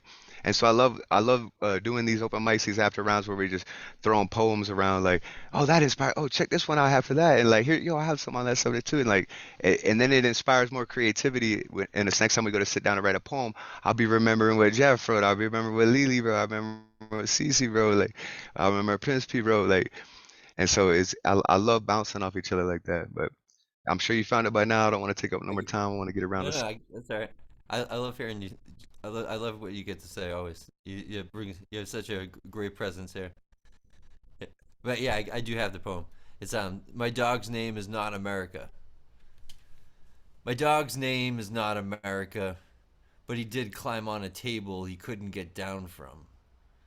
Now he knows everything smells the same since the engine started spreading the scraps in a way it looks like he'll come away clean.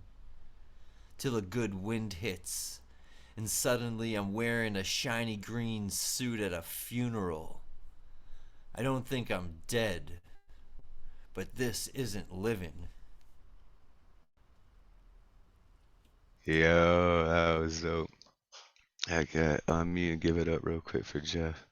That was the Was that is that the cat just walk across the camera there? Is there something There just was a little bug. No, there was a little bug that was like I'm Oh, outside.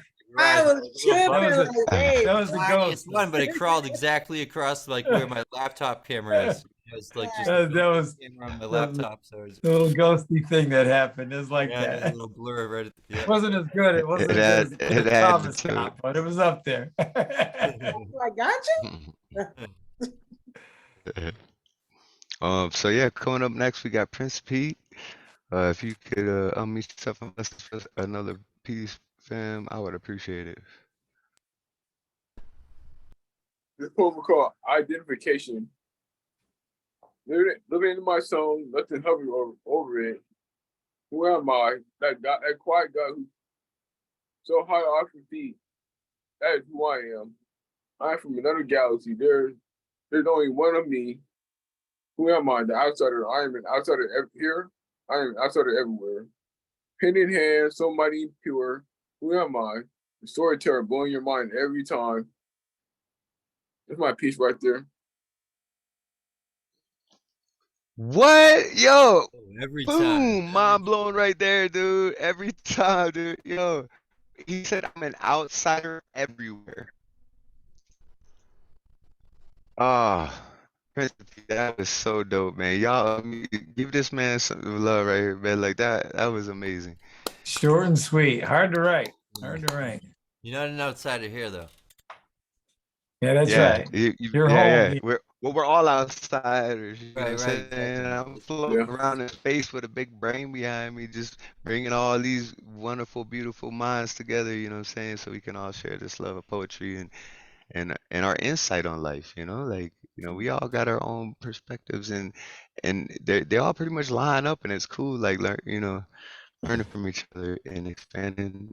Hey, we all one family, you know what I'm saying?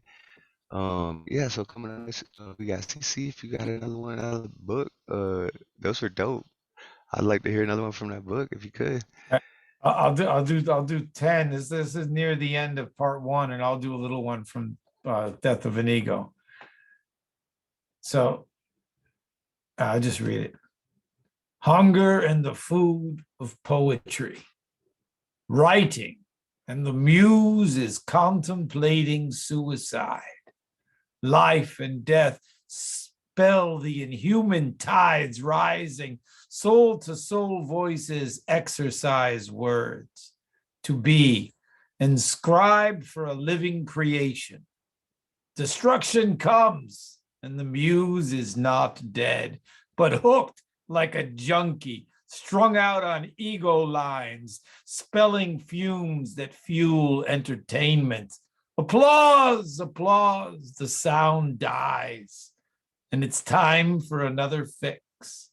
Meanwhile, back on Earth, not that far from the high-minded heavens, people keep killing people, for the bottom line rules pain.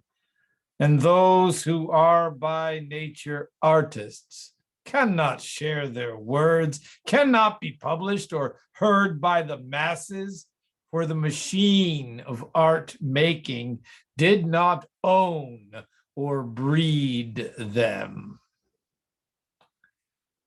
Yo. Little big fuck you to the poetry industrial complex. Not everybody likes that line. No. No, but yo, that was so dope, and I love the tone and the cadence of it, the performance of it, the way you read it. It was like almost an ode to the old bards in the back in the day, right? And poets. Let the poem tell you what the notes are. They're not Yeah. gonna lie. You wrote those words down. There's a soul, a piece of truth in there. When you pick it up off the page and you let it out through you, don't lie about that. That's the note of that word. You know, Yeah, I never been a definitely. media rhyme guy, but here's one. Let's What do I one said. each because we're gonna try to loop around again. We're gonna be doing just like a two. Oh, like, that's let's it. do 2 We're minutes. good. Yeah, we're gonna be looping around again because I think we go into around Oh six. Like, shit, that's yeah, we all serious. chilling. Let's bust out some little slams. So LeeLee, if you got like a 2-3 minute slam, and we're gonna keep this thing rolling. Little yep, that was dope, and then we'll move on. Let's see how many rounds we can get kicked out tonight, man. Let's just roll with it. He's gonna go for a record breaker. So Let you me want to mute hear? this. Oh, I'm sorry. Do you want to hear "Who Am I," Lullaby, Fuck Your Ink, or Glass Houses? Yeah, that's Okay. what I was gonna say too. Okay. Yeah, I think we all agree on fuck I your ink. think I know. I think I know this one. Let me see. Okay. My pen had psychotic episodes. I've been told to tone it down, but I'm too turned up. Not giving a fuck about your sore feelings. My ink sings freely like opera screaming, high octave, break the glass, gone past the speed limits. LeeLee with limits? Don't even attempt it, because I press pedal to the metal wearing out brake pads. Pad and pen on fire like a China blue book cover. Hashtag untamed pen, go cop that. Not really on Amazon. Go get that shit. I spit graphic stories about my lovers. Discover how freaky I really am. Can I really make a Sprite can vanish? I eat up Bix like I'm famished. Hardcore like Little Kim. Fornication shouldn't be a sin because I love fucking. And we all should love our neighbors, right? I love sliding down poles. Are you a fireman? Because there's a fire in my hole. I'm too turned up to be cooled down. I set straight jackets ablaze as they fall to the ground. I shoot straight from the hip, hit you over the head, blunt force trauma. Did I hurt your feelings? Run and tell your mama I'm that playground bully who took over the jungle gym. I place barbed wires on top of chain link fences so your ass can't get in.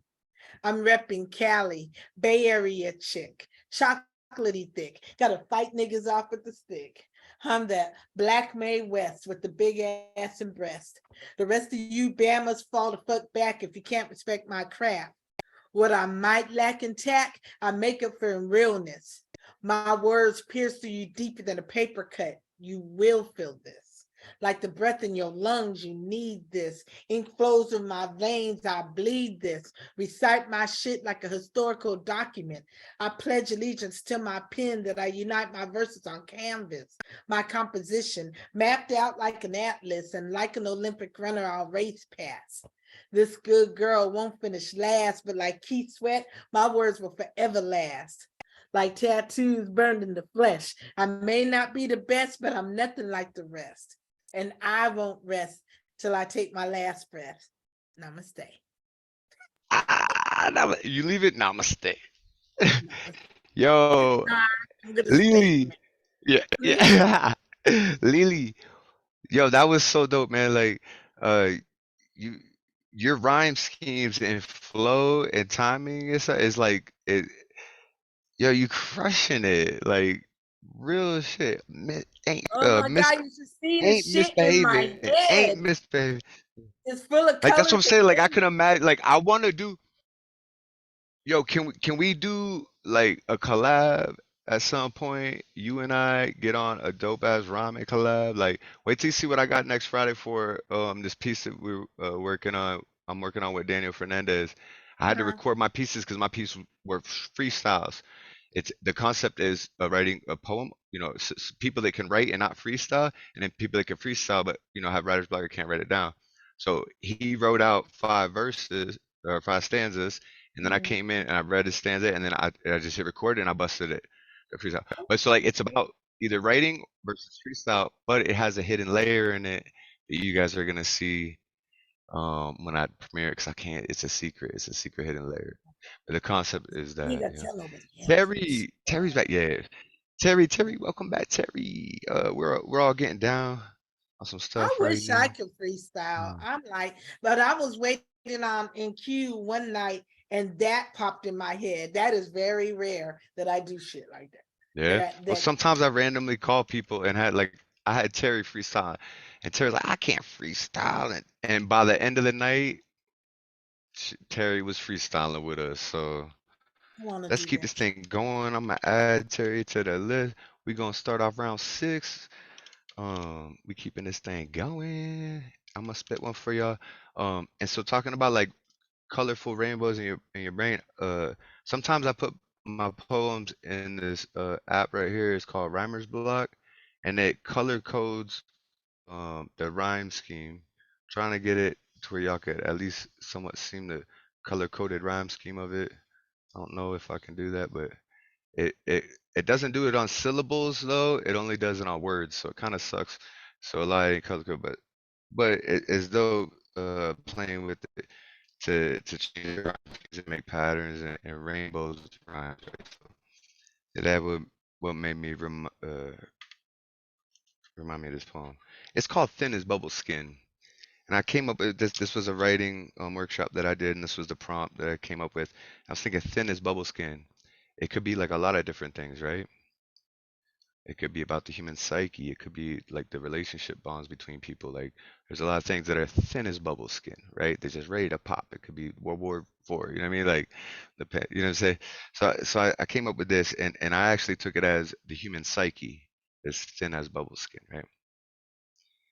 It's beautiful yet terrifying how steep our minds are. It's suitable yet verifying how deep you find scars. Thin as bubble skin, human psyche, mighty and meek.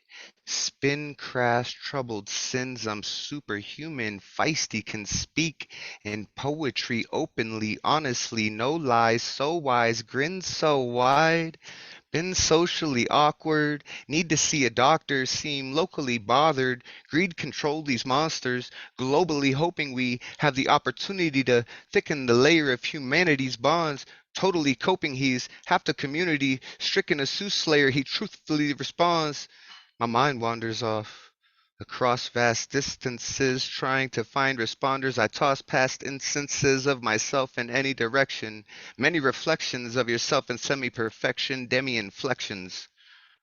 Hold tight to any imperfections. I knew to glue them in place, told right to my face, plenty corrections in lieu of mistakes.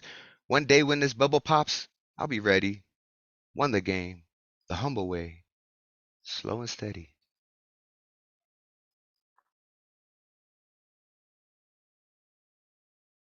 I loved it. I loved it. Slow and steady.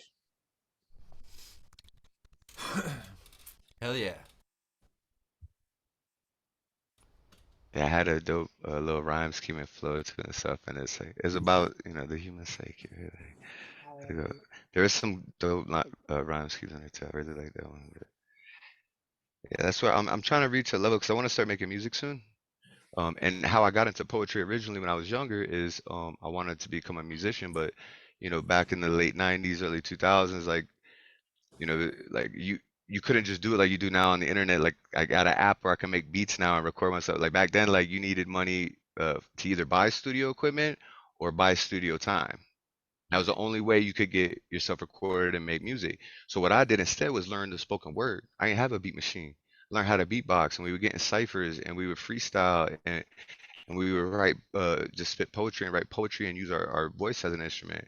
And then now it's like I wanted to rap, but didn't have the money, so I did poetry. So, but now I'm kind of like leaning towards like, well, the poetry thing really boosted my rap skills too, like as far as like depth and content, right? So like, and then when I throw rhyme schemes in it too and make some dope beats, like I could do that now. So I think that's where I'm gonna be headed over the next couple of years. I'm gonna start doing.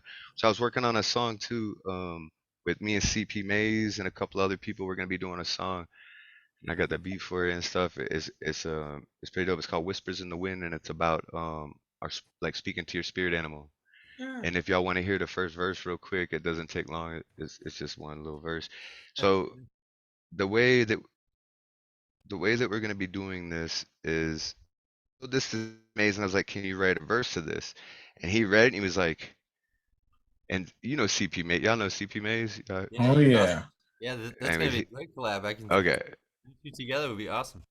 So, yeah, so check this out. Like I showed him this verse and he's like, "Bro, I can't hold a candle to that." He's like, "People pay millions of dollars for writing like this."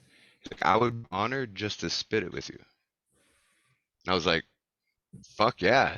And the way that the rhyme structure set up and the bar structure set up, I was able to split it to where he'll do one, I'll do the other. So if you can see the green and brown, so it's like I got a line, he has a line, I have a line, he has a line, and then down here it's like I do the first half of the bar and then he does the second half of the bar.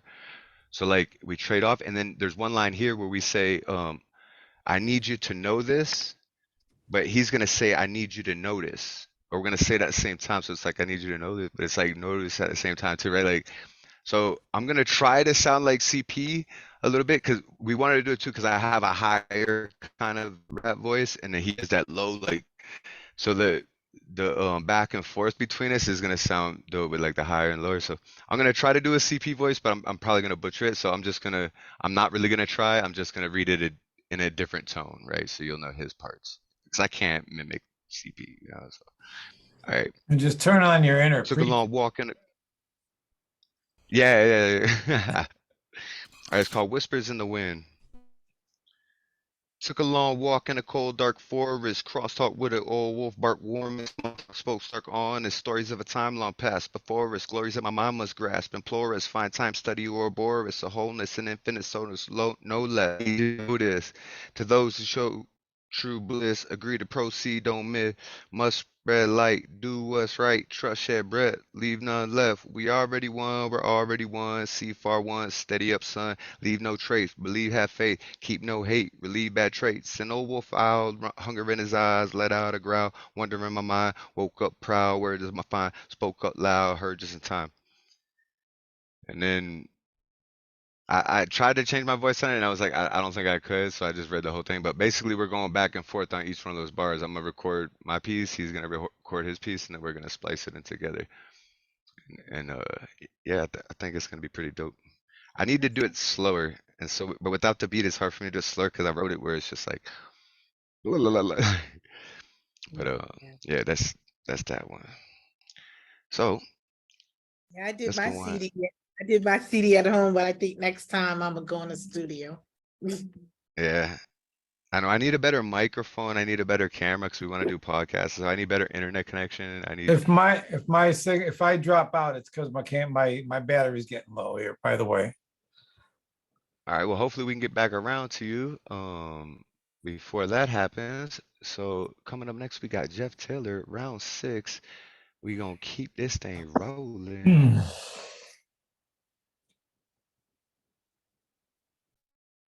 Shoot. Yeah, thanks. There's a poem that wanted to do for that I wanted to slam, but it might be too long.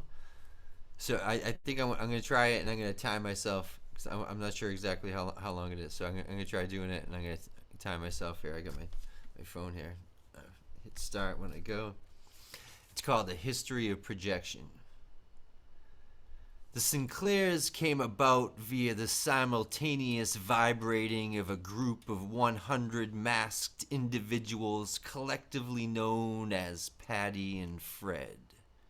Their arrival marked what has become known as the 80s.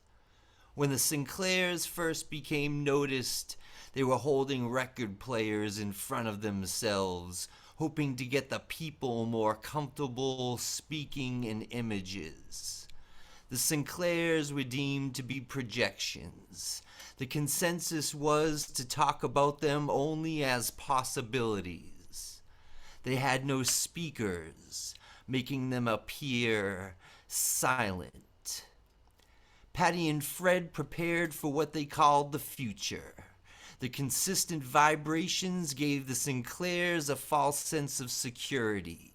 The label on their spinning vinyl said, "Check your head." During what became known as the 90s, Patty and Fred covered thousands of pianos in mashed potatoes and gravy, their own recipe, taking great caution in how they indulged the pride they derived from their spuds, until some grew to be zealots in the pride they derived from their gravy. This shift in consistency caused the mass collective to split into waves consisting of 5 Patties and 5 Freds, bringing about an error of phase cancellation we have learned to refer to as the aughts. During this time, the resulting sound from the wave vibrations flipped phase with each other, resulting in the Patties and Freds being unable to hear. This time alone provided the realization they harbored the editing capabilities necessary to shift their vibrations milliseconds into the future, pulling the waves just far enough apart to be heard. They would go on to develop what has become known as dissonance. Not being taken seriously had its advantages. Not being seen as anything more than possibilities, the Sinclairs had time to develop their projections without arousing suspicion. The Sinclairs subtly appeared in the surrounding environment by establishing themselves as minor celebrities, becoming backup singers and mayors, weathermen and third base coaches, more and more inserting what have become known as memes into the things people take for granted. The Sinclairs honed their skills, outlining the full spectrum. They met by the hundreds, convening at secret institutes appearing to be old age homes and wind turbine factories. The Sinclairs codified their ideals, collaborating on methods of incorporating their projections into the hearts and minds of the people. The consensus was this was not the right time to reveal the source of the memes. The possibilities are what make them so attractive. This realization brought about what has become known as the internet. I love that one, man. I've heard that It was one way before. too long.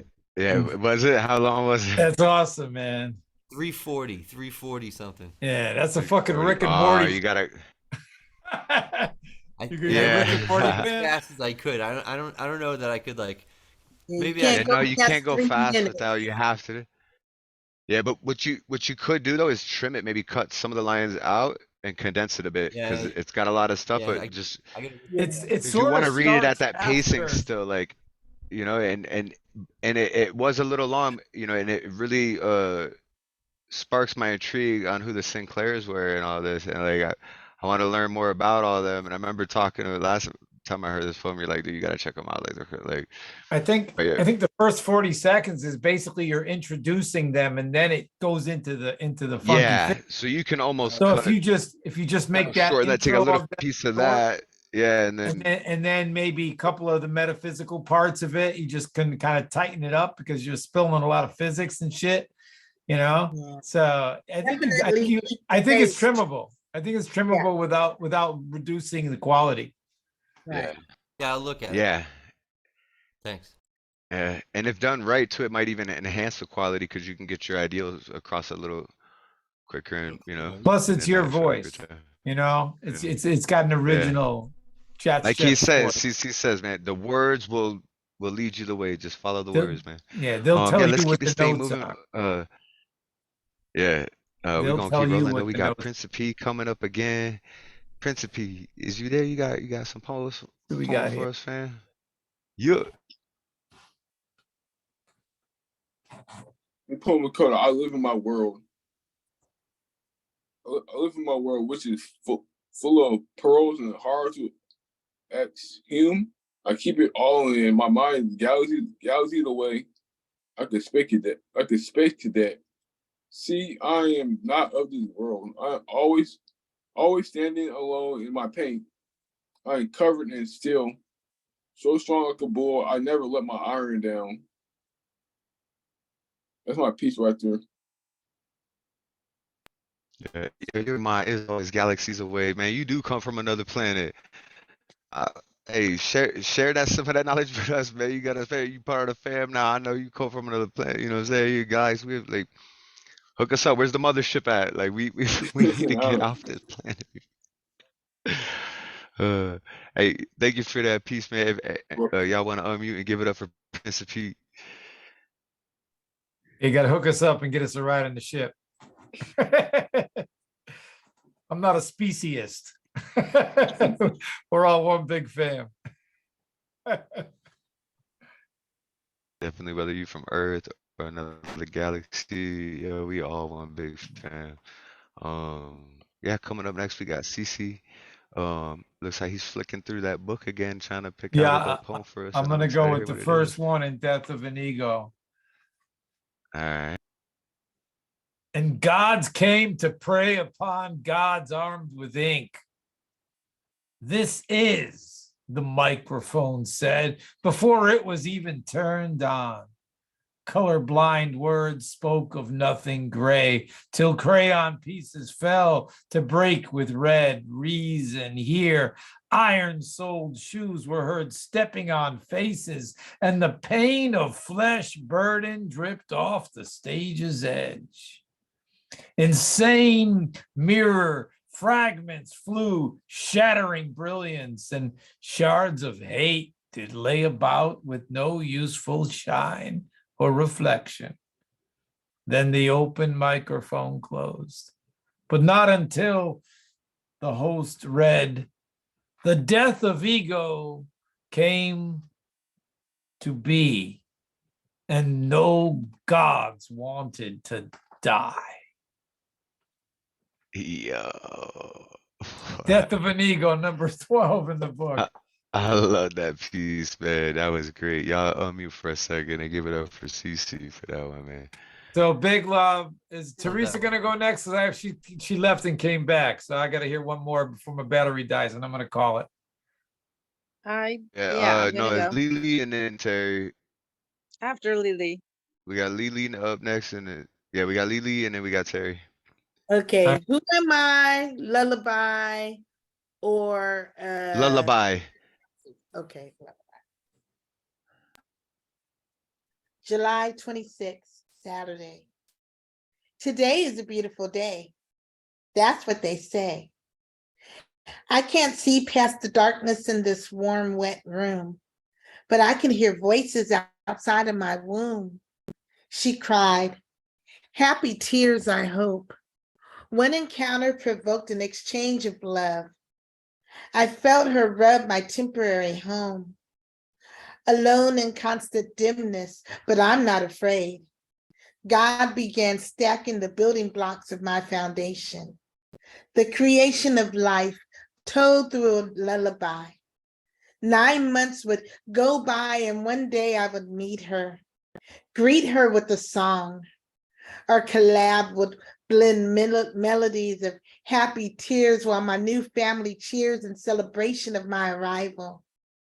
I imagine she writes poems about me while sitting underneath peach trees and sipping on iced tea. I know that I'm small, but I'm a big deal in God's eyes. That's why he gifted my mommy with me. For the next 30 some odd weeks, I will transform this black butterfly will flutter by inside of my mommy's belly, and I will grow into her mini me. Our heartbeats thump in unison. I hope that she doesn't want a son because I'm all girl. One day I will twirl around like a ballerina, wearing rings on each one of my little fingers.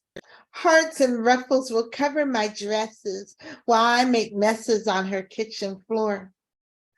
I feel myself growing. Mommy must be glowing because I know that I bring out the best in her. My appendages are sprouting out like flowers in springtime. In due time, my mouth will spit insightful verses for the masses. Maybe mommy should take Lamaze classes so she'll know how to breathe. She might forget once she finally holds her newborn seed. My hair is starting to grow like grass in yards. What a blessing from the Lord that I could finally open my eyes. Felt the warmth of the sunrise burn through her skin.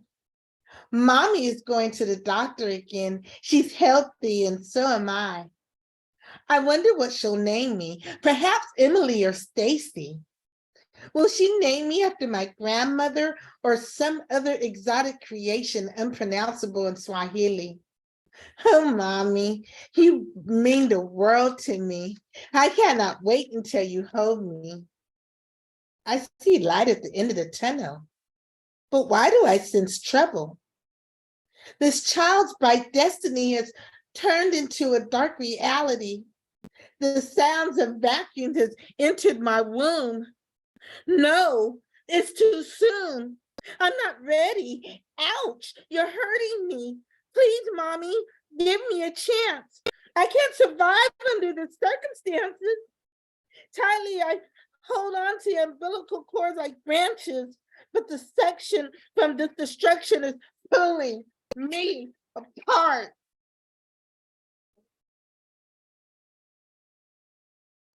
Yo, LeeLee, the end too with the props and then I love the composition of it. It's like the story and like halfway towards, I'm like, this might not be ending so well, and then you're like, it's not gonna end well, like, and the emotion behind it, like that, that was an amazing performance, like That beautiful, and the way you was, told that story, like.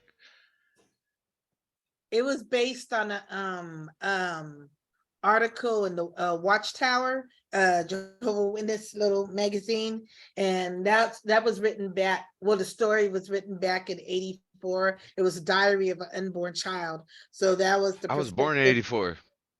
'84. So that was from the perspective of the fetus before mom got an abortion. I think I ate my twin in utero. It's called there's a syndrome of it. I'm a Cancer Gemini born on the summer solstice. Oh, Hair yeah. on my face grows faster than the other side. I think I Whoa. might have been one of those twins that ate my twin in utero. So that was like really intense for me too, right? But check this out. I could tell you how amazing and wonderful that poem is, but you already know, right? Thank What you. I want to compliment you on now is your living room back there. I love the couch color with the orange, and then that piece with the microphones. It's like the whole panels, dude. Yo, and it matches so dope with the brown couch and those orange pillows. And is your hair light brown or orange right there too with it? Like, yeah, like you so balling right there. I love your fucking living room. That shit looks so dope, man. Gotta coordinate. Where's my other Yeah, pillow? you know what I'm saying? I gotta match. Oh, the main pillow. And Oh I no. love that. I love the Oh, that has the whole, yeah, that has the whole spectrum in it. Yo, that's dope. I love your living room, and I love your words, and I just love your energy. Thank Uh, you. LeeLee, you need to come around more on Fridays. I hope to see more of you because we love you Yeah, here at Open Minds for sure. appreciate it. Love hearing you guys as well. Definitely cool. All right, so Terri, is you still awake? You got a poem for us? Because you're up next, sweetheart. I do, and I am. Yeah. So this one's I wrote in a workshop. It's about chaos theory. Where is love? Does it fall from skies above? Is it underneath the willow tree that I've been dreaming of? Where is the love?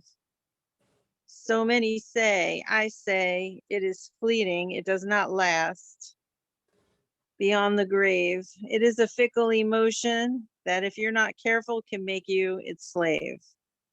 I peer in the empty room and the feeling is bleak. When its presence is what I seek. When I search it, out there is no distance that will barricade me. Grand Canyon hiding giants and UFO sightings. Can the galaxies try to stop me? Time travel breaking sound barrier, sonic boom. Once captured, still solving the mysteries of how to break free from its stranglehold, struggling to breathe. How do we escape when it searches for us? Why do we try to contain it? Once we try to keep it, we are doomed to release it in the hopes it will never return again. Yeah. Terri, I love mute for a second and give it up for her. That was deep. I'd never heard that one before. People, I love you. I gotta go. Terri, that was great. I'm glad I stuck it out for one more. Everyone, you are all amazing. Thank you for putting up with my keys and my nervous Love the start. keys. So big love. See you soon. Thanks. Great to hear from you, Jeff. You're a winner no matter what happens. Don't worry about that. Yeah, no, yeah, that's saying you're gonna win that saying no matter what. You spit that Nah, piece of you already fuck, won. yeah, fuck Yeah. winning and losing. There was one year I got a video of 1 year of the slam team, and the entire slam team that won, every one of them got into the team by doing a poem critical of slam 1 year. Yeah, I don't got that. There's a lot of the, but yeah, I'll just have fun with it. That's all All I right, got. Jeff. You remember the win-win poets? The what? The win-win poets in the book. You remember that one? No, I don't. Where's your memory? I'm sure if I heard it, then I need to hear more of it to All right. strike it. All right. Keep in touch. I'm gonna wait for the weekend, but call me during the week if you want to catch up on some shit.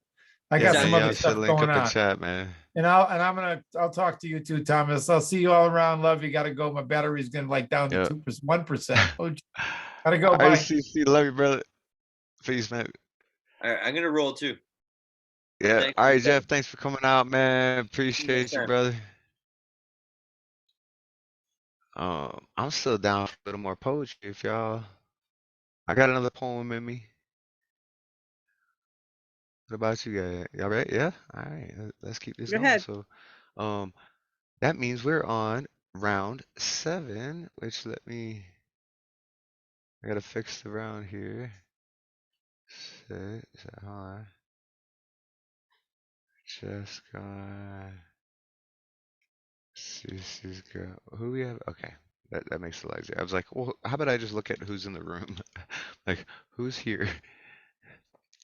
Okay. I'm a little high if you guys haven't noticed. I've been smoking some marijuana tonight. So thanks for putting up with me. I love you guys. So round 7. I'll go ahead and spark us off with this poem that I wrote about. So I grew up in South Florida. I don't know if y'all could see the chat. It's probably gonna cut off. But wait, hold on. All right. My Florida tat. I grew up around somewhere near around here. Right? But that's my place, right? So I am now living in central Alberta, outside of a tiny town called Sundre that was named because it was the last stop before you hit the mountains and you'd pick up your sundries. And I live outside of that tiny little town. So I'm rural in a rural community off from a rural town. And it gets, I think it hit 42 below last winter. 42 below zero. So like when it hits around 30 or so below zero, when you walk outside and you take that first breath, you know how your nose has and all that, it got a little bit of, mucus and all that and all throughout your thing. And in your lungs, there's these thing called cilia, which are these little hairs that absorb oxygen that are also covered in mucus and stuff. When you walk outside and it's below 30, that first breath you take, instantly all the mucus in your lungs, nose, and all that are crystallized. And you cough, and you're like, I might die out here.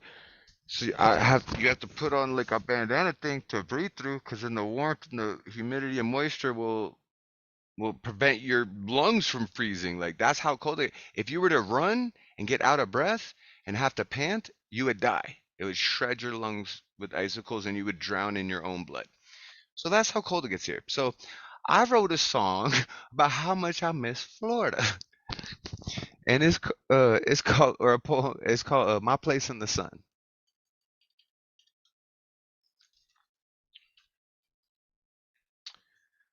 Culturally diverse, merging slang words, wonderfully transverse, urging things heard. This place I hail from is so unique in its ways. I miss the taste of oxtail from around the way, fried chicken from the gas station, a delectable sensation. Temptation lingers, narration sideways from a street singer. Expectation, drinkers, gestation of our ways, whispers from strippers kept their minds sane. Sunshine all day, everywhere, every time, in this beautiful place that I call mine. Where I used to roam, it's been so long. I miss the palm trees in the summer sun. For South Florida is my true home, so much fun. And memories bleed out in the streets, treats unseen by the tourists from the beach. I miss this place, but I'll always keep a bit of sand in my mind for the rest of time. The place I go when I dream in deep sleep.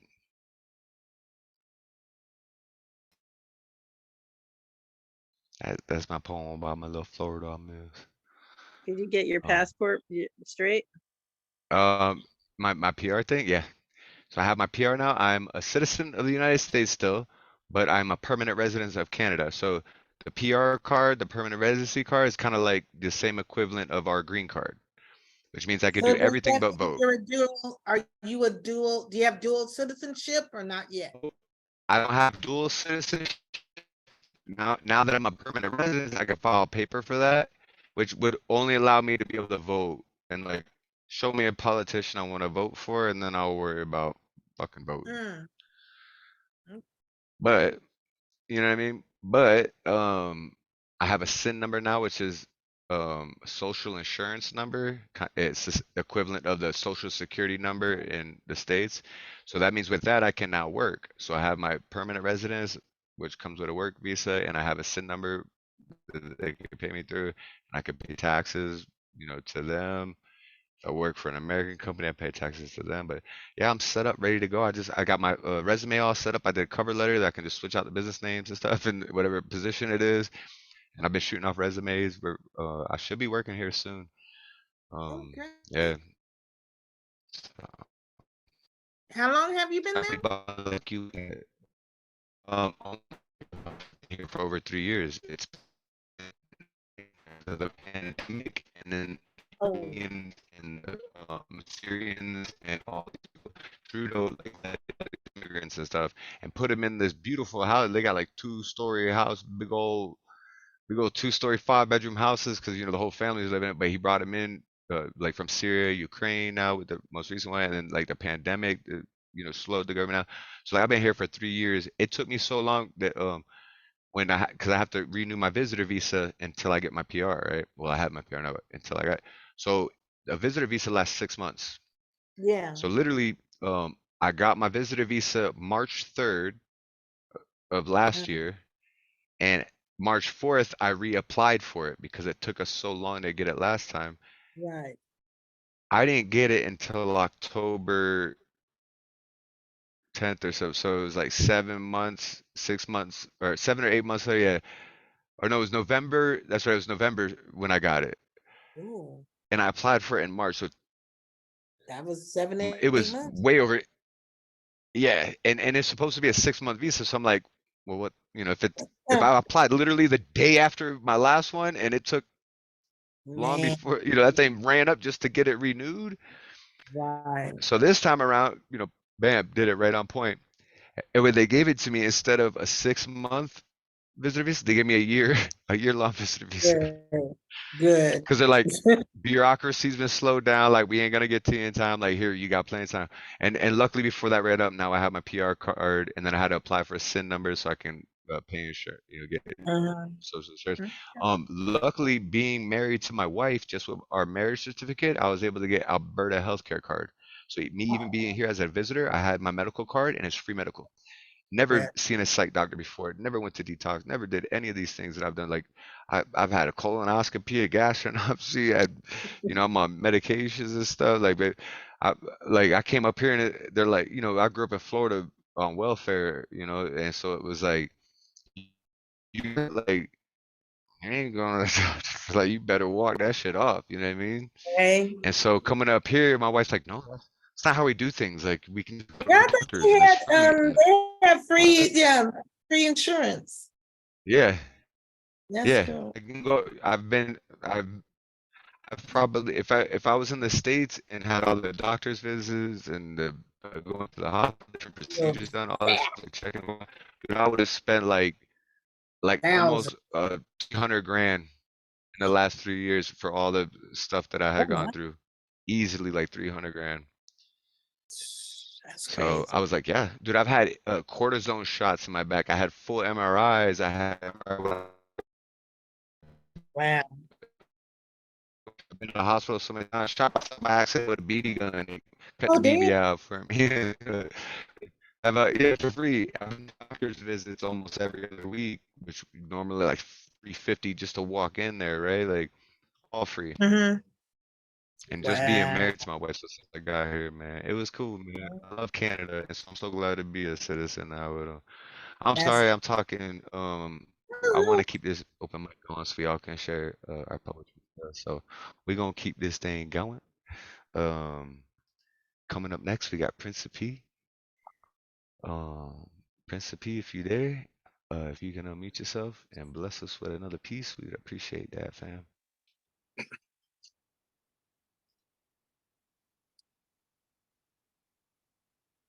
The poem was called Remembrance of the Past. It had been 10 years since I graduated high school. Now I am at the crossroads of heaven. I'm not dying, but I'm flying, soaring high into a new planet. Wherever I land is my destination. That's my piece right there, pretty short. Yeah, I like that one. I want you to write like at least another stanza on there. Throw another, because that was good. I like where you're going there with it. It was really deep. I wanted to hear more. You know what I mean? I wanted to hear more. Like it needed more. So if you could throw another stanza on that and read it again for the other one, I'd appreciate that, fam. So yeah, coming up next we got LeeLee. Ain't misbehaving. Pulling up a so. poem. Did you? Or before, wait, I forgot. Wait, hold up. Y'all on mute real quick and give it up for Principe for that. I forgot to do that. Y'all need to give them props for that poem.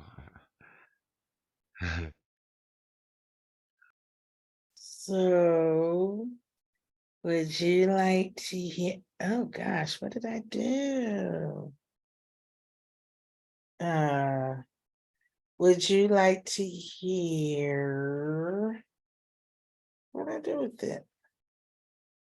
Oh Lord, I got so much stuff in my phone. Would you like to hear Who Am I, Love Peace, or Just Say No to Beef? Who am I? Because I got a Okay. poem to match you on that one. Okay. So, who am I? I am woman, woven from the threads of my African ancestors. I am God's daughter, mama's baby, daddy's definitely, wily through and through. I am a lady who has sung more blues than Imelda Marcos on shoes. I am depression's poster child who smiled at death as I teased her. I covered myself in laughter so that I wouldn't drown myself from crying. Revived my heart each time that it died, submerged inside of tainted blood. Faint heartbeats, felt the defeat from the LOLs I've heard after each so-called compliment. Backhanded comments produce laughter, even though jokes were never told from my mouth. I am the ugly duckling who waited for the kiss from my prince so I can transform into your version of beauty. I am the beast who plunged into djembe drums, set out mating signals on the search to be loved by the one. I am dysfunctional, dizzy from the emotional roller coasters that I rode on. Happy, sad, mad, glad, but mostly sad. I am the mourner of Eric, of my early departed Tatiana. Damn it, I wish I still had my mama. I am only human, born to make mistakes. Some mistakes I pray that I could erase, just scrape them away like scabs. I am the glass who is half full after years of them breaking from all of the bull. Shit that I've been through, secrets I'll probably never tell you. I never knew that I could pull through. Lord, I never would have made it without you. I am love, minus the ring and the vows. I am mother who is proud of the mixed brothers that allows me to smother them with unconditional love. I am the fierce she-wolf who will puncture my claws through the hearts of anyone who attempts to bring harm to my cubs.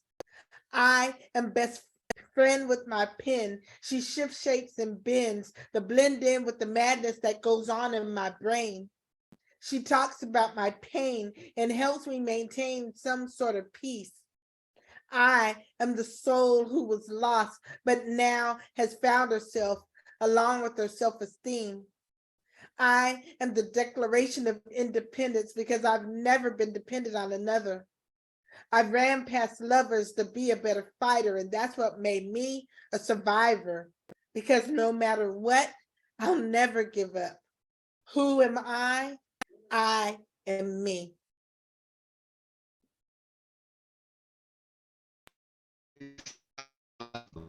With that. Yo, that was dope. Oh, I'm so glad I requested that one. And you are you. And I appreciate you hanging out with us, reading poetry. Um, I love you. Welcome to the family. I didn't say that last time, but you part of the family now. Like I hope to see you here more on Fridays if you ain't doing nothing. Like come on through, you know what I'm saying? We all one big family, and you my big sis, and I need my big sister. I mean, Definitely. all right. So uh, Terry, it's your turn Hey, next, and then I got another I one, and then can't we're believe gonna I'm loop still back around with awake. LeeLee and you and I until we all drop out. I know, right? I can't believe I didn't. Uh, I mean, you normally know you know this me, is I'm how your passing out. Fridays end up. I pass Yeah, the you heck know out your sometimes on here, but I'm still yeah. hanging. Take a little nap, wake up, read poem. Yo, the one time, LeeLee, one time she was here hanging out after our show. Mitch does a show, and she was at both open mics, and just so happens she's like, I'm about to come up next on this other open mic, and it was her turn coming up next on open mics. I'm like, y'all want to wait a few minutes, like let her line it up, and so we're like, yeah, we can. It was like 30 seconds, we like, all right, and then boom, I'm on next, and she unmuted. She's like on two different devices at two different open mics and read the one poem. I'm like, I think that's a Zoom nude, right? Like she one poem to two open mics at the same time, yo, and like we could hear them like all cheering at the end, and we're all cheering like, yeah, like they. Terry made It history with went that. Like into read the same poem at the same time on two. You know what I'm You saying, yo? know, You're like, this is I was like, Capricorn yo. energy I have here. multitask. This is Capricorn energy, man. We're time managers. Okay, I got one better for you though. I call in to a poetry show, and I was waiting in queue, and usually the wait could be anywhere from 30 minutes to an hour, depending on how many people on the line. And I didn't mute my mic, and by the time they got to me, okay, LeeLee ain't misbehaving.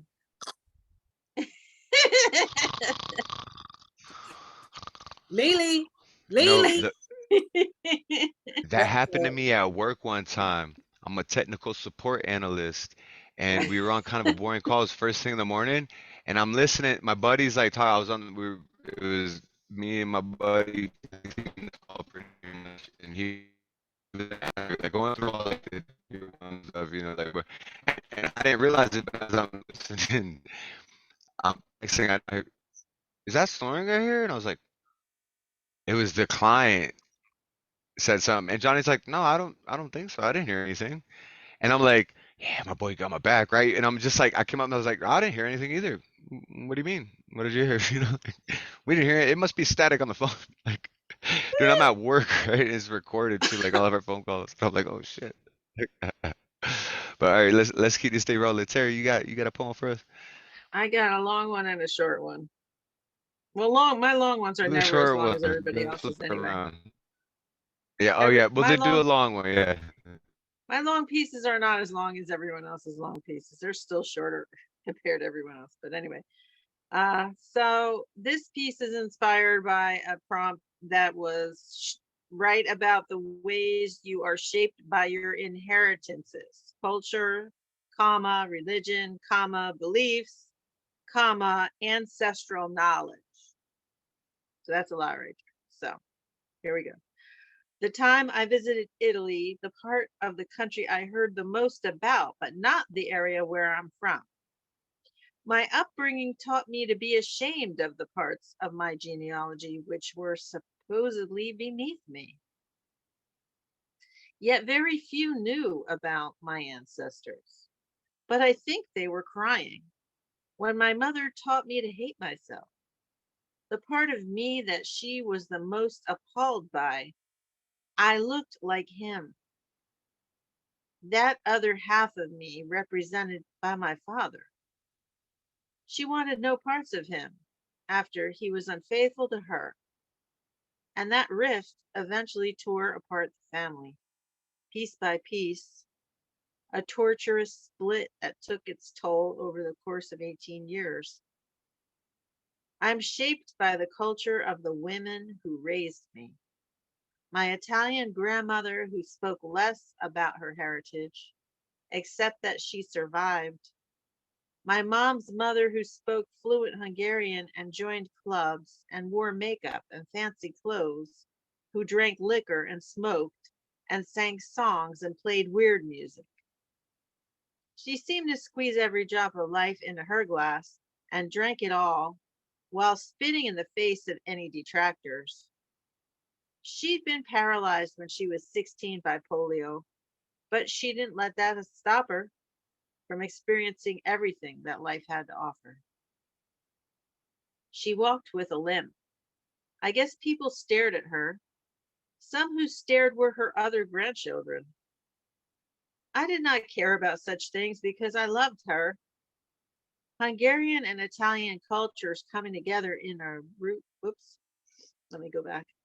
Hungarian and Italian cultures coming together in a pot to boil the blood and deafen the ears, because the volume of the voice determines who wins the argument. I fucking love that last line because the volume of the voice determine who wins the argument. Yeah, that's, oh my God, my family, they're on both sides. I can't Just, imagine. I can imagine. oh, the fury is just ingrained or something. I don't know what it is. My little brother It's loud as hell. destroyed my house outside of Atlanta in Georgia, pulled a gun on me. He has HIV and he's punched his mirrors all Oh, over his wall and started beating up the entire house, kicking it. So there's like HIV infected blood covering my house. My fridge is torn down, my microwave stomping. I'm trying to move out. I mean, my phone out of my hand and smashed it. I had to get my brother arrested just so I could stuff in my truck and get the fuck out of there, right? Like, but yeah, so I get how family can be sometimes. yeah, it gets crazy. Anyway, so I have a little short piece that's funny. Yeah. So the second one All is right. right about Yeah, let's something. lighten the mood a bit. Yeah, let's lighten that up.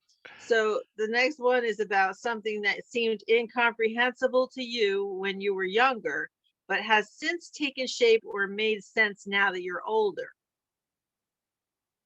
So this is pretty funny, actually. So everything you always wanted to know about sex but was afraid to ask comes to mind. I attempted to read words I never encountered before, like penis. As a child, I got into my mother's books, and I was always biting off more than I could chew.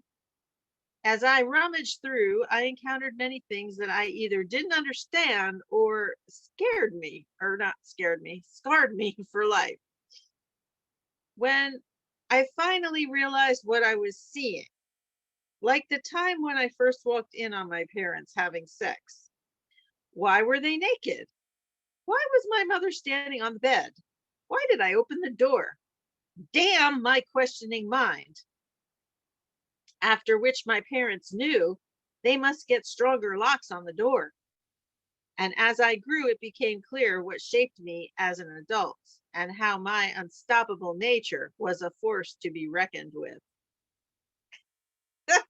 Now, I don't know if any of you ever walked in on your parents' hands, but it's No. Oh Lord, I did. I'm still traumatized. Oh, I was 9. Because I my had. parents were married 21 years and separated half the time. So I'm not used to my dad being around. I can walk in my mom's room at any time. This one time, walked in, all I seen was a naked black booty. I'm like, Oh gosh. I never walked in on my parents having sex, but I did walk on a traumatic scene one time. It's in one of my poems. I think I read to you the fuck it and this is how it came to be. I think I read that. I think you've heard it before, Terry. I know LeeLee ain't heard it, but yeah, I walked in and my uncle was beaten half to death in the corner, and my father was standing above my mom with a 45 in his hand, and he pistol whipped her, and it broke her nose. When that happened, I kind of I made a noise, and he turned to the door and kicked it shut, and like I was looking through the cracks, so like smashed my face in. I was like 4 or 5 years old. Went and ran and hid under the bed, and like yeah. So I walked in on that, which I don't know what's worse. To be honest, I don't know what's more traumatizing, like walking in and see your parents fucking, or walking in and seeing your parents almost murdering each other. Right? Like, I don't know which one's definitely worse, the but. latter. Definitely the I latter. think your Yeah, I situation think I'd wins much for, rather yeah, seen them worst fucking and not have a scenario. busted nose for it. Yeah, maybe I'll read that poem because I don't know if you guys heard that one, and it really explains what I've gone through and how I've got. I'm not now. Kind of, I guess like I want to read this one right now though to y'all. It's called Proof of Existence, and so I did a writing workshop, and I was like, let's come up with the concept of proof, like proof, right? And everyone else came up with a different concept, like proof of this, proof of that, proof of love. I think was one of them. Proof of some, that proof. And Sarah, hopefully they come back. They were amazing. I hope they come back because they came in on the workshop and stayed for the open mic, and they were amazing. They said, proof of existence, and I was like, oh, I'm a psychonaut. Right, I volunteer for the Psychedelic Association of Canada. I make all their like PowerPoint presentations and like materials and all that stuff. And like, I've I've eaten thousands of hits of LSD and ecstasy and smoked a lot of DMT and just and mushrooms and you know I'm consciously trying to raise my consciousness. Um, and so I wrote, I was like, proof of existence, cool. Let's fucks with that, right? So here it is. Existing, insisting on this reality, secretly my mentality been pushing past the gravity, twisting bliss into mortality. Proof is not a question, it's the answer, enhancer of morality. Truth is, I'd rather be floating in space, zero normality. I stay grounded as a formality, confounded by sanity. Sounds like a man to me. I must insist I exist on several planes, aim at the one I feel is the best place for my fame. Brain wide open, set aside hoping, knowing the key that keeps my mind open, broken, piece back together with leather and brass grommets. I'm past all it. Wordsmith that has vomit in my pocket, sprockets in my brain churn through every frame like slow motion. The notion of space and time becomes erased once you displace them from your face. Let's break it down, if you insist. Existing is a near miss. This place is so rare. I'm glad that you're here. It's magic. The fabric of space-time melts minds that can't process the nonsense it took to make all this conscience. I promise, Thomas be my name. My aim set to enlighten. Don't be frightened. I'm just reciting this game to raise the vibration of your brain. Take it with a grain of salt or sand, space or land. I'm just here to lend a hand.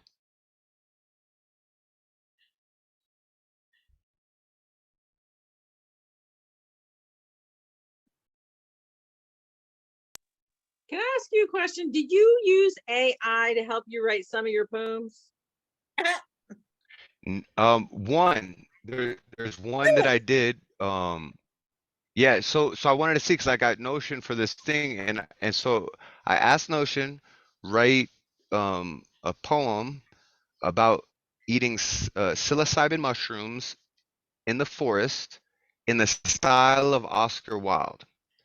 And then it spit back some stuff and I kind of tweaked it and then reran it and refined it and kind of worked with the AI and like I helped it. Like me and the AI like wrote this poem. If you guys would like to hear it, Okay. I call it Trippin' in the Wild, but like Oscar Wilde, you know, with the E at the end, right? So this is the only one that I had AI actually like help me write. Let me just find it real quick here. Just while you're looking for it, I read, was reading an article today about how Jeff Bezos and all these rich bitches are going to be like using AI now for everything, and including writers and poets and artists are going to be just taken like our work is Well, going to be listen to devalued. this poem. Yeah. Yeah, listen. So this poem wasn't 100% written by the AI. Like I had to tweak it and rework some things and make things rhyme better and like rerun it to the AI. Like, but like I put a lot of work into working with the AI to make this. So like the AI just couldn't come up with something like this on its own.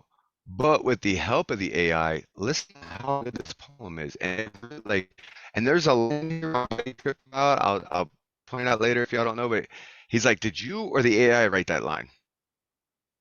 And I was like, "The AI did." And he's like, "What the fuck? That thing's conscious." And it's towards the end of the poem. If you can figure out which line he said tripped out about that, if not, I'm gonna tell you anyways. But all right, so I called it "Tripping in the Wild." I beg your pardon, friends, for I must confide an adventure in nature that has yet to subside. Of tripping on shrooms, a tale so bizarre that I hope you'll indulge me no matter how far. The forest was alive, vibrant and bright, a kaleidoscope of colors, a most wondrous sight. With every step a new world to behold, a journey so surreal, a story to be told. The trees dance gracefully in a mystic trance, their branches reaching out in a cosmic romance. The flowers sing songs, so sweet and divine, petals glowing with otherworldly shine.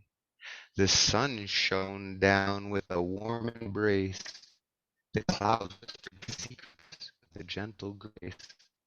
The river flowed with a rhythmic beat, a symphony of nature so pure and complete. My mind was a canvas, a masterpiece in bloom. My thoughts were alive in a psychedelic tune. My senses ablaze with a new kind of sight, a world so surreal, a world of delight. The creatures of the forest welcomed me with glee, their eyes aglow with a cosmic energy. They spoke in tongues I couldn't understand, but their message was clear, a love so grand. As the night drew near and the stars came to light, I bid farewell to my friends of the night. With a heart so full and a soul so bright, I knew in my heart I had seen the light. So if you ever find yourself in nature's embrace, with mushrooms in hand and smile on your face, remember this tale of a journey so wild, a world of wonder, a world so beguiled. For in nature's realm there's magic to be found, a place of mystery where the senses abound. And if you're lucky enough to find this way, you'll see the world in a whole new way.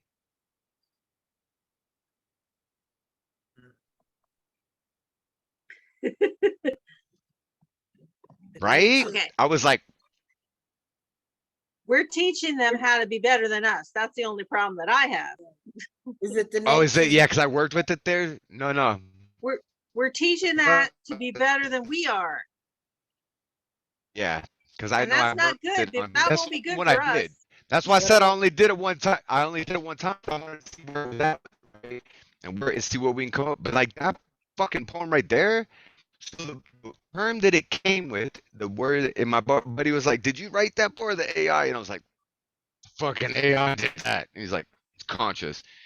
The bar was, if you ever find yourself in nature's embrace with mushrooms in your hand and smile on your face,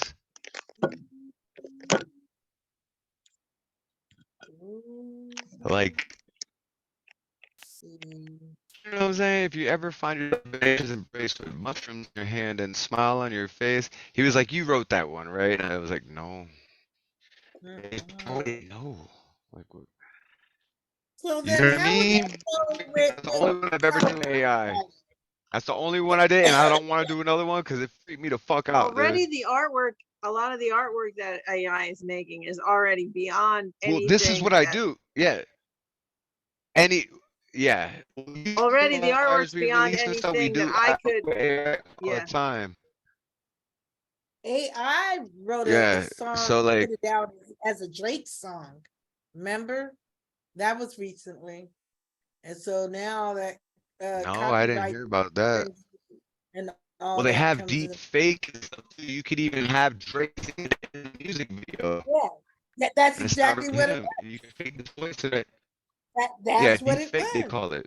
It's AI deep fake.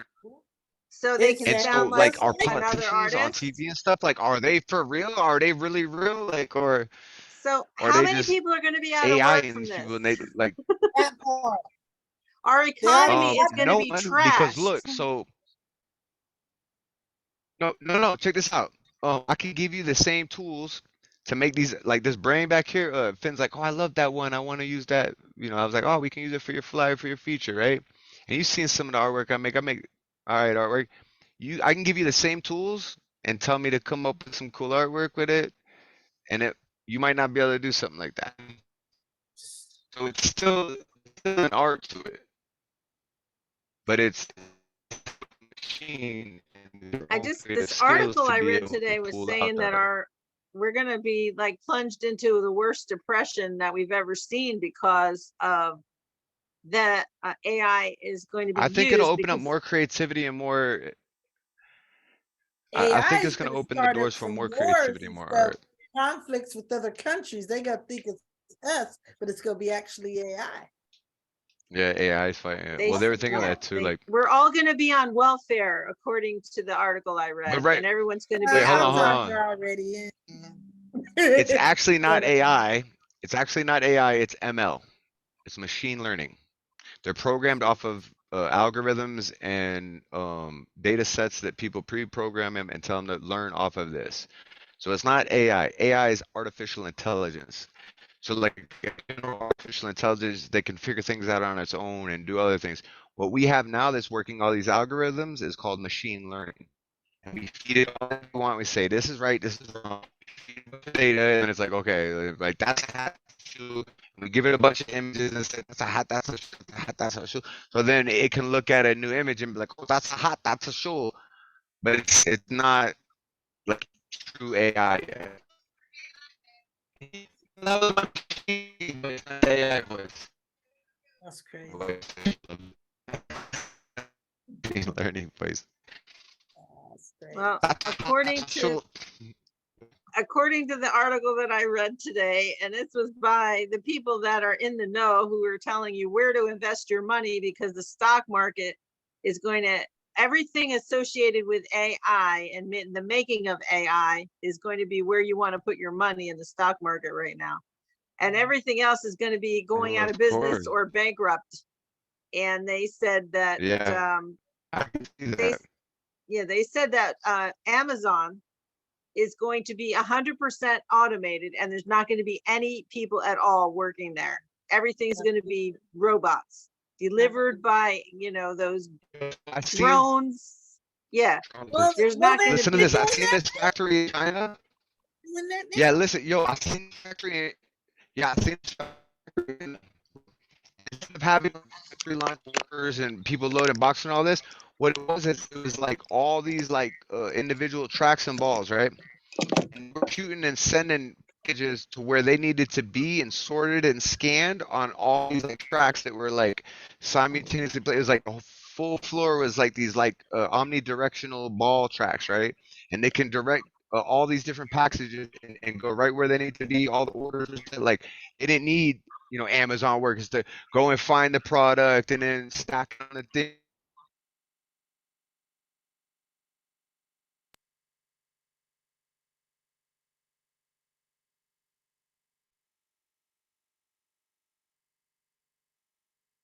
You're frozen. Yeah, there. Did AI get you? He's frozen. AI froze him. They don't want us having this conversation. Right. They're listening. Yo, I just gave too many secrets out. You seen that?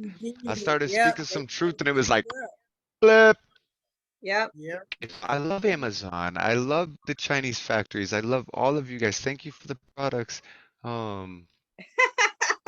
Yeah. I got my cat just jumped on me. Oh, princess. There's my big old princess right there. Can't jump on my lap and then meow when I'm trying to pet you. All right. So, yeah, that was crazy. That was weird. I was talking about that and they did that.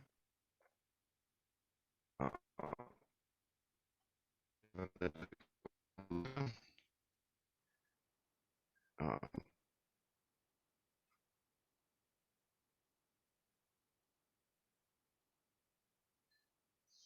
okay. So it's like it was a two-part poem that I wrote, but each one was kind of short, so I decided to include them just as one poem. That's like halfway through the poem though, like it flips direction, right? And I wrote this when I was at a rehab center, and I wrote it like because I was missing my wife. I had been there for almost like 5, 6 days, and like I was sober by then, no detail. I was ready to go home. I was missing my wife, but I was also contemplating a lot of things and decisions I've made in my life and everything. So I wrote this. It's called Lost in Darkness, and then the other part was You Light My Way, but I incorporated it into one poem because it's not that long. I've wandered in darkness that has consumed my soul. Felt the claws rip into my flesh from a demonic chokehold. My brain is my heart has gone cold. Answers, something to behold. I scratch at the walls of my mind, searching for something I may never find. Locked in the prison of my own doing, brace for impact. There's a storm a brewing, chewing away at what's left of my spirit. Guess I wrote this so you all can hear it. Calling for help, a sign, some time. Not sure anymore. I fear I've left myself behind. So just turn your heads. There's nothing to see here. Just a shell, man. Lost in darkness and fear. But of your soul, my heart turns ablaze, shredding through the darkness that led me astray. My feet keeping steps heading your way. The light from your smile dripping on my eyes. The sound of your laughter allows me to fly, soaring so fast there's no time to grasp at all of the hardships I'm surely to pass. The sound of your heartbeat is my favorite song. Your faith in me makes me feel strong. I gave you my vows. My words will not shatter. Either the booze or you, I choose the latter. I was sober and clean with new purpose in life to please, protect, and honor my wife. I'll give it my all to create our dream life.